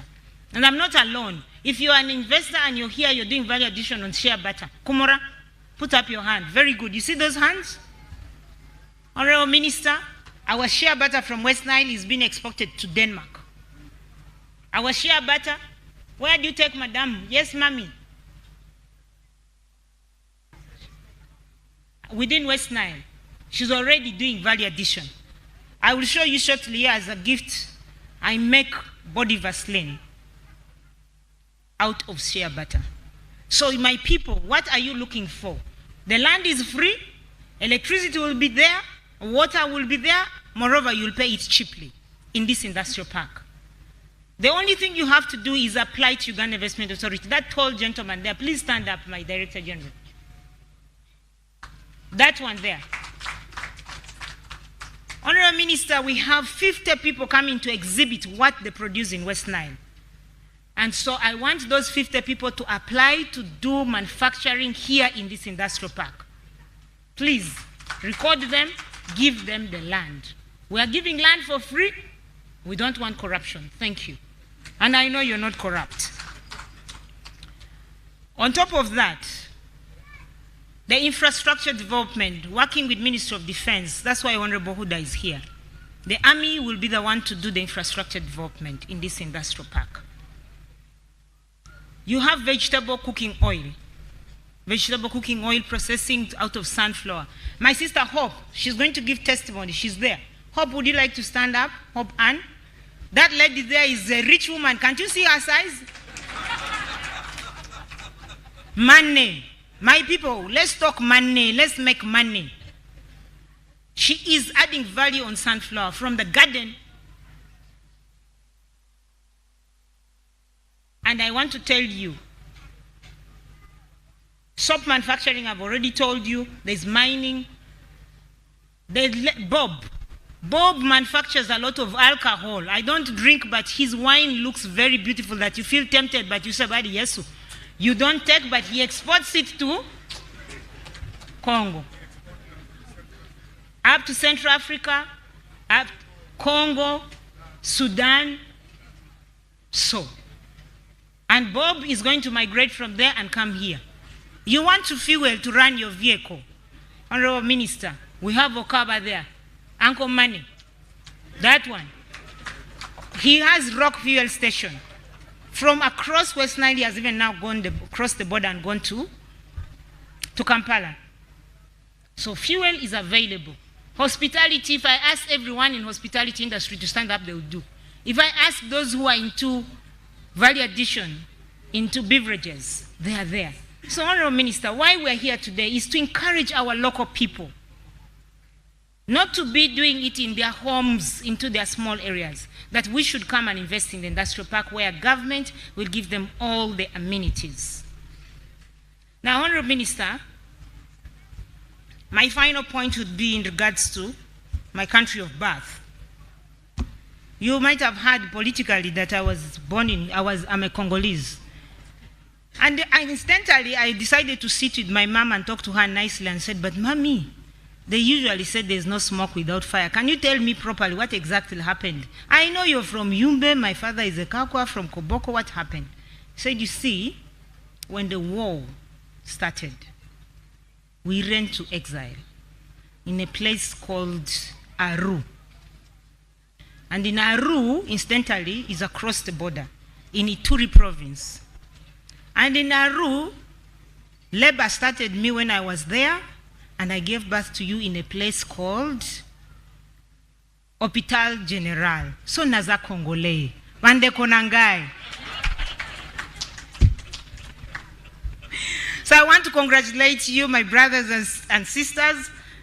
First of all, congratulate my second president, after President Museveni, His Excellency Felix Tshisekedi, for becoming the president, and also for you joining the East African community.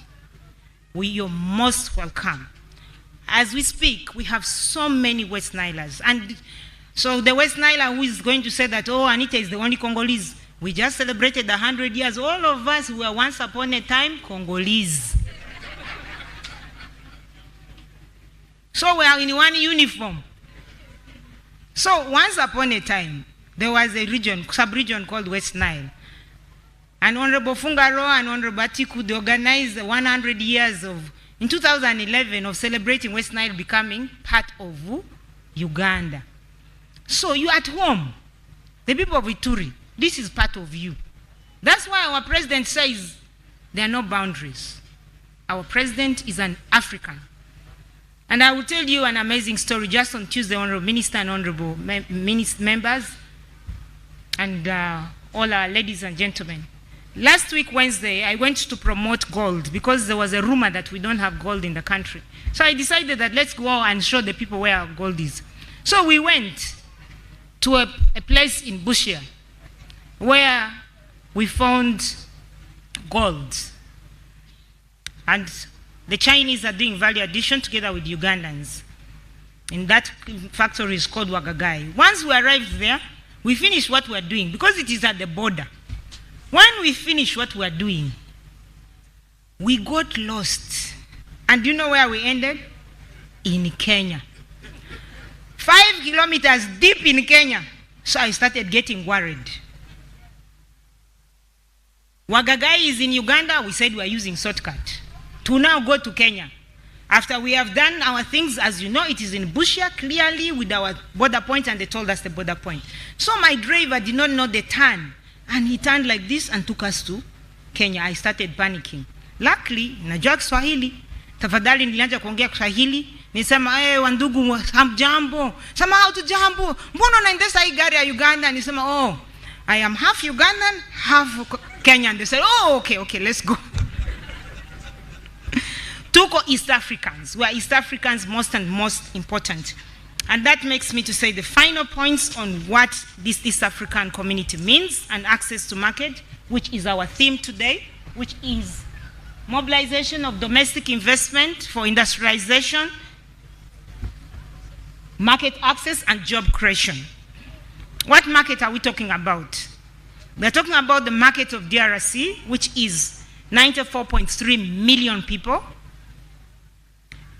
These statistics I'm reading is the latest as of April 2022 by UN. Tanzania, we're talking about 62.7 million people. Kenya, we're talking about 55.8 million people. Uganda, we're talking about 45.7 million people. Rwanda, we're talking about 1.9 million people. South Sudan, we're talking about 11.19 million people. Burundi, 11.89 people. A total of 294.48 million market readily available for you to manufacture in NEBI and send out to the world. And I will tell you for sure, and this is a message from the President, we will give money through the IMIOGA program to our villages, our parishes, to do value addition, to do commercial agriculture. And Honorable Matia knows how to say this better than me. And once you do this in large scale production, you'll do value addition in the industrial parks. So we will give you the money, the electricity, the market, and the transportation. Finally, our president has connected our country from border to border. We are only left with this border taking us to Mahagi. Honorable Matia, I know that we have budgeted for this. I really pray that when we finish these issues, we get the money to start this project, because the people of Ituri and the people of Goli, the people of Nebi, the people of West Nile, without that road, it will be difficult for us to transport the finished product from this park to Congo. So the market access will be difficult. So we need to get that money, Chief Guest. And in Kisoro, we've already connected. Our president has built for us a road from Kampala up to Raba to the border of South Sudan. So we can access the border market of South Sudan. I have spoken so much, but really the final message here is, today is the beginning of the day for the people of West Nile to become richer. And you can only be rich if you come into the sector called manufacturing. And you can be richer if you do value addition on the identified areas and we make the land available for you. My people, by show of hand, who is willing to take up land to start industrializing and building a factory here? You've seen those hands? Those are people who know money. So, Edie, you've seen their hands. Let us register these people. Let them provide their business details. Let's give them the land. Honorable Freedom has tasked us. What is next? I want to see factories here. And I volunteer to also start my factory. Honorable Minister, allow me present to you the products that I made from the factory that I started thanks to the people of Koboko after losing election. And now I am a manufacturer, a businesswoman, and a minister of investment. So allow me present for you these products and show to you that it is possible that our people, and they are made in West Nile, better still in Koboko. So Honorable Minister, these are gifts for you. Kindly come and receive as I invite you.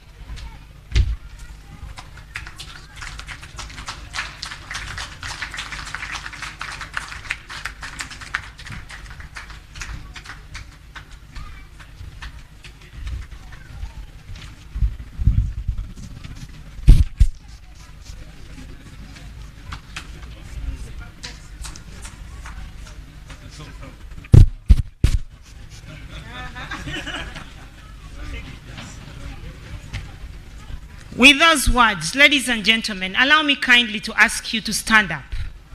Let us all stand up. As we stretch our backs, let us put our hands together for Honorable Matia Kasaija, the Minister of Finance, Planning and Economic Development of Uganda. Thank you.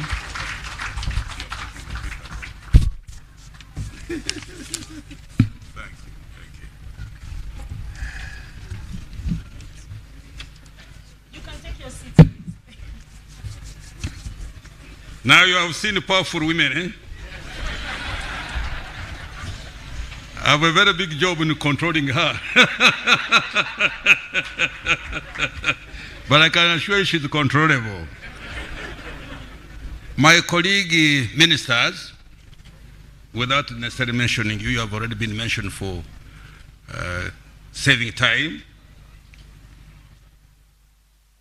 Our visitors from DRC Congo, bienvenue.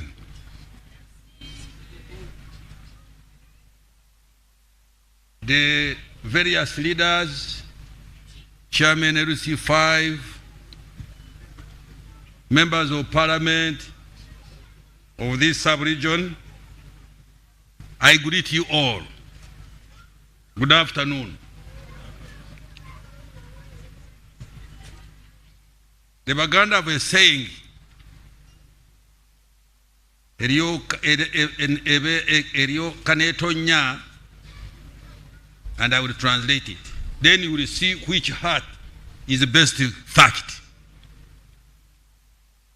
It is a great opportunity, which I thank my minister, Honorable Anite, to have created for me this forum, because I want to deliver a very, very strong message in this meeting.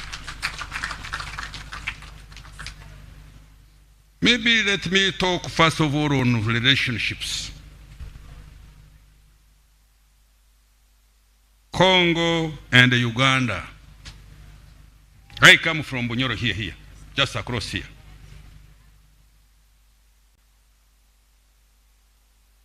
Two things. One,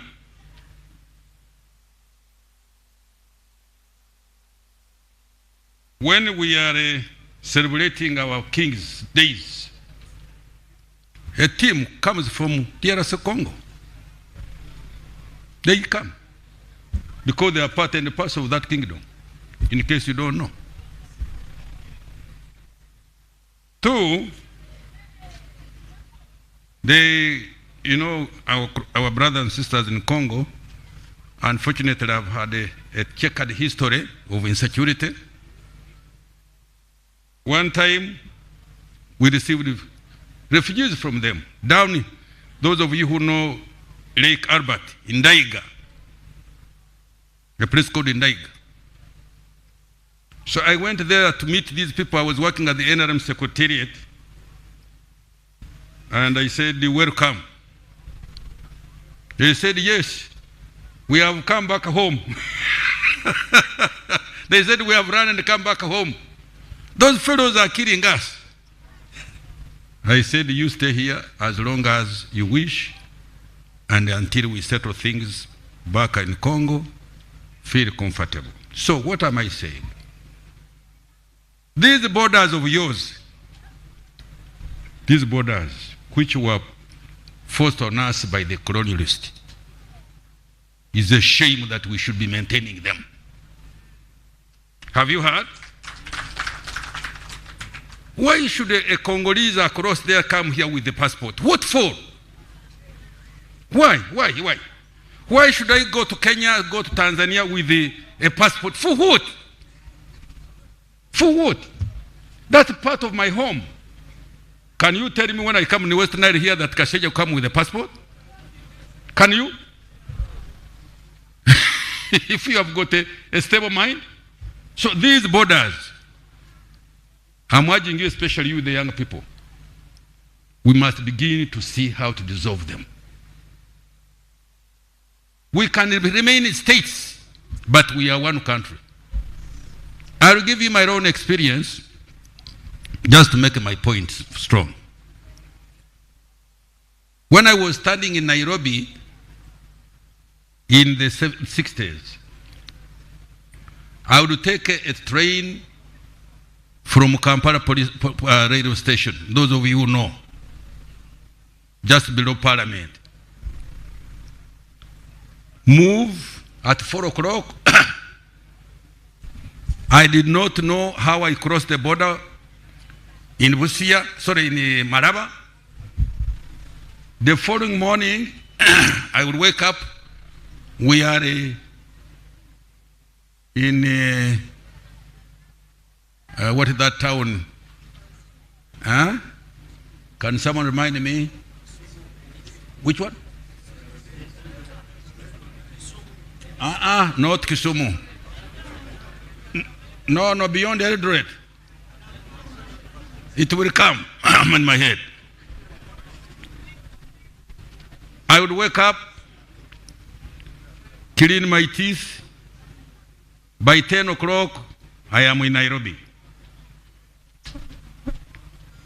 Those of you who know Nairobi very well, there is a street called the Heritage Avenue. Would come out of that train. I would pick my suitcase, go via a street called Biashara Street, where they sell cheap things. The students who didn't have a lot of money buy either shirt or whatever, and walk into the university. Nobody asked me, wewe Muganda wanataka wapi? As these days they ask me when I get to Kenyatta Airport, they say, munakuja kufanya nini? I say, kufanya nini? I have come home. How can you ask me that question? Why kufanya nini? So please, I want you to bear this in mind. These artificial boundaries that were created for people to rule us properly, we better begin to discuss them. So that a Congolese coming here, we all need to know where we are coming from. That's all. So that, because we don't also want to have wrongdoers coming around and running around. It's from state to state. When you go to America, do you have to get a passport to go to Alaska when you are coming from New York? Nothing. Just go with your ID. I'm coming from this state, and I'm coming to do business. Finished. So I always tease my people down there when they are asking me, especially Jomo Kenyatta Airport. I said, you know, there are those little girls. Umekuja? Unatoka Uganda? Yeah, I said, yes, I am coming from Uganda. Kuja kufanya kitu nani? I said, do you know, little younger girl, I have come home. How are you asking me that? Have you heard people saying a thief, a thief, a thief? I make them look like fools. But anyway, that is for the job of the big politicians, but I thought I should convey this message in this meeting, just to comfort our brothers from DRC Congo, that they are here. You are here at home. Please feel at home. Come and transact your businesses here. As long as you follow the laws of Uganda, we have nothing against you. We want you to prosper. When you prosper, we also prosper. Am I right or wrong? When your neighbor prospers, don't you also prosper? That's point number one.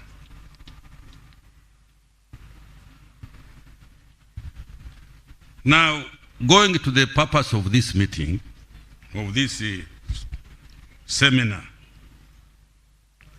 industrialization. You know very well. No, you don't know. When the president appointed me as the minister, full minister, you know, I served there as the Minister of State in charge of planning. When he appointed me as a full minister, I was totally surprised. So I went to him and said, Mr. President, what have you done?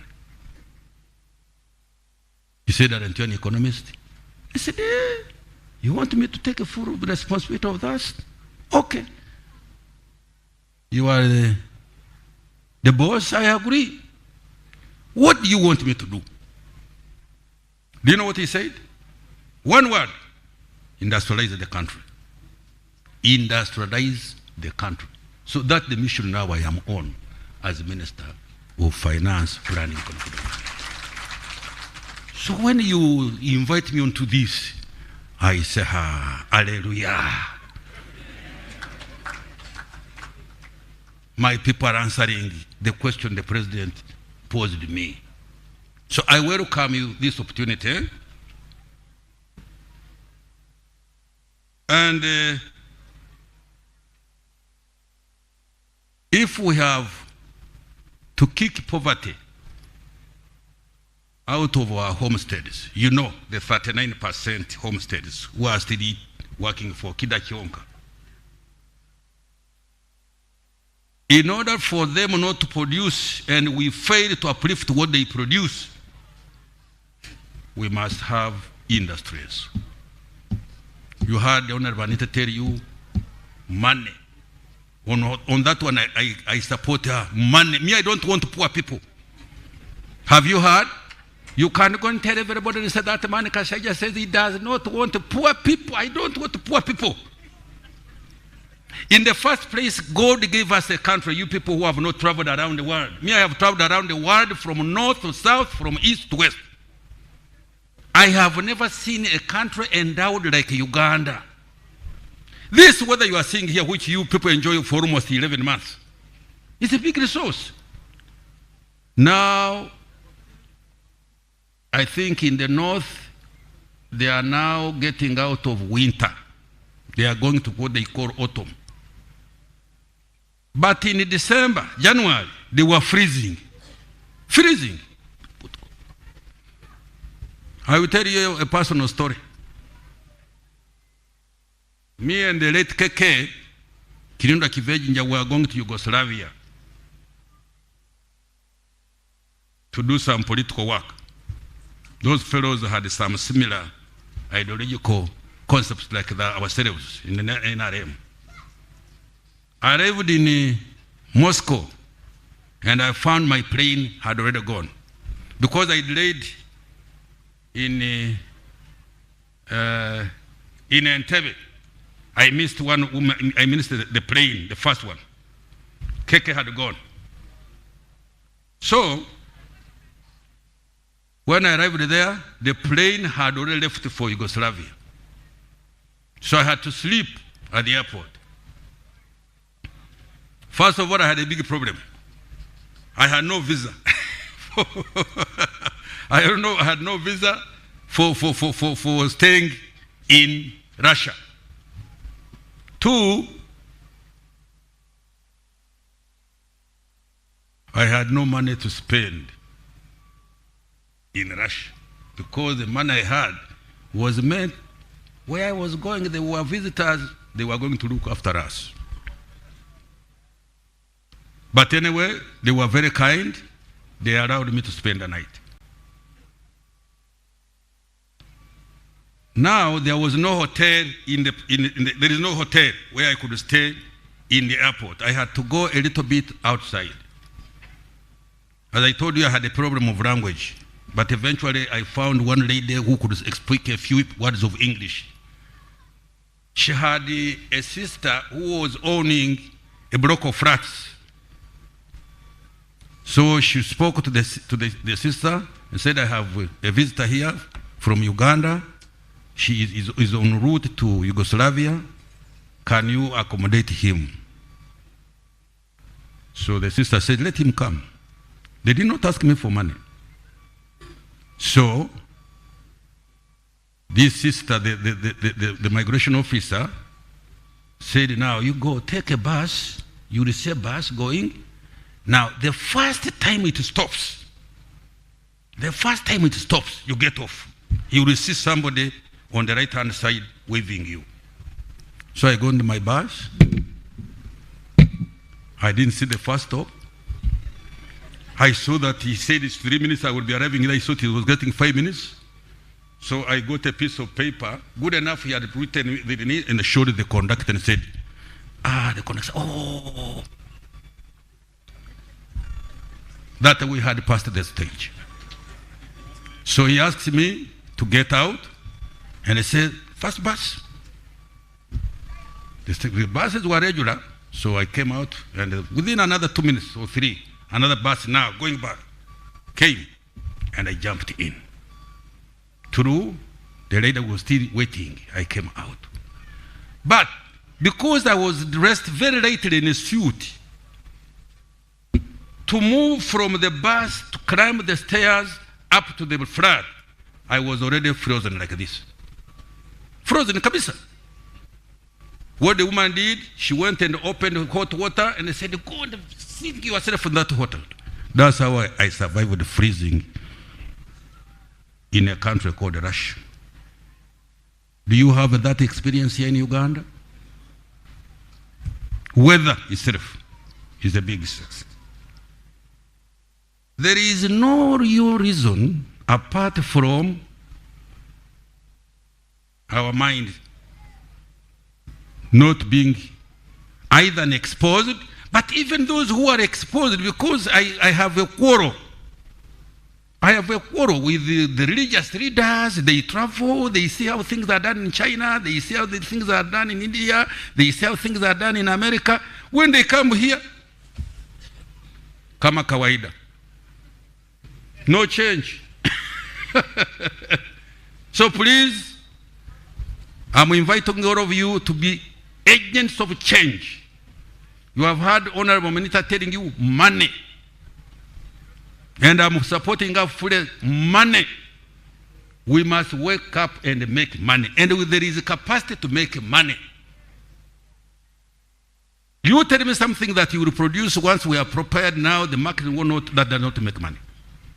Wake up our people from drinking Ajon only. Yeah, some people, they are not bothered. Because they see in Uganda, you know, I was talking to somebody, he says, I said, why are people still in Uganda? Everything is there. Then he said, that is exactly the problem. Are you aware that somebody in Uganda here can live from January to January without working and still will be alive? Don't you do it? Don't you know it in Western Nile? Me, I can tell you in my district there, Kibali. I had a gentleman, unfortunately, passed away.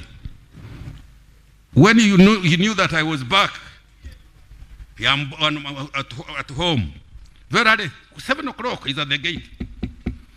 And he used to say, I want to brief you about the political situation in your constituency.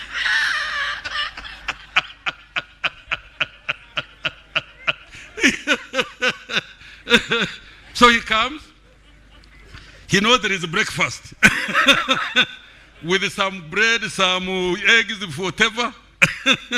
So we eat breakfast together. At around 9 o'clock, he says, Minister, may I have briefed you? I have gone, thank you very much. But he has eaten breakfast, paying nothing.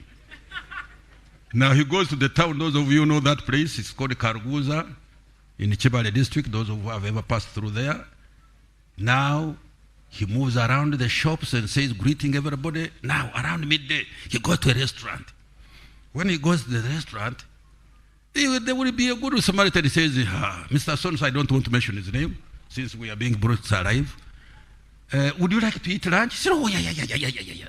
So he eats the lunch, and then somebody pays.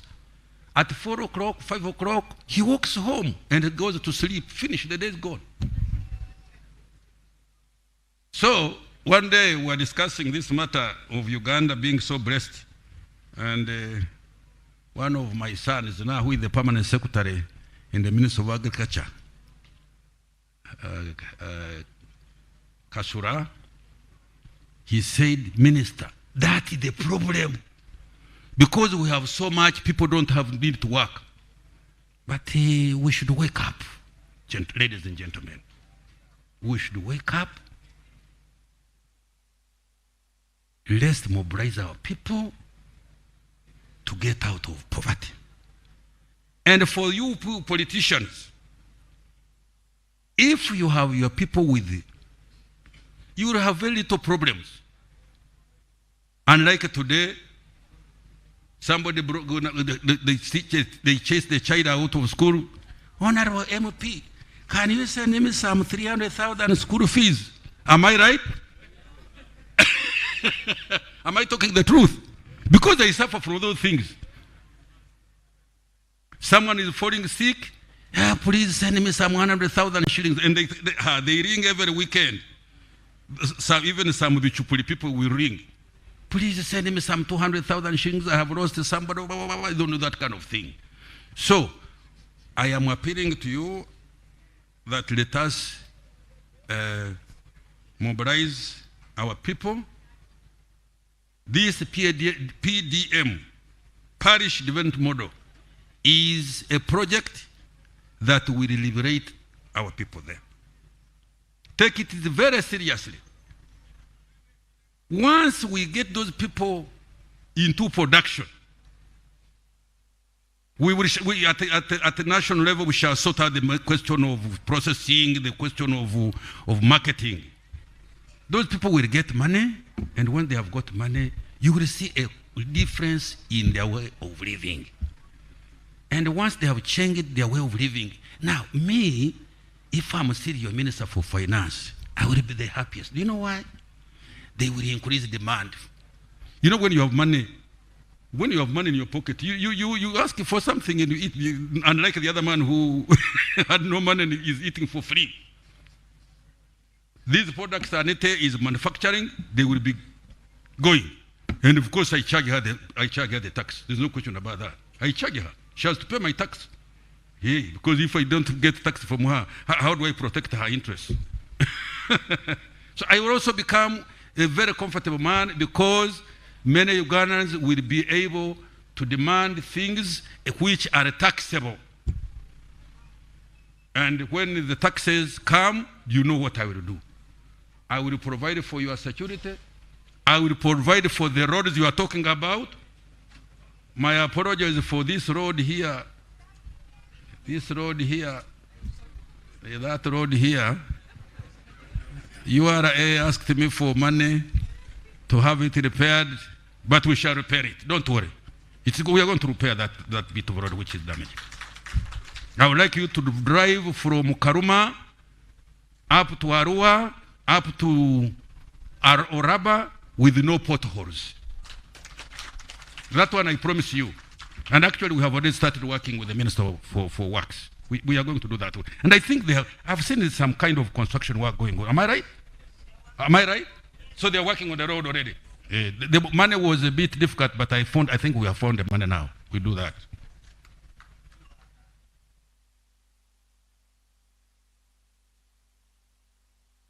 This industrial park, I'm appealing to you, take advantage. You know, when we were working close, the question of electricity, question of water, question of security for your project becomes much easier. And I want you really to take it seriously. We shall come and do whatever government is supposed to do, as Honorable Anita has told you, so that not in the distant future, we come back here to launch the first factory that will be constructed.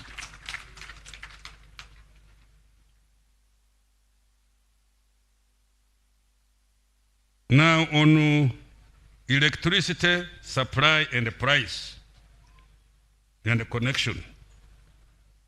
We have discussed, there is money which I gave to those people except there is some inefficiency, you'll excuse me, in the companies which she and me are shareholders.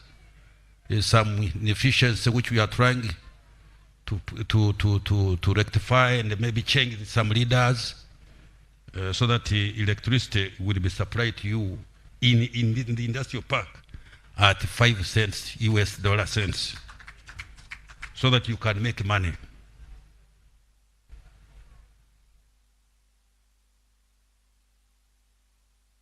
Lastly, because I don't want to consume your time,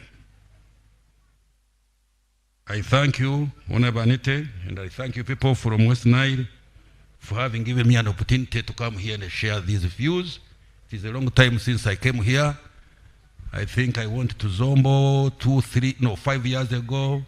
Then down in NB, I think I have been there about 6 years or 7 years. Then on March, when he was still here, we came to see the moon chasing the sun.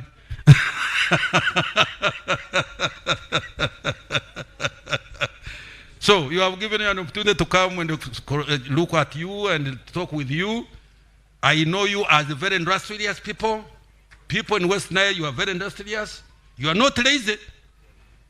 It is only the environment that the government was not giving you that made you appear as if you don't know what you are doing. Now the environment is around here. Grab the opportunity, make the money, become powerful, both politically and economically, and then move the country. Have I said wrongly? Do you like that? Now, you know me, I'm a cattle keeper. Me, I'm not a poor man. No. I'm a cattle keeper, a rich one. If you want some 500 cows, please come and buy from me. I will sell you. And the 500 at 2 million each, is that is what is that? 100 million? Is that very little money? 500 multiplied by 2,000. Is that 100 million? Is it 1 trillion? So 500 cows at 2,000 at 2 million each is 1 billion. Kasaija, can I call myself poor? Please, me, I'm not a poor man. If you want poor people, Kasaija is not one of them. And I want every Uganda to reach that level. And there is a chance. It is possible. Kisoboka. You have heard what my daughter here is saying. Now you say they have the people of Koboko, they decided to give her no vote. Now I said, oh. And I used to tell her, I said, by the way, and you listen to me, you politicians, there is no money in politics. Members of Parliament, can I repeat? There is no money in anyone who wants to make money in politics. You are wrong. You are going into a wrong direction. Politics is a matter of a mission. My people of Mariokoro, they have a problem. And I think I can go and look for a solution to solve the problem. But not to make money. If you think you are going to make money in politics, where I will forget. You might say, Kasaija, why are you there? I'm there for one reason. Me, first of all, I'm not a public servant. I've never worked in the government. I'm a private sector man myself, by training and by working.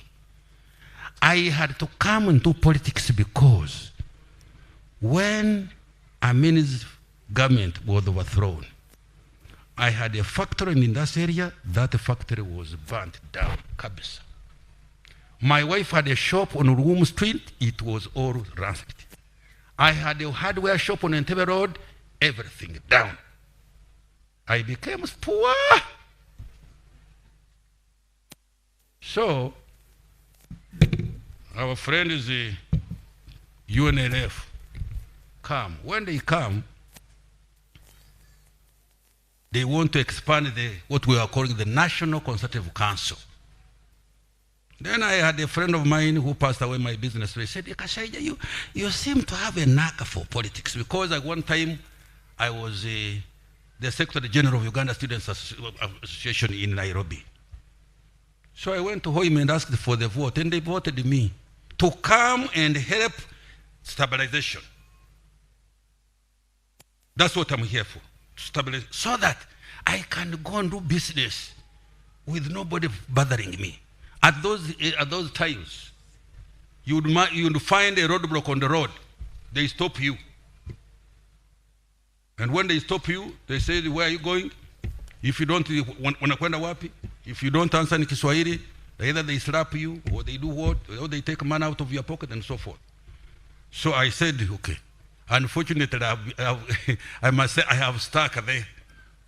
I have been stuck there, but I look for an opportunity when I will jump out, so that I got to look after my cattle properly and move to some billions of shillings and do other things that I normally do. Me, I'm not a trader like my daughter here. I don't trade. Since the shop was burnt, me, I'm in production. I don't do commercial trade. So, since You know, for us cattle keepers, when we are pleased, we give a cow. I have a small cow here, 1.5. Who picks it? Huh? The landlords. The landlords come here and I give you a cow. Come here and I give you a cow.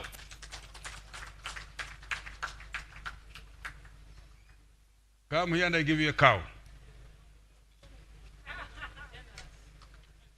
Honorable Minister, they are coming. Naomba landlords to kuja mbele.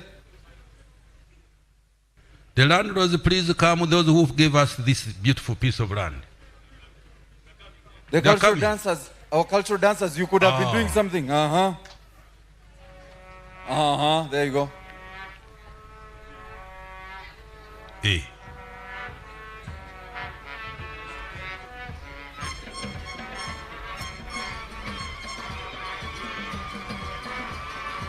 Honorable Minister, they are coming in style.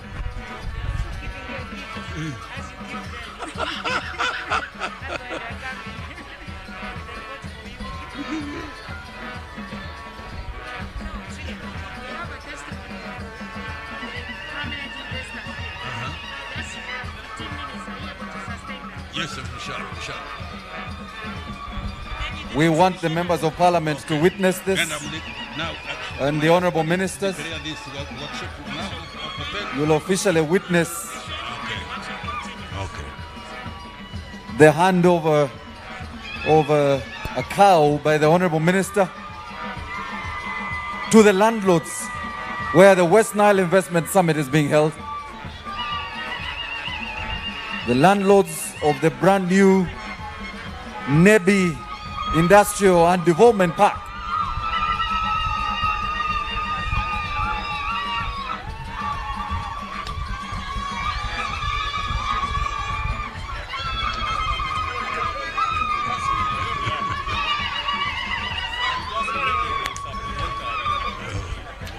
My goodness.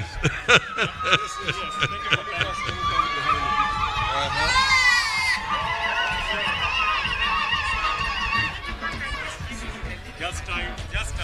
So, okay. Thank you. Yes. Honorable Minister, from the community to you, as a gratitude, a form of gratitude to you and the ministry, from the people of Nebi, the landlords,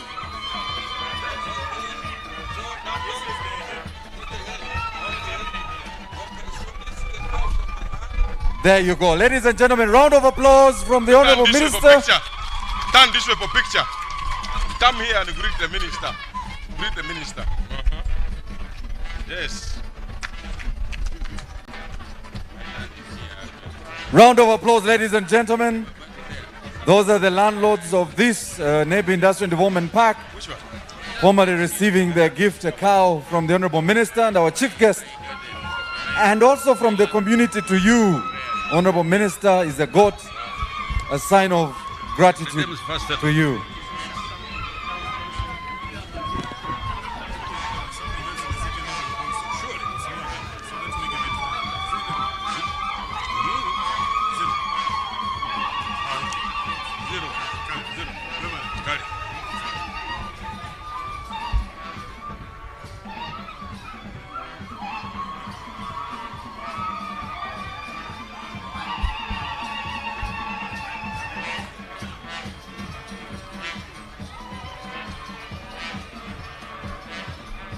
Now talking about tradition. You hear that sound? Even we are across the Nile here, across the lake. That's how we I think we must have borrowed your traditional music from here. Now with these words, therefore, I declare this workshop open. Please continue. But I wanted to receive a report. My suggestion, don't leave this place. Thank you very much for your. Don't leave this place without making resolutions. You must make resolutions A, B, C, D, and then show how those resolutions should be fulfilled. Where we, as the government, we are supposed to take action, indicate the action we should take, so that when I go to cabinet, then I will tell the cabinet that these people of West Nile, very hard and very ambitious people, they would like 1, 2, 3, 4. Then the government will come in to help you to fulfill your aspirations. May God bless you. Ladies and gentlemen, a round of applause for the Honorable Minister of Finance. Makofi tafadhali. Thank you very much, our chief guest. We request you take your seat because the Honorable Anite has requested that you listen to some of our investors. And mine is to request my brother, Charles Odongtho, to take the front stage. And as he does that, is to also request you, our guests, please give us a few more minutes. Lunch is ready, but we thought the minister needed to hear the voice of our local investors. And Charles's panel includes investors in the region. But as he moves up, allow me to recognize the Honorable Alioni Odria, the Honorable Alioni Odria, Member of Parliament for Oringa South, who joined us a short while ago. Thank you, Honorable, for joining us. And Honorable did arrive with Ejiku Robert, the CEO of Uganda Tea Development Association, and Grace Katima, the MD Koroga Limited. So tunaomba asante sana. Thank you so much for coming. Charles, you know you're the only one between us and lunch. But I also know you like lunch. So I have been told you will manage the time and keep it short, and request that your panel also observes the time you will provide. So over to you, Charles.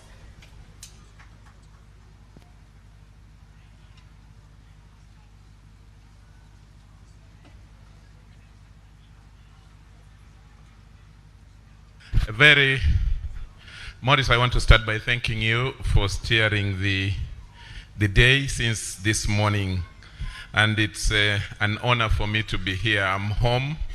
I just come from Parombo, just here. You can actually walk from Parombo to here. The Honorable Minister, the 3 ministers present, the board, the MPs, our MPs, lovely MPs, all of you, the private sector, who are the most important here, Amoto Uchekeva, and those from Madi, from Yumbe, and from Ajumani, and the rest from Koboko. Thank you very much for coming to Padiere, to Nebi.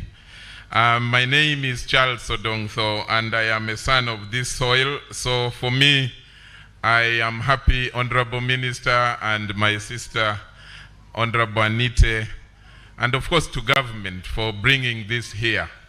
In other capacities, I also serve as a board member, a council member of what we call the BPO and Innovation Council, the Business Process Outsourcing. And we have been tasked to, it's a new council that government has created under the ICT sector. And our task is to ensure that we do this last one, job creation for our young people. We are supposed to ensure that we produce 20,000 jobs in just 2 to 3 years. So you can imagine how excited I am that the panel that I'm going to be inviting shortly is a panel. First of all, Honorable Minister, for me, I am privileged because for the organizers to make me a moderator, this is the most moneyed panel. It is the richest panel. It is the panel that is composed of 5 of the richest West Nile, inhabitants. So I am really, really happy. After the panel discussion, I will be asking myself whether I can join their club of the richest people around West Nile. So for me, it's a pleasure. I want to now say that this panel is, the theme that we are going to be discussing is called Domestic Investors' Perspective. So again, it is easy for me because I'm only going to moderate them to share their experiences. We are going to ask them to give us testimonies and also to share, you know, very candidly and honestly. Again, Honorable Minister and your colleagues, I know businessmen don't lie. They don't talk too much because I've been also told that money hates noise. So these guys only talk, when you tell them money, they say, where is it now? There is nothing like board leadership, governance issues. That is not for this panel. That will be for panels that will follow. Allow me now start inviting them one by one. One of them started what we call the Oyoma General Stores. This gentleman deals in winery. He employs directly 500 people and about 200 people directly, indirectly, from the districts of Nebi, Zombo, Pakwach, Arua, Madiokolo, and Bulisa. Let me invite Bob Oyoma to come and take up his seat here. Ladies and gentlemen, let's clap for Bob Oyoma. And as he comes, I want to assure them, in other words, people know me for roasting people, ministers, MPs, politicians, and asking the hard questions. Today, I'm going to be soft on you to ask the soft questions to deal with money. So don't worry, whoever I am inviting here, I am not here to roast you. We are talking business, we are talking money, and we want to hear from you on how to make other people rich like you are. So Bob, just sit there, sit calm and be at peace. Thank you very much. The next person is the founder of Zawadi Group of Companies. He says he is motivated by hard work and a drive to champion transformation of the West Nile region.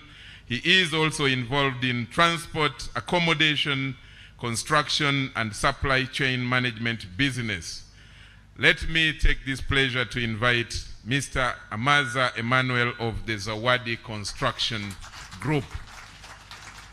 Some of these guys, you're seeing them for the first time, but if you want to know how money is made now, see them critically. And I'll be asking them with social distance to open their eyes well so that we can see them better. Emmanuel, you're most welcome. The next person is runs KKT Transporters. This is one of the leading transport companies in the West Nile and Northern region. He is a founder of KKT Transporters. Mr. Idro Taban Jr., he likes addressing problems associated with the business sector. Is also involved in transport and logistics, catering, consultancy, music, and events management. Ladies and gentlemen, let's put our hands to welcome Taban Idro. Taban Idro, he hasn't come. I'm told he's not here.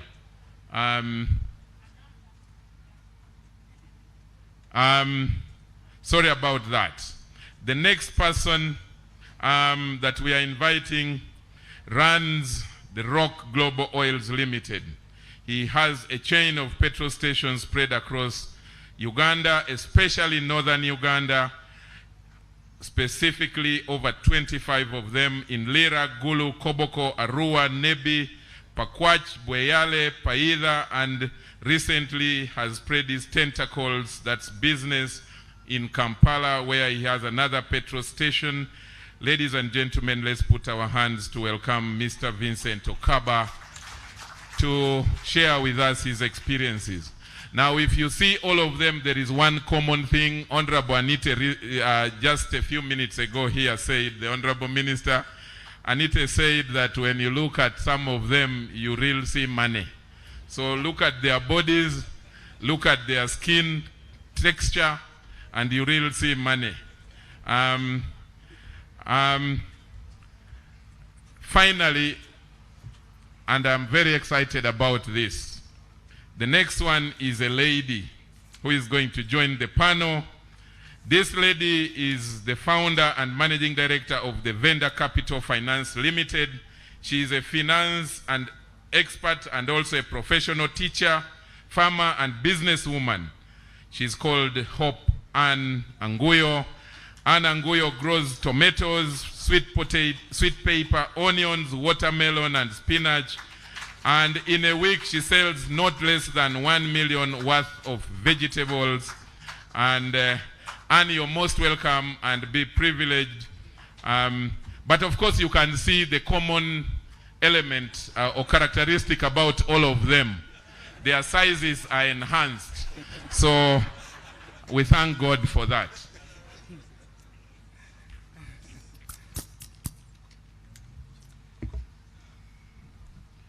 I have been told that there was an instruction that in the place of Taban, we should invite another rich man, a man whose story I have some limited information about. When I was small, I think when we were going to primary one, he used to ride a bicycle over 30 kilometers to take pictures. He proceeded to do better entrepreneurship. Right now, he owns one of the best hotels in West Nile, in northern Uganda. He runs GAF accommodation in Nebi. Kindly put your hands to welcome Adubango Kermondo to come and join the panel.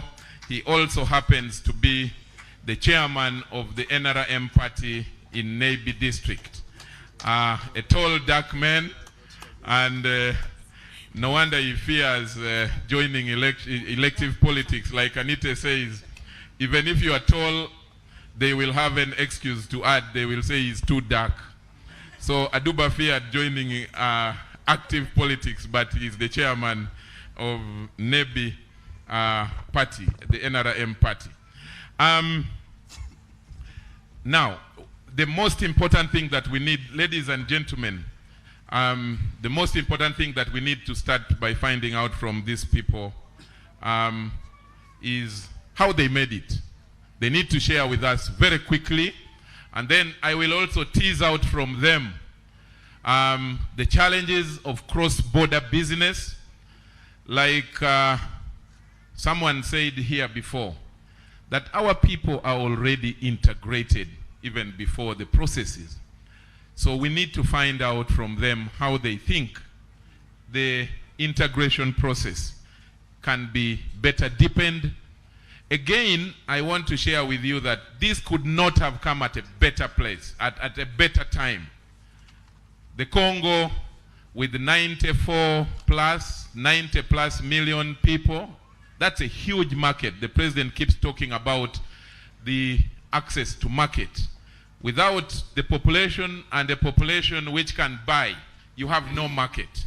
So we are going to ask them to share with us what they can, how we can exploit the new market in Congo, which has just joined the East African community. Bob, let me start with you. How? How did you make it? How can the rest here seated and the entire Uganda, the world that is listening to you, how do we make it? First of all, I want to... The microphone. First of all, I want to tell everyone I'm so happy and excited because if a crocodile tells you hippo is sick, you need not to refuse, because hippo and crocodile, they live together. So I have been in industry and manufacturing. I know what it means. So it's one of the biggest things which have ever been done to us as West Nile people.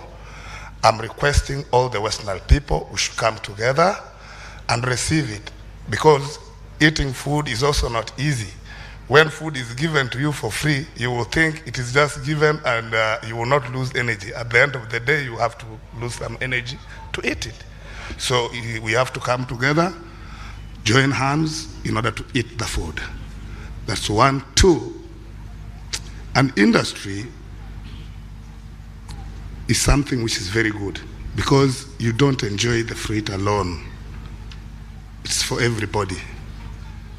Third,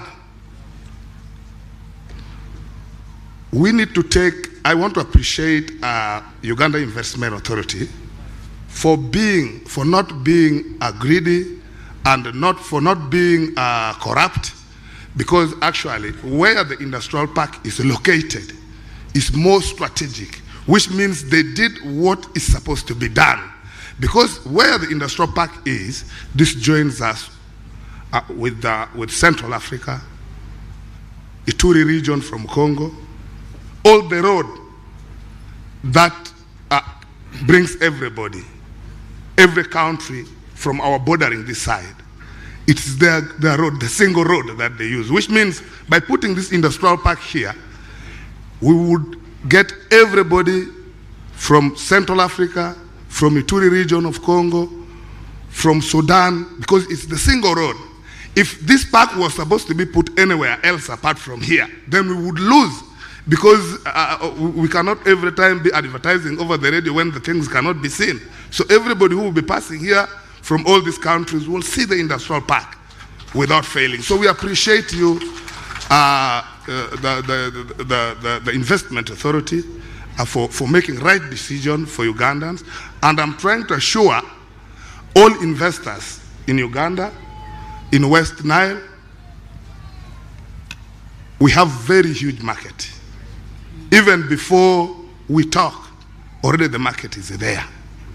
So let everybody in this country come and join us so that we build and we support the idea of our president, His Excellency Yoweri Museveni Kaguta. Thank you very much. Can I run across to the lady, Hope? Your story. You have heard Bob talking about networking and, of course, appreciating government for bringing this industrial park here, a very central location. How about you? Thank you very much. I observe the protocol. Anne Hope Anguyo, a farmer and a businesswoman. 2016, February, I resigned my job from a branch manager. My former boss, DFCU, is in the house. I worked for DFCU for 8 years. In 2016, I resigned from my position as a branch manager to venture into private business.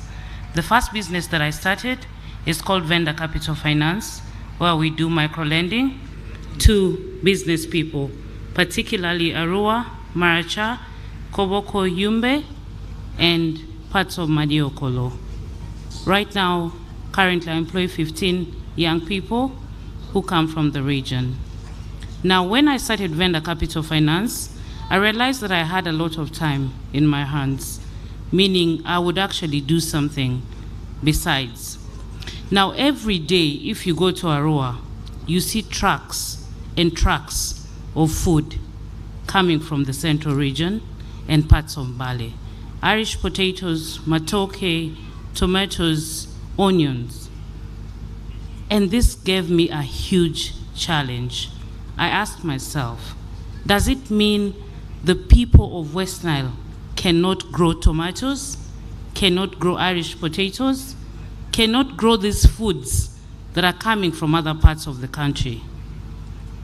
That made me think so hard, and I decided to venture into agribusiness. And 3 years down the road, I must say I've not regretted that decision. With a team of 120 young farmers, we call ourselves the slave farmers, trying to make farming enjoyable, attractive, exciting. How can we make agribusiness a star in West Nile region? We have a WhatsApp forum, we challenge each other, we visit farmers, and now we're encouraging the 120 plus young farmers to go into agricultural value addition, because that's where the money is. Besides that, with my level of energy and being very aggressive, one other business that I realized has a huge potential in West Nile region is actually hospitality and tourism. With my partner, where we share 50-50% shares, I decided to venture with him into hospitality, and by God's grace, in the month of June, we'll be opening a 58-roomed hotel in Arua.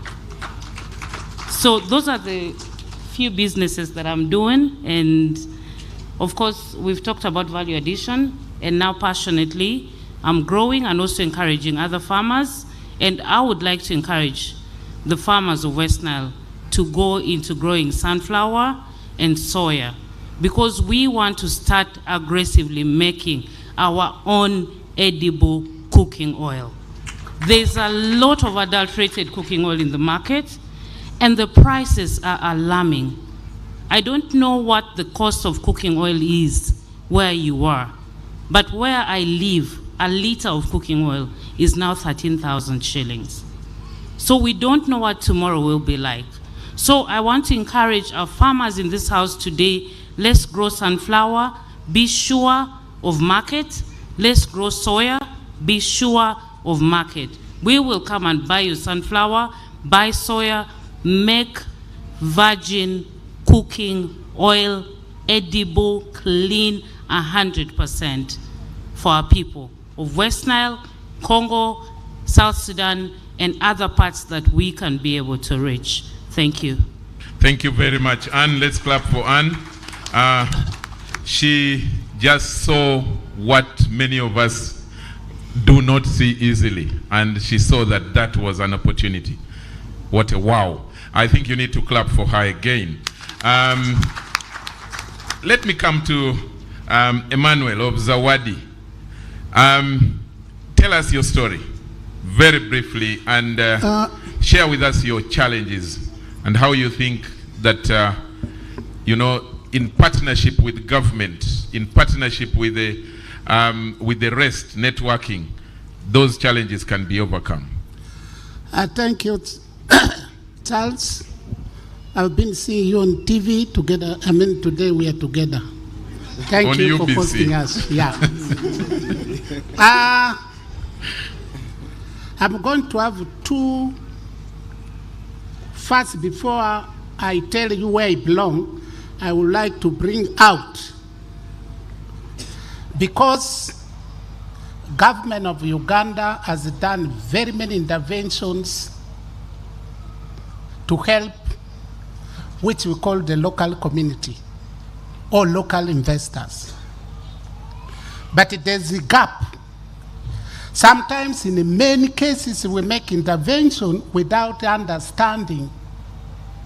For example, if we said West Nile local investors, these people, what do they have as individuals? Which group do they belong to? We have two entry points in the business. Somebody who makes his money somewhere, either earning or any other investment or sale of something, he wants to get involvement in business. This person will sit down and work business plan, how much business I want to undertake, how much will it cost, and what is going to be the turnover, how am I going to pay it off, which bank can give me loan. This is a different entry of other people into business. But there are other people who started very small as to survive. As they continue surviving, they continue changing positions, and accidentally they found themselves where they are, to the point they are recognized. Now, if you want to do intervention, sometimes you have to understand how many groups you want to help belong to which one. If I can tell through my experience, I'm one of those. Many of us, if I can say it, at least in West Nile, we are looking at least more than I can say it, either 70 to 80% belong to people who started very small and they found themselves at a level where you recognize them without having business plan, without having where to go. So when you don't understand this person, your intervention will be wrong. he will not benefit him. I got Uganda Investment Authority in 2002. I got it, the last is 2002. But at that time, even here when you were explaining, something missed in my mind. If I go back, how am I going to tell to the people whom I left behind? Because this, if I can put you in very simple terms, if a girl worked here, as beautiful as she is, among us here, we can spot ourselves, we can say, who can face that girl? We can have this. Who can face that girl? We estimate ourselves.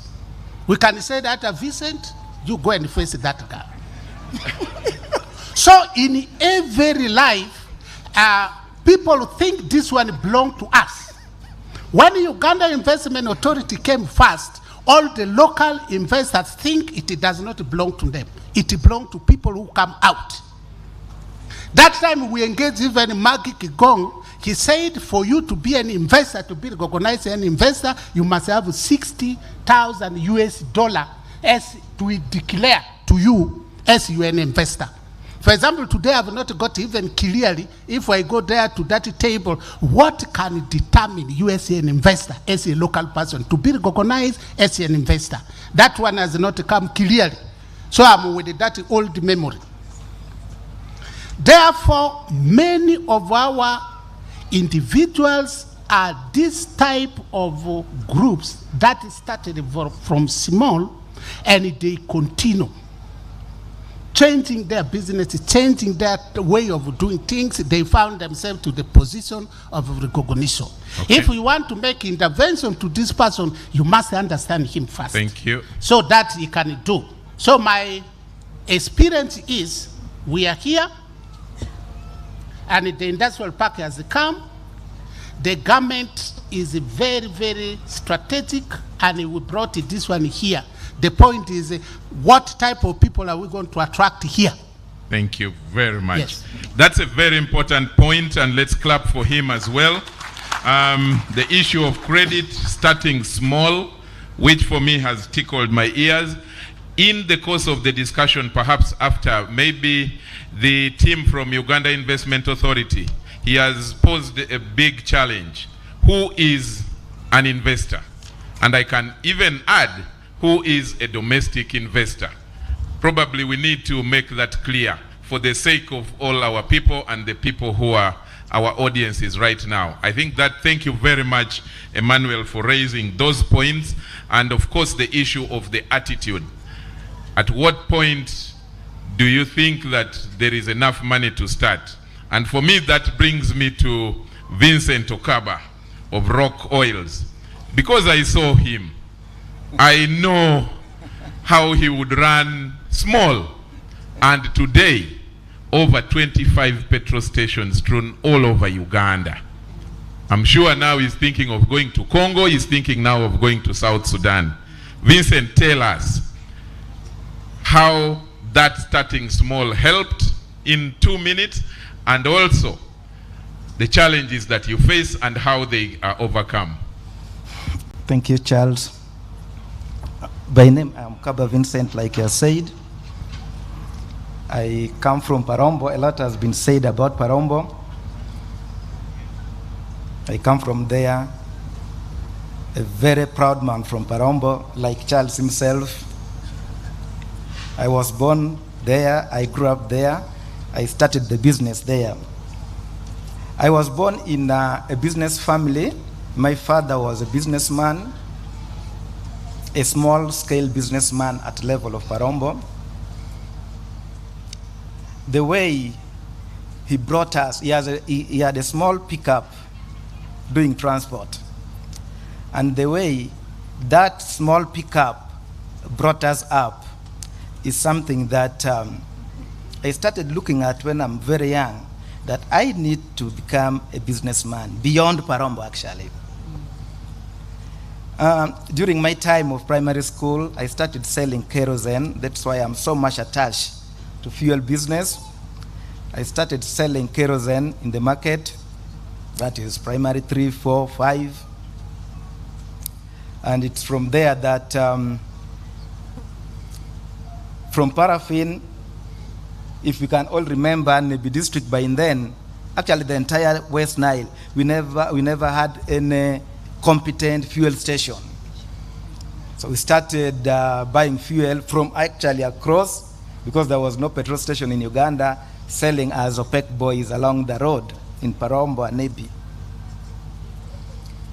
It continued like that up to when I reached senior 4, actually right here in Nile.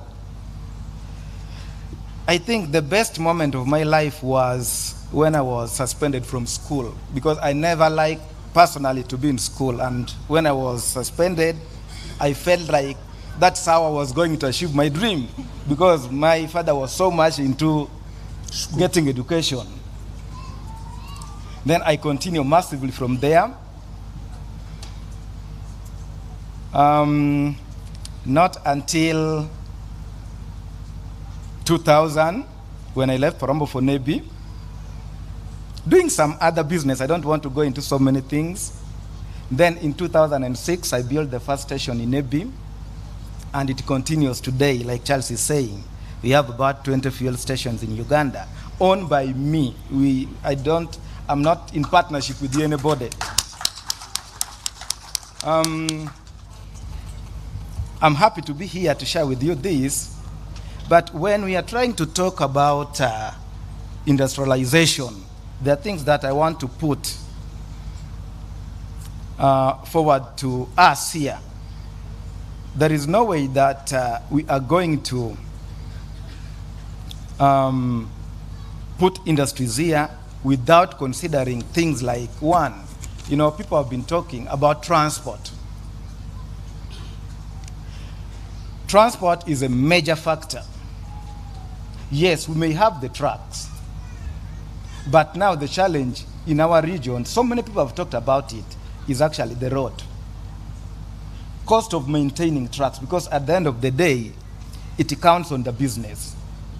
When you look at our road, I'm happy that Honorable Minister himself has made a mention about that. It has made business very, very difficult for us. Each time you are